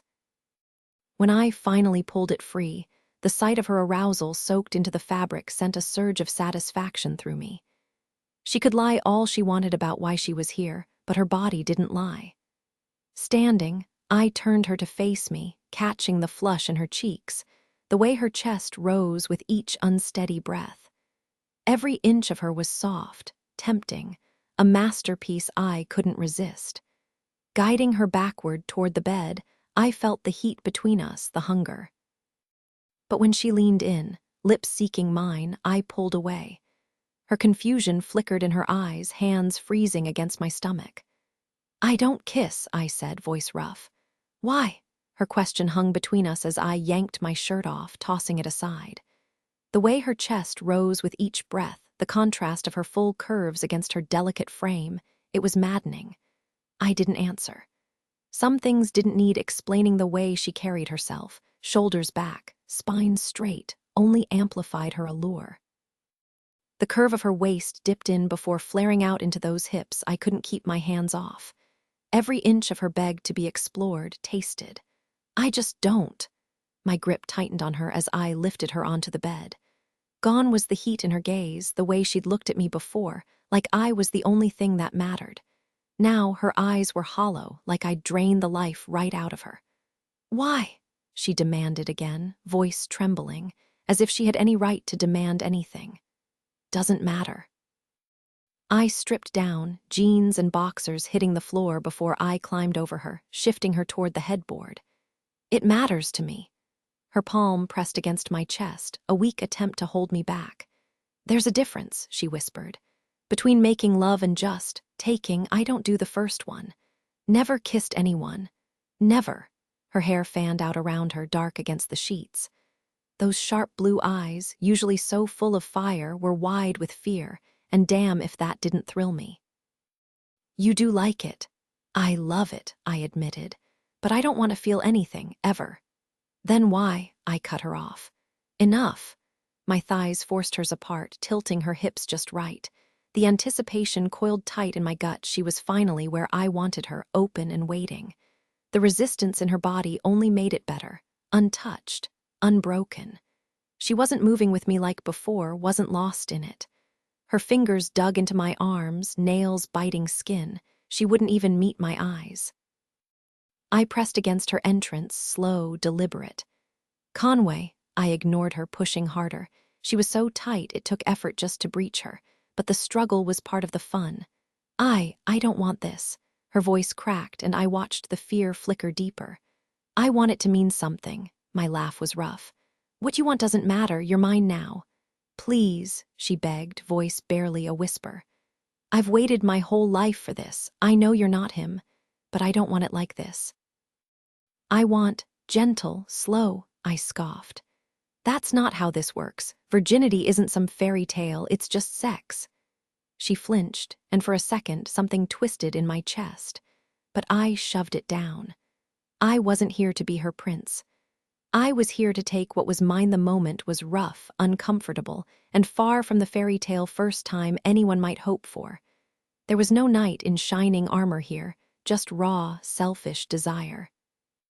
To me, she was nothing more than an expensive investment, a tool to cement my legacy as the most legendary lingerie designer of all time. My creations would outlive me, but right now, all I saw was her beneath me, legs spread, eyes filled with resignation. "I know you saved me. I know what I owe you," she whispered, voice trembling. "But I'm yours forever. Can't you just give me this one thing?" I scoffed, my body aching with need. "You think you get to bargain." Every inch of me burned to take what I'd paid for, to lose myself in her warmth. But then I saw it, the flicker of defeat in her gaze, and something twisted inside me. I hated it, hated that I cared. With a snarl, I shoved off the bed, my muscles coiled with frustration. My boxers barely made it on before I stormed out, slamming the door hard enough to rattle the frame. My penthouse stretched before me, floor-to-ceiling windows framing the sprawling estate, the fireplace crackling in the corner. Normally, I'd pour a drink and let the whiskey numb me, but tonight, rage simmered too hot. I paced my bedroom, the king-sized bed mocking me. My body was wound tight, demanding release, but my mind kept circling back to her. She shouldn't have had that power, no one did. Yet here I was, fists clenched, torn between fury and something dangerously close to respect. With a growl, I yanked my boxers down again. If I couldn't have her, I'd take care of it myself. But even as my hand moved, I couldn't shake the thought. She dared to push back. And damn it, that was the most thrilling part. Muse walked into my room, her diamond lingerie shimmering under the soft light. Her hair cascaded over one shoulder, and those 5-inch heels made her curves impossible to ignore. Her blue eyes locked onto mine, filled with regret. Then, without a word, she dropped to her knees right in front of me, hands resting on her thighs as she tilted her head up. "Let me make it right, sir." The next morning, I worked from my home office, the view outside my window stretching toward the stables. The sun blazed so brightly that squinting was the only way to take in the scenery. After hours of grinding at my desk, I headed downstairs for a quick snack, just a banana from the kitchen. I ate at my desk to dodge Sapphire. Sure, she'd made up for her little stunt with an impressive performance, but I was still annoyed I hadn't finished where I wanted. "Anything else, sir?" Dante asked as I took another bite. "Yeah," I said, tossing the peel. "Get a gynecologist here to check on Sapphire today." Dante didn't blink. "Consider it done." "Where is she anyway? Last I saw, she was at the stables." Interesting. She'd been oddly fascinated by the horses over breakfast. Now I wondered if she'd taken one for a ride. "Need a lift?" Dante offered, already reaching for the golf cart keys. "Nah, I could use the walk." Stepping outside, the heat hit me like a wave. Nothing beat that raw, unfiltered sunlight. My work kept me indoors, and no matter how grand the windows, it never compared to the real thing. The horses perked up as I approached, ears twitching, eyes tracking me. My black stallion, Carbine, trotted over, mane rippling in the breeze. He matched my pace along the fence, his dark eyes gleaming. I leaned against the wood, elbows propped. "Miss me, boy?" he snorted, nosing my hands for treats. "No apples today, buddy." His warm breath puffed against my skin as I scratched behind his ears. "Let's see if the stables got anything." I patted his side. "Though you're looking a little round, maybe lay off the snacks." Carbine tossed his head like he understood, tail flicking as he trailed me. His hooves kicked up dust with each step, rhythmic and steady. Just as I turned toward the stable doors, Marco stepped out, boots scuffed and a Stetson shading his eyes. New detail. A faint scent of hay and leather clung to the air, mixing with the earthy musk of the horses. Something about it felt alive, untamed. For a second, I almost forgot why I'd come out here. Almost. Carbine's been restless without you around. I gave Marco one last glance before turning from the fence and heading toward the picnic tables. "He's a solid horse."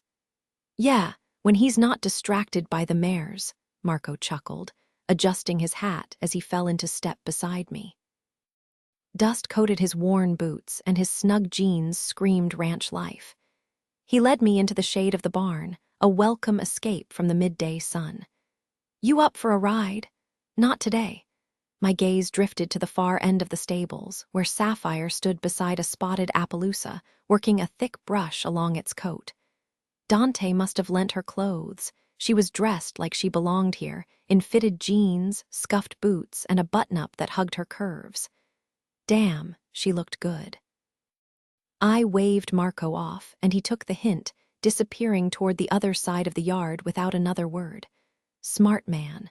I moved up behind Sapphire, watching her hands glide over the horse's flank. "You've got a natural touch." She startled slightly, glancing over her shoulder before turning back to her task. "Marco's been teaching me. Figured I'd make myself useful." I stepped closer, running a hand along the horse's muzzle. "Dante said you've been out here since dawn." She kept brushing long, steady strokes that loosened the shedding hair. The horse stood calm, even though Sapphire was new to it, Usually, these animals had opinions about strangers. "Better than staring at walls all day," she murmured, avoiding my eyes. Last night had been tense. She dropped to her knees and I hadn't stopped her. Couldn't really.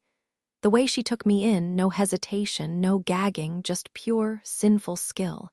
And then she'd slipped out like a ghost. Now she stretched for the high curve of the horse's spine, her fingers barely grazing it. I grabbed a wooden step stool from the tack room and set it in front of her. "Try this." She stepped up, suddenly eye level with my shoulder. "Whoa, so this is how the other half lives." I smirked. Close enough. Balancing against the horse, she leaned forward, finally reaching those stubborn patches. The sun caught the sweat at her temple, and for a second, I forgot why I was supposed to be annoyed with her. Marco insisted I spend time with the horses before riding them, said it would help us both adjust and avoid issues later. "Smart move," I agreed, watching as she finished brushing the stallion before stepping down the ladder. Her fitted collared shirt accentuated her waist, and those tight jeans left nothing to the imagination. Stunning, whether dressed or not. Need a hand with anything. "You're having lunch with me." She rinsed the brush in the sink, horsehair swirling down the drain. Even bent over, her posture stayed flawless, years of discipline hardwired into her. "When?" 30 minutes. "You're not working today? It's Saturday." "Then where were you earlier?" My jaw tightened. She knew better than to question me. Yet here she was, pushing boundaries again. I let the silence hang, sharp as a blade. She rolled her eyes, actually rolled them. "Did you just?" "Yep, pretty obvious." After last night's little stunt, her attitude was unbelievable. Maybe I should have skipped the mercy and taken what I wanted without hesitation. "Don't test me, Muse. I could have you on your back before you blink." She shut off the water and met my stare, unflinching. "Doubt it, and honestly, that's a good thing." By lunch, she'd swapped her jeans for a sundress, joining me under the terrace umbrella. Dante adjusted it just right. Shade was a necessity in this sticky heat. The countryside summers were beautiful, but the humidity, brutal. This villa, with its northern chill and occasional winter snow, was nothing like sun-baked Tuscany. A deliberate choice, close enough to nostalgia, far enough to feel like mine. Muse tore into her bread, thirstier than usual, probably from hours in the stables, not just lazing around but actually working. If she kept that up, maybe I'd let the gym membership slide. She sipped her tea, pretending everything was fine, while I studied her like a predator tracking prey. My stare burned, impossible to ignore. Eventually, she looked up right into the fire. "Having lunch isn't exactly relaxing with you watching me like that." "Good." That was the whole idea. "How would you like it if I stared at you the same way?" "I'd welcome it." Despite her poised demeanor, she could never match the intensity of my gaze. She took another bite of bread, chewing slowly before finally meeting my eyes, cool, unshaken, like she wasn't fazed. But that wouldn't last. Staring at her was effortless because she was pure temptation, every detail of her, the curve of her lips, the way her lashes caught the light, fueling my desire. If I had to sculpt perfection, she'd be the model. Her weak attempts to mirror my dominance were almost amusing.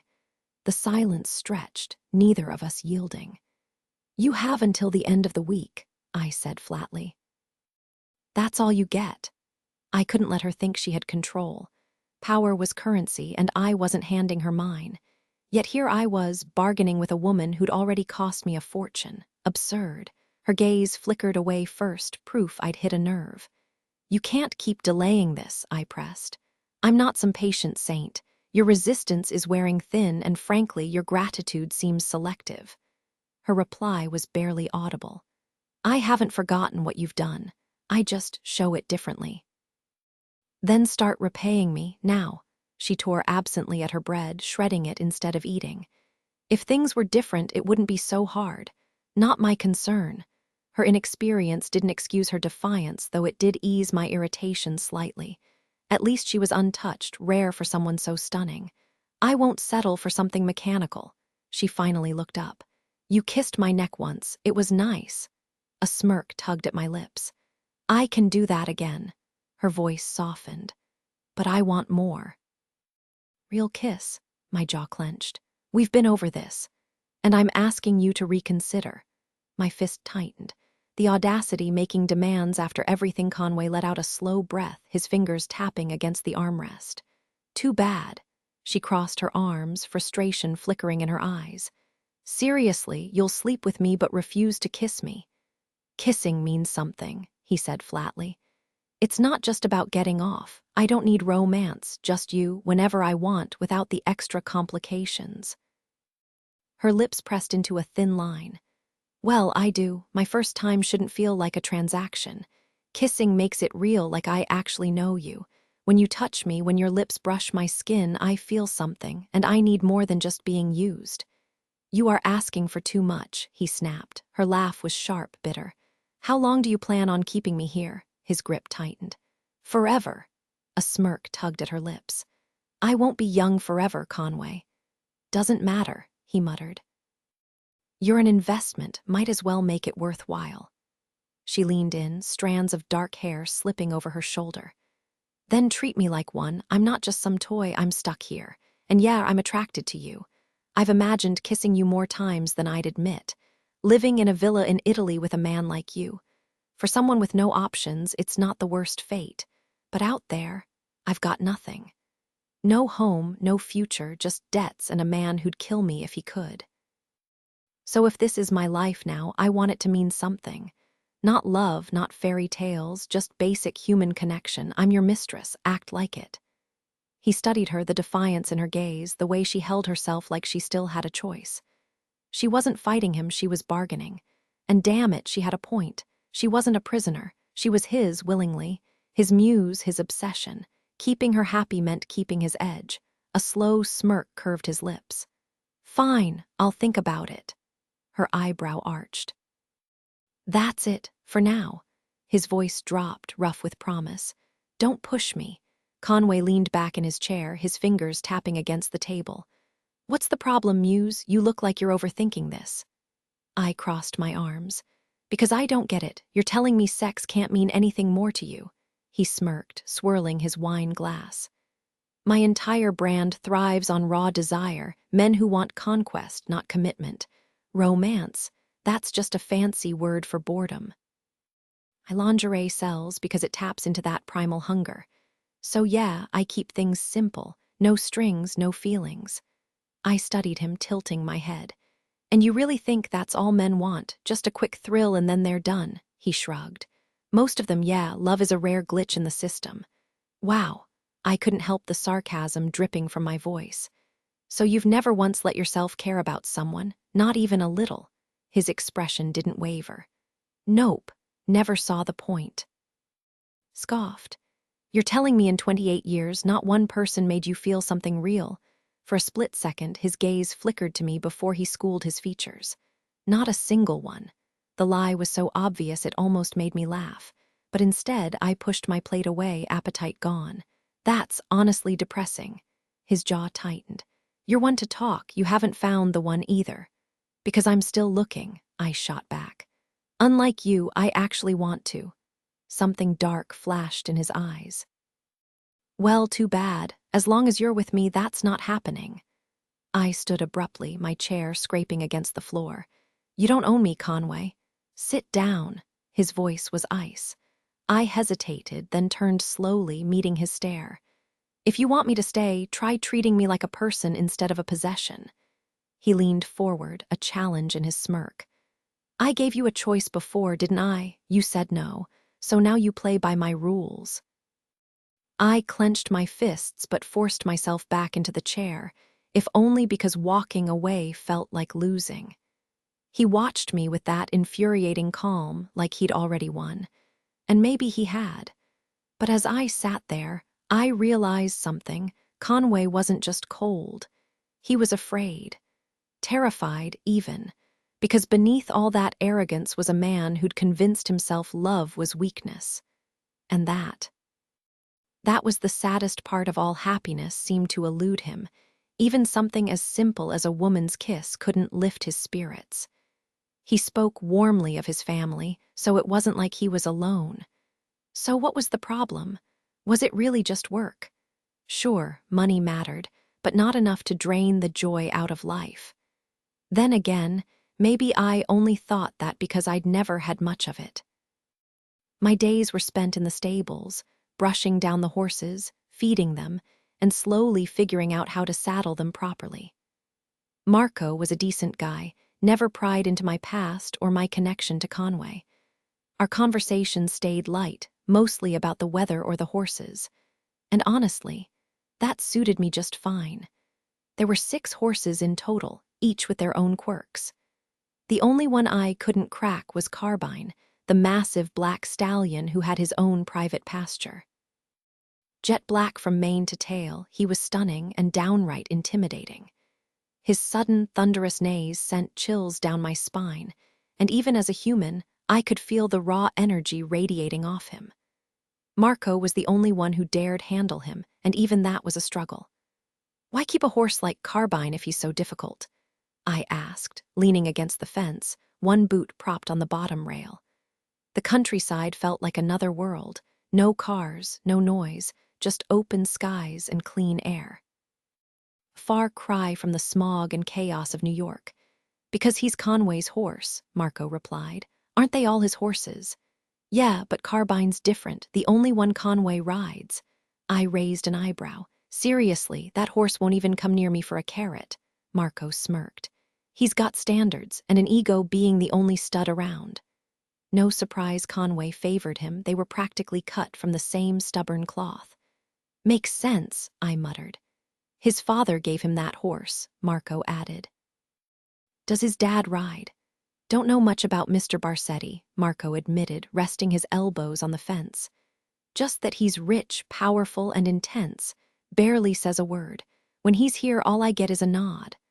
"Like father, like son," I said dryly. Marco chuckled. "You're not wrong." I exhaled, watching Carbine graze in the distance, until he spotted us and trotted away like we were bothering him. "Thanks for showing me the ropes. It's peaceful out here, and the horses are incredible." "Glad to have the company," Marco admitted. "Gets lonely with nothing but quiet for miles." "You live nearby?" "Small place in Verona with my wife. Kids are grown and gone." "Sounds nice." "Used to work at the tomato plant outside town. Then new owners took over and cut everyone close to retirement, cheaper than paying pensions, I guess. When I fought it, they fired me. Jobs are scarce around here, so when Conway offered this gig, best thing that could have happened. Beats sweating in a factory all day."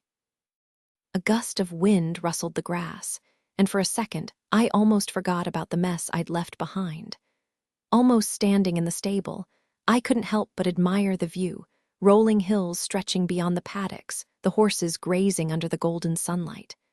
"Not a bad gig," I muttered to myself, running a hand down Carbine's sleek neck. The irony wasn't lost on me. Here I was, surrounded by beauty, yet trapped by the very man who'd saved me from Knuckles. Conway was a walking contradiction. One minute, he was tossing money around like confetti to keep me safe. The next, he was tightening the leash. "I don't get him," I admitted, watching Marco shrug as he leaned against the fence. "Try figuring out a tornado," Marco said, smirking. "That's Conway, obsessed with winning even when he's already on top. Dude's gonna work himself into an early grave just to prove something to who? Himself." I wrapped the towel tighter around me, heading for the pool when Dante materialized like some grim butler. "Conway wants you, now." "Tell him I'll be there after my swim," I shot back, already annoyed. Dante didn't budge. "He said now." Great. Another command.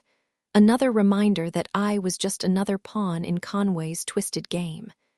I clenched my jaw but followed, if only to spare Dante the fallout. The second floor was a maze of luxury.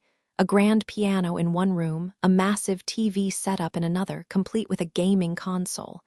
Who even played that? Not Conway, unless he had a secret Fortnite addiction. I found the double doors and barged in. "You summoned?" Conway didn't look up from the fabric he was inspecting, his fingers tracing the material like it held secrets. Took you long enough. I was busy. Not anymore. He snapped his fingers again, and my patience snapped right back. Stop with the damn snapping. Use your words. His gaze locked onto mine, cold and unreadable. Undress. My stomach dropped. Excuse me.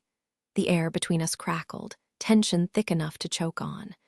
Whatever game he was playing, I wasn't about to roll over without a fight. He stood by the table in dark jeans and a deep green tee, the fabric clinging to his toned arms as he worked. The shadow of stubble along his jawline gave him a rougher edge, like he hadn't bothered with a razor that morning. I'd never seen him in anything but dark colors, not that he needed variety. The intensity suited him, matching the way his gaze held something unreadable, something dangerous. I thought we agreed I don't ask for things.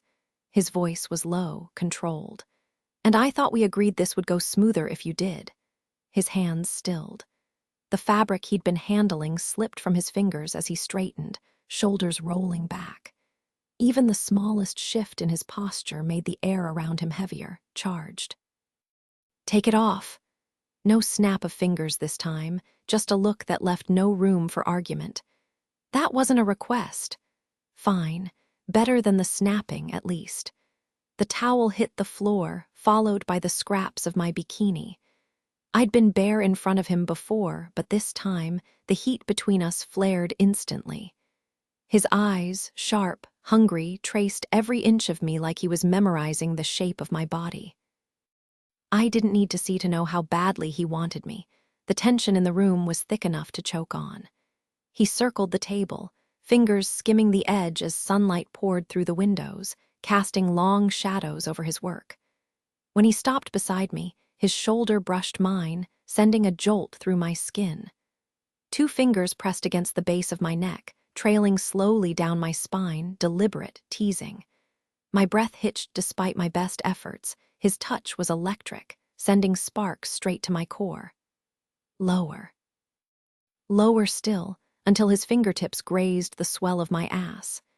His lips found my ear breath-hot against my skin. Christ! A rough squeeze, then his fingers dipped lower, tracing a path that made my knees weak. When they brushed against a place no one had ever touched, my entire body tensed, nipples pebbling under the unfamiliar sensation. Then, there, his fingers pressed against my clit, and I couldn't stop the gasp that escaped me. Eyes shut, pulse racing. I let myself drown in the way he worked me, like he knew exactly where to touch, exactly how hard. His other hand palmed my breast, thumb flicking over my nipple in time with the circles he drew between my legs. A single finger slipped inside, testing, and the second he felt how ready I was, he groaned against my ear. Fuck! And the worst part, I shouldn't have been this wet. Not for the man who owned every last piece of me. The way my body reacted to him was infuriating. He wouldn't kiss me, yet here I was, melting under the sound of his desire. Damn it! His breath hitched against my lips before he swallowed hard. I need you right now. My fingers curled into his arm as my knees threatened to buckle. Logic screamed at me to walk away, but my body didn't listen. It craved him with an intensity that drowned out reason. His lips traced my shoulder, slow and deliberate, his tongue teasing my skin before trailing up to my neck. I arched into him, giving him every inch he wanted. Eyes shut, I felt him shift, his mouth claiming my other shoulder while my grip on him tightened. None of this made sense. I shouldn't want this, not when he kept holding back. But the moment his fingers slid inside me, all doubt vanished. My lips brushed the corner of his mouth, lingering, testing. He didn't pull away, but he didn't kiss me back either. Fine.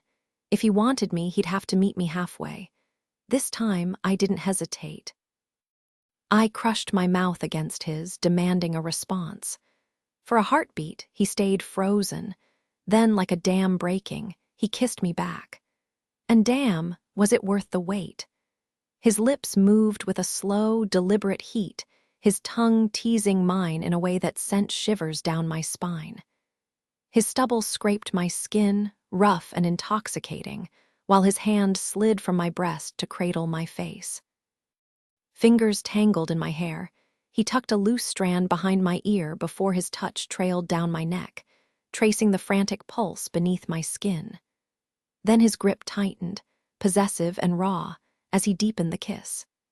His breath filled my lungs, his touch branding me.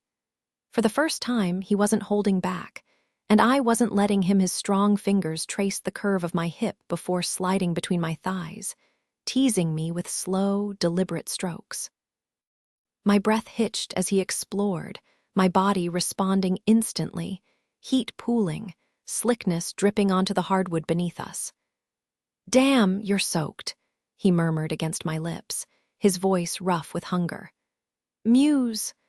I tangled my fingers in his hair, pulling him closer, silencing him with a kiss that burned hotter than anything I'd ever known. In that moment, nothing else existed, just the weight of his body against mine, the way his breath mingled with mine, the undeniable proof of how much we craved each other. Logic didn't stand a chance. I barely knew him, yet here I was, lost in the way his touch unraveled me. His grip shifted, one hand cradling the back of my head as his tongue swept into my mouth, possessive and deep. Every movement was deliberate, every flick of his tongue sending sparks down my spine. Just when I thought I couldn't take any more, he pulled back, nipping at my lower lip before diving in again. My knees nearly gave out when his fingers left my heat only to circle my clit, slow at first, then relentless, his rhythm turning almost punishing. A broken moan escaped me as pleasure coiled tight, my nails digging into his arms. I couldn't think, couldn't breathe, just clung to him as the wave crashed over me, my hips jerking against his hand. "Conway," his name tore from my throat, raw and desperate. For a heartbeat, he stilled, his lips hovering over mine as my climax shuddered through me, leaving me trembling. This wasn't just physical, it was something deeper, something that twisted in my chest and refused to let go. Then, just like that, he pulled away, his dark eyes locked on mine. The air between us crackled, heavy with unspoken tension. Instead of claiming me again, he reached for the fabric he'd been working on earlier, his movements unhurried.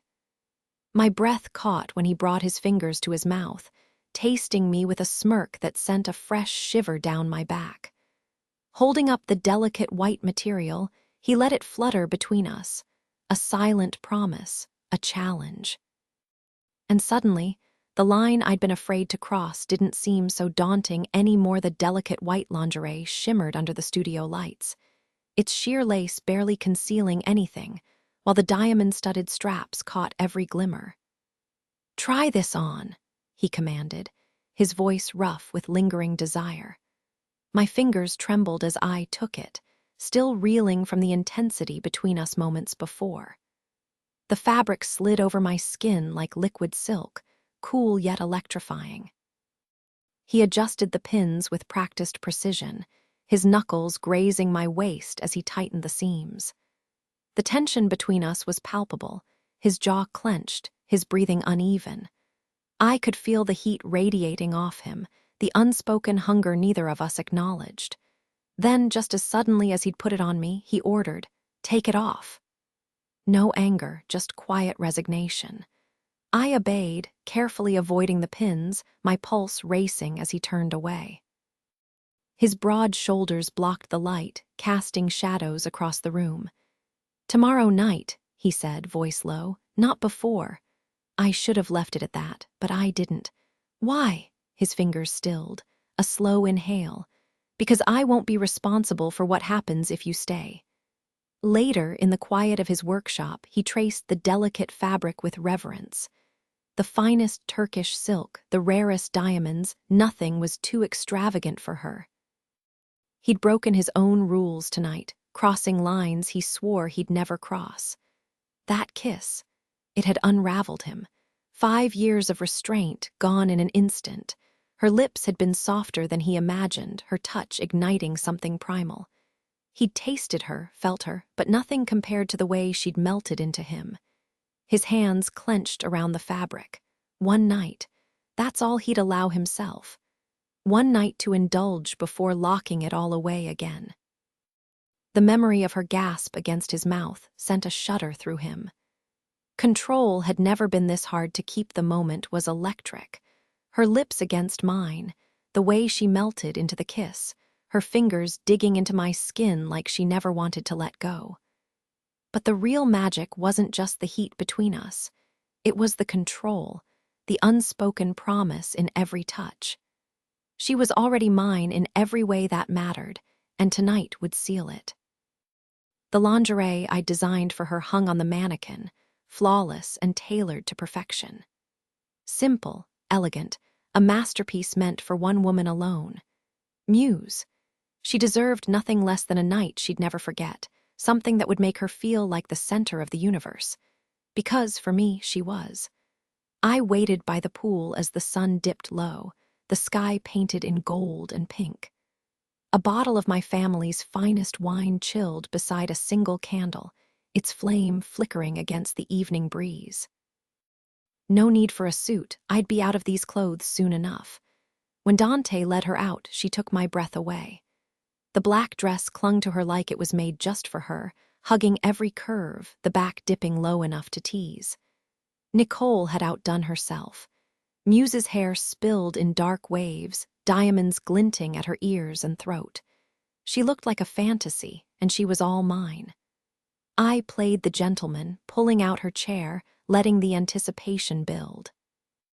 She met my gaze without hesitation, her confidence new but intoxicating. Maybe she thought she had some leverage now, some illusion of control, but we both knew how this night would end. "You look stunning," I said, raising my glass. The wine was rich, a vintage Dante had unearthed from the cellar.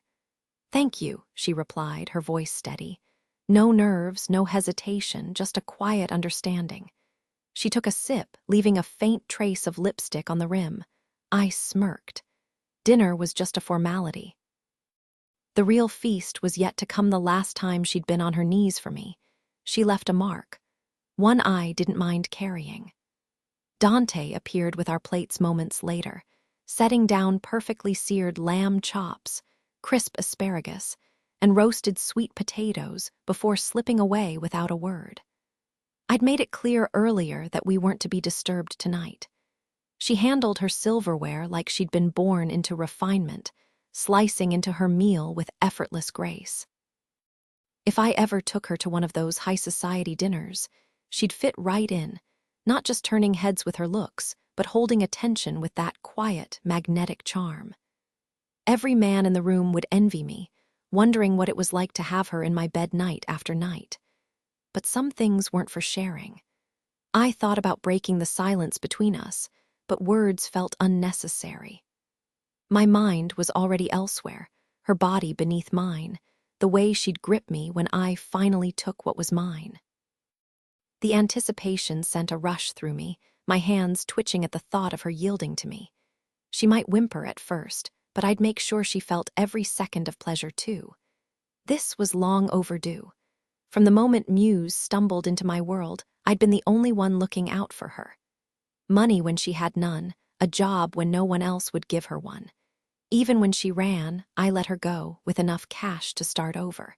And when danger found her, I was the one who pulled her out of it. If anyone had earned the right to be her first, it was me. Now she'd never want for anything. My home, my protection, my name, all hers. Most women would kill for half of what I was offering. But Muse just sat there, her pulse probably racing under that calm exterior.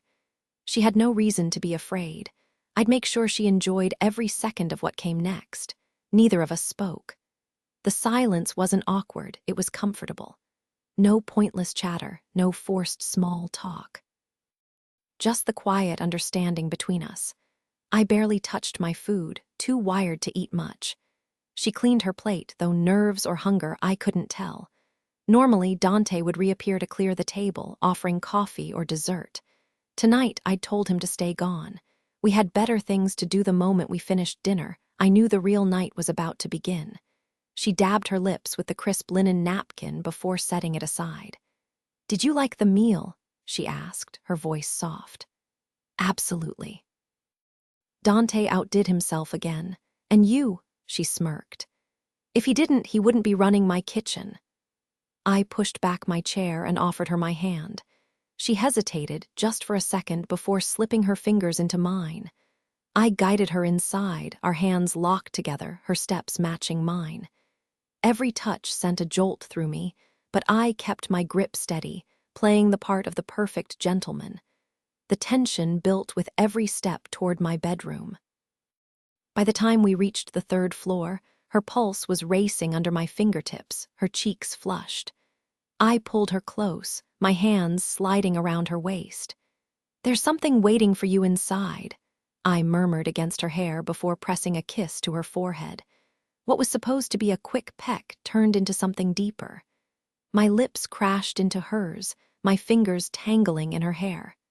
She melted into me, her breath hitching as our tongues met. For a second, the world narrowed to just her, the warmth of her skin, the way her body pressed against mine. I had to force myself to pull away before I lost control completely. Turning my back on her was the only way to keep from taking her right there. My hands clenched into fists, my jaw tight. If I weren't determined to make this night perfect, I'd have had her against the wall already. The door clicked shut behind her. I leaned against the hallway, counting the seconds. Inside, she'd find the room transformed. Rose petals scattered across the bed, candles flickering, strawberries dipped in chocolate waiting untouched. A setup for romance, though I doubted we'd make it that far. 5 minutes. That's all I gave her. When I stepped inside, the sight of her nearly undid me. The white lace clung to her curves, her hair cascading just right. The candles cast shadows across her skin, and the scent of roses hung in the air. My shirt hit the floor before I even crossed the room. Tonight was going to be unforgettable. The candlelight flickered against the diamonds of her necklace, casting tiny reflections across the room. The delicate straps of her lingerie shimmered just as brilliantly, framing her body like something out of a high-end fashion shoot. This wasn't just any designer piece. It was custom-made, worth more than most people's cars, and she wore it like it was meant for her alone. Her confidence was intoxicating, even with that hint of nervousness in her eyes. I'd seen her command stages under blinding spotlights, but here, bathed in soft candle glow, she was something else entirely. The white lace contrasted against her sun-kissed skin, her dark hair spilling over her shoulders like silk. My gaze traced every curve, lingering where the fabric clung just a little too tight. She watched me right back, her fingers twitching like she wanted to reach out. The tension between us was electric, thick enough to choke on. I closed the distance, my pulse steady, unnaturally so, like my body already knew how this would end. The second my hands tangled in her hair, pulling her mouth to mine, any last shred of restraint vanished. She tasted like expensive wine and something sweeter, something just hers. My fingers dug into her hips, dragging her closer until there was no space left between us. The lace of her panties teased my fingertips as I tugged them down, slow and deliberate. Her hands worked at my jeans, nails scraping against my skin in a way that made my breath hitch. The lingerie hit the floor, forgotten. My mouth traced a path down her throat, over her collarbone lower. She arched into me with a gasp, her fingers tightening in my hair. No silicone, no fillers, just her, real and breathtaking. I dropped to my knees, trailing kisses along her stomach, her thighs, savoring every inch like I was memorizing her. Somewhere in the back of my mind, I registered the sound of her breathless laugh, the way her legs trembled when my teeth grazed her hip. But the rest of me, pure instinct, hunger, the kind that didn't care about logic or consequences. And damn, was she worth every second of the wait. I stood up, shoving my jeans and underwear down in one quick motion before stepping out of them. Scooping her up effortlessly, she felt weightless in my arms as I carried her to the bed. The moment her back hit the sheets, her legs parted eagerly, inviting me in. I climbed over her, my body humming with anticipation, my cock already slick with need. The mattress dipped under my weight, molding around her curves as I settled between her thighs. Her fingers traced up my back, nails lightly scraping my skin before tangling in my hair, pulling me into a deep, hungry kiss. The heat between us was electric, tongues tangled, breaths ragged, lips desperate. She arched against me, her thighs tightening around my waist as I gripped her hair, kissing her harder, losing myself in the taste of her. My cock brushed against her swollen clit, drawing a sharp gasp from her lips. Control slipped away as instinct took over. I lined myself up, pressing against her entrance, tight even with how wet she was. She didn't resist this time, just clung to me, her body trembling. I hooked my hands behind her knees, spreading her wider, easing in inch by torturous inch. Every little sound she made, every whimper, every sharp inhale, sent fire through my veins. Then I hit the barrier. Her breath hitched, her nails biting into my arms. I kissed her, swallowing her gasp as I thrust forward, breaking through in one sharp movement. She whimpered against my lips, her body clenching around me like a vice. I didn't stop, didn't give her time to adjust, just buried myself deep, her heat and tightness driving me wild. When I finally started moving, she matched my rhythm, her hips lifting to meet each thrust. The bed creaked beneath us, the sound mixing with her soft cries. I watched her face, every flicker of pleasure and pain, committing it all to memory. Her body was slick with sweat, her arousal mingling with the faintest trace of blood as I lost myself in her. And then, just as the tension coiled unbearably tight, she dug her heels into my back, pulling me impossibly closer, her breath hot against my ear. "Don't stop," she whispered, and I didn't. A deep, primal satisfaction surged through me, the kind that starts low in your stomach and builds until you can barely hold back. Every inch of me wanted to let go right then. This moment was too damn perfect. But I kept control. My gaze stayed locked onto hers as I moved inside her, picking up speed, watching her eyes glisten until tears spilled over.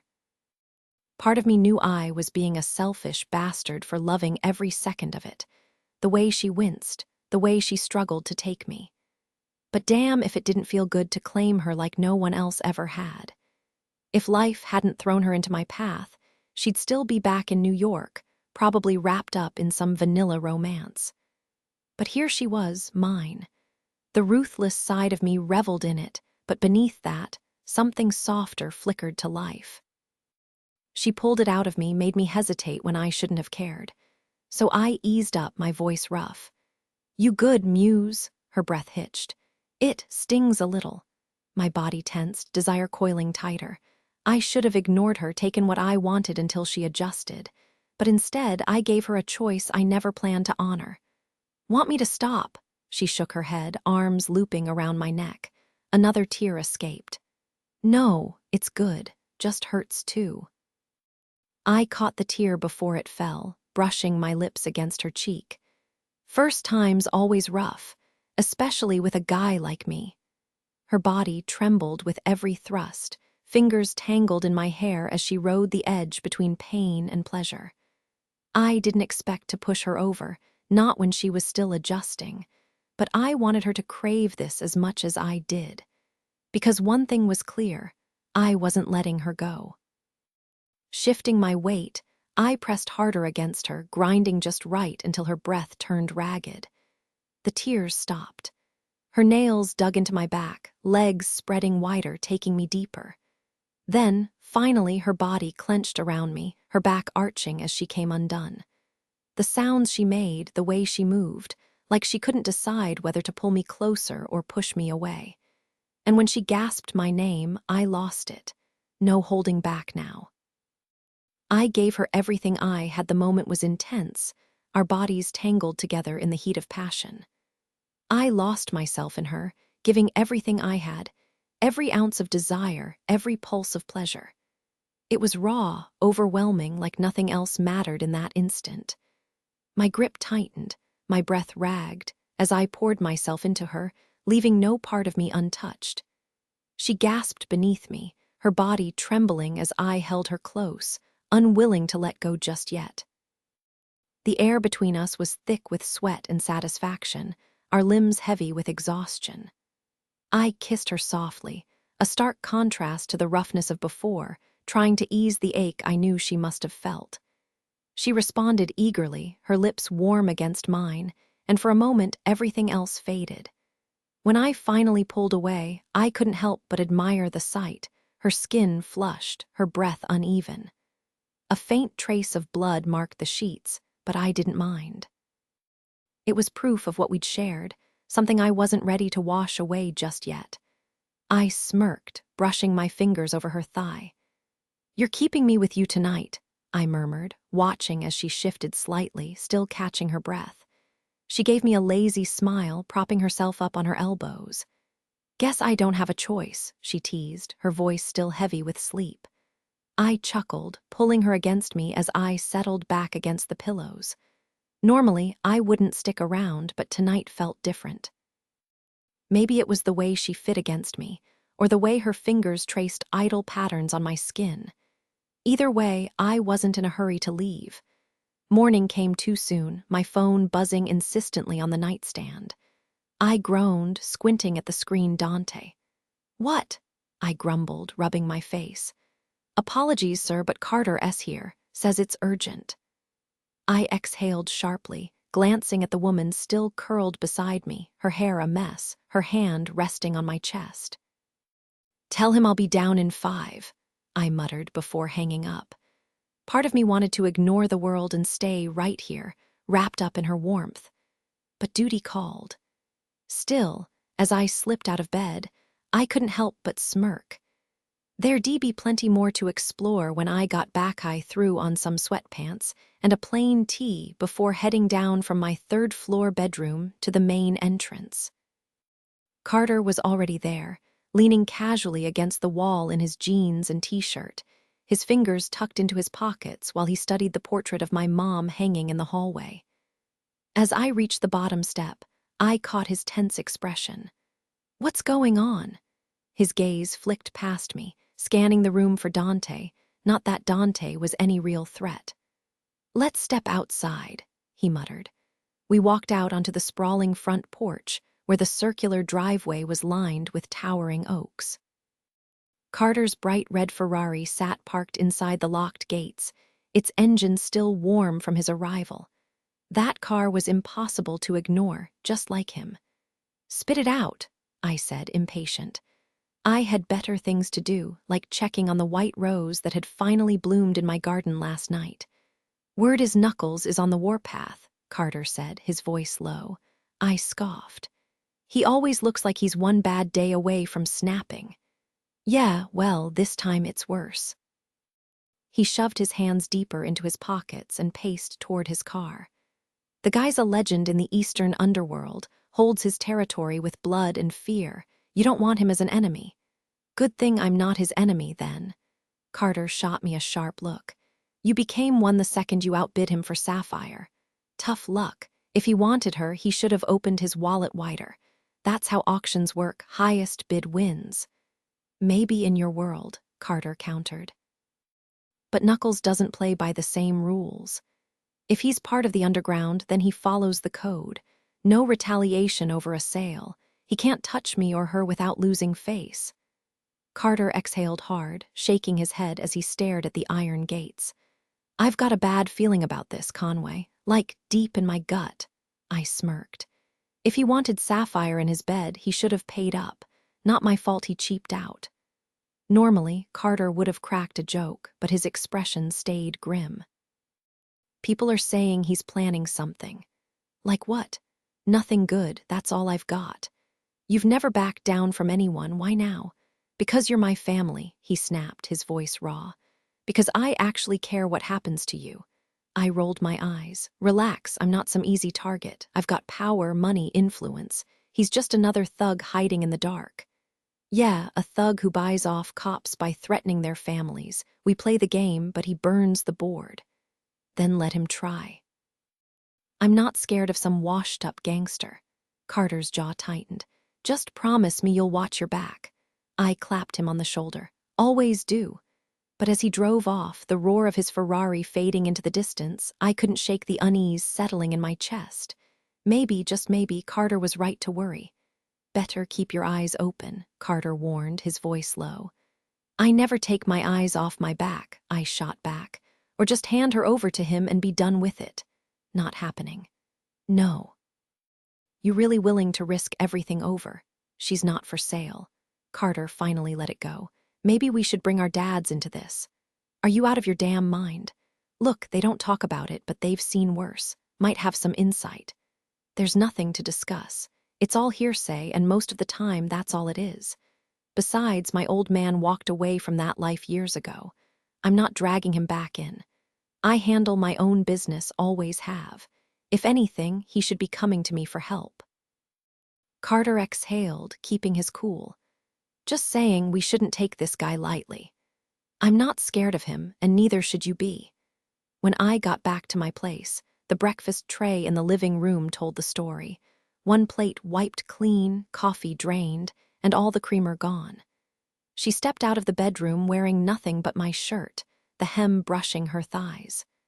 No way she was putting that fancy dress back on, and the lingerie she had on before wasn't exactly modest.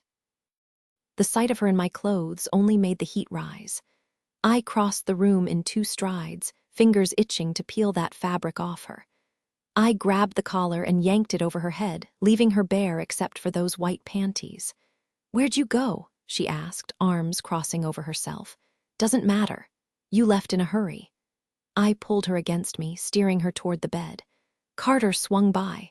"Everything okay?" My hands slid to her waist, backing her up until her legs hit the mattress. "Nothing for you to stress over." That's not exactly reassuring. He's worried about Knuckles, heard some ugly rumors. The second the name left my mouth, the color bled from her face. So he's coming for me, damn it. Should have kept my mouth shut. No, and even if he was, you're untouchable. My hand closed around her throat, feeling the frantic flutter of her pulse. She had nothing to fear, not as long as I was breathing. No one else would ever lay a finger on her. She could walk through hell itself and she'd still be safe. But fear still flickered in her eyes. You don't know him like I do, and you don't know what I'm capable of. Trust me, you're protected. Her breath hitched as she searched my face. I cupped her cheek, my lips a whisper from hers. Muse. Her fingers tightened around my wrist.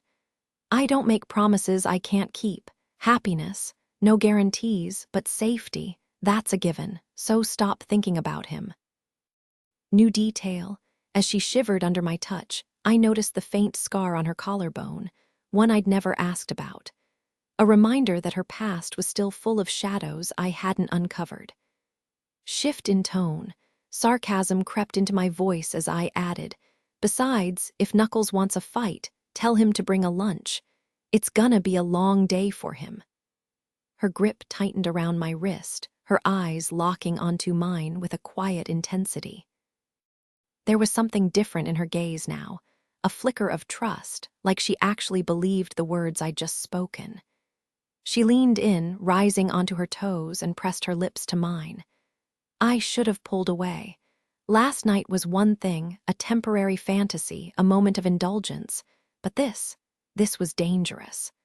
The warmth of her mouth, the way she melted into me, made it impossible to think straight. Logic screamed at me to stop, but my body didn't listen. The second her tongue brushed against mine, I was lost. And damn it, I didn't even care. The rest of the world blurred as I kissed her back, my hands sliding into her hair. No more pretending, no more holding back. Whatever this was, lust, need, something deeper, I wasn't fighting it anymore. Note: removed promotional links and unrelated content to focus on the rewritten passage.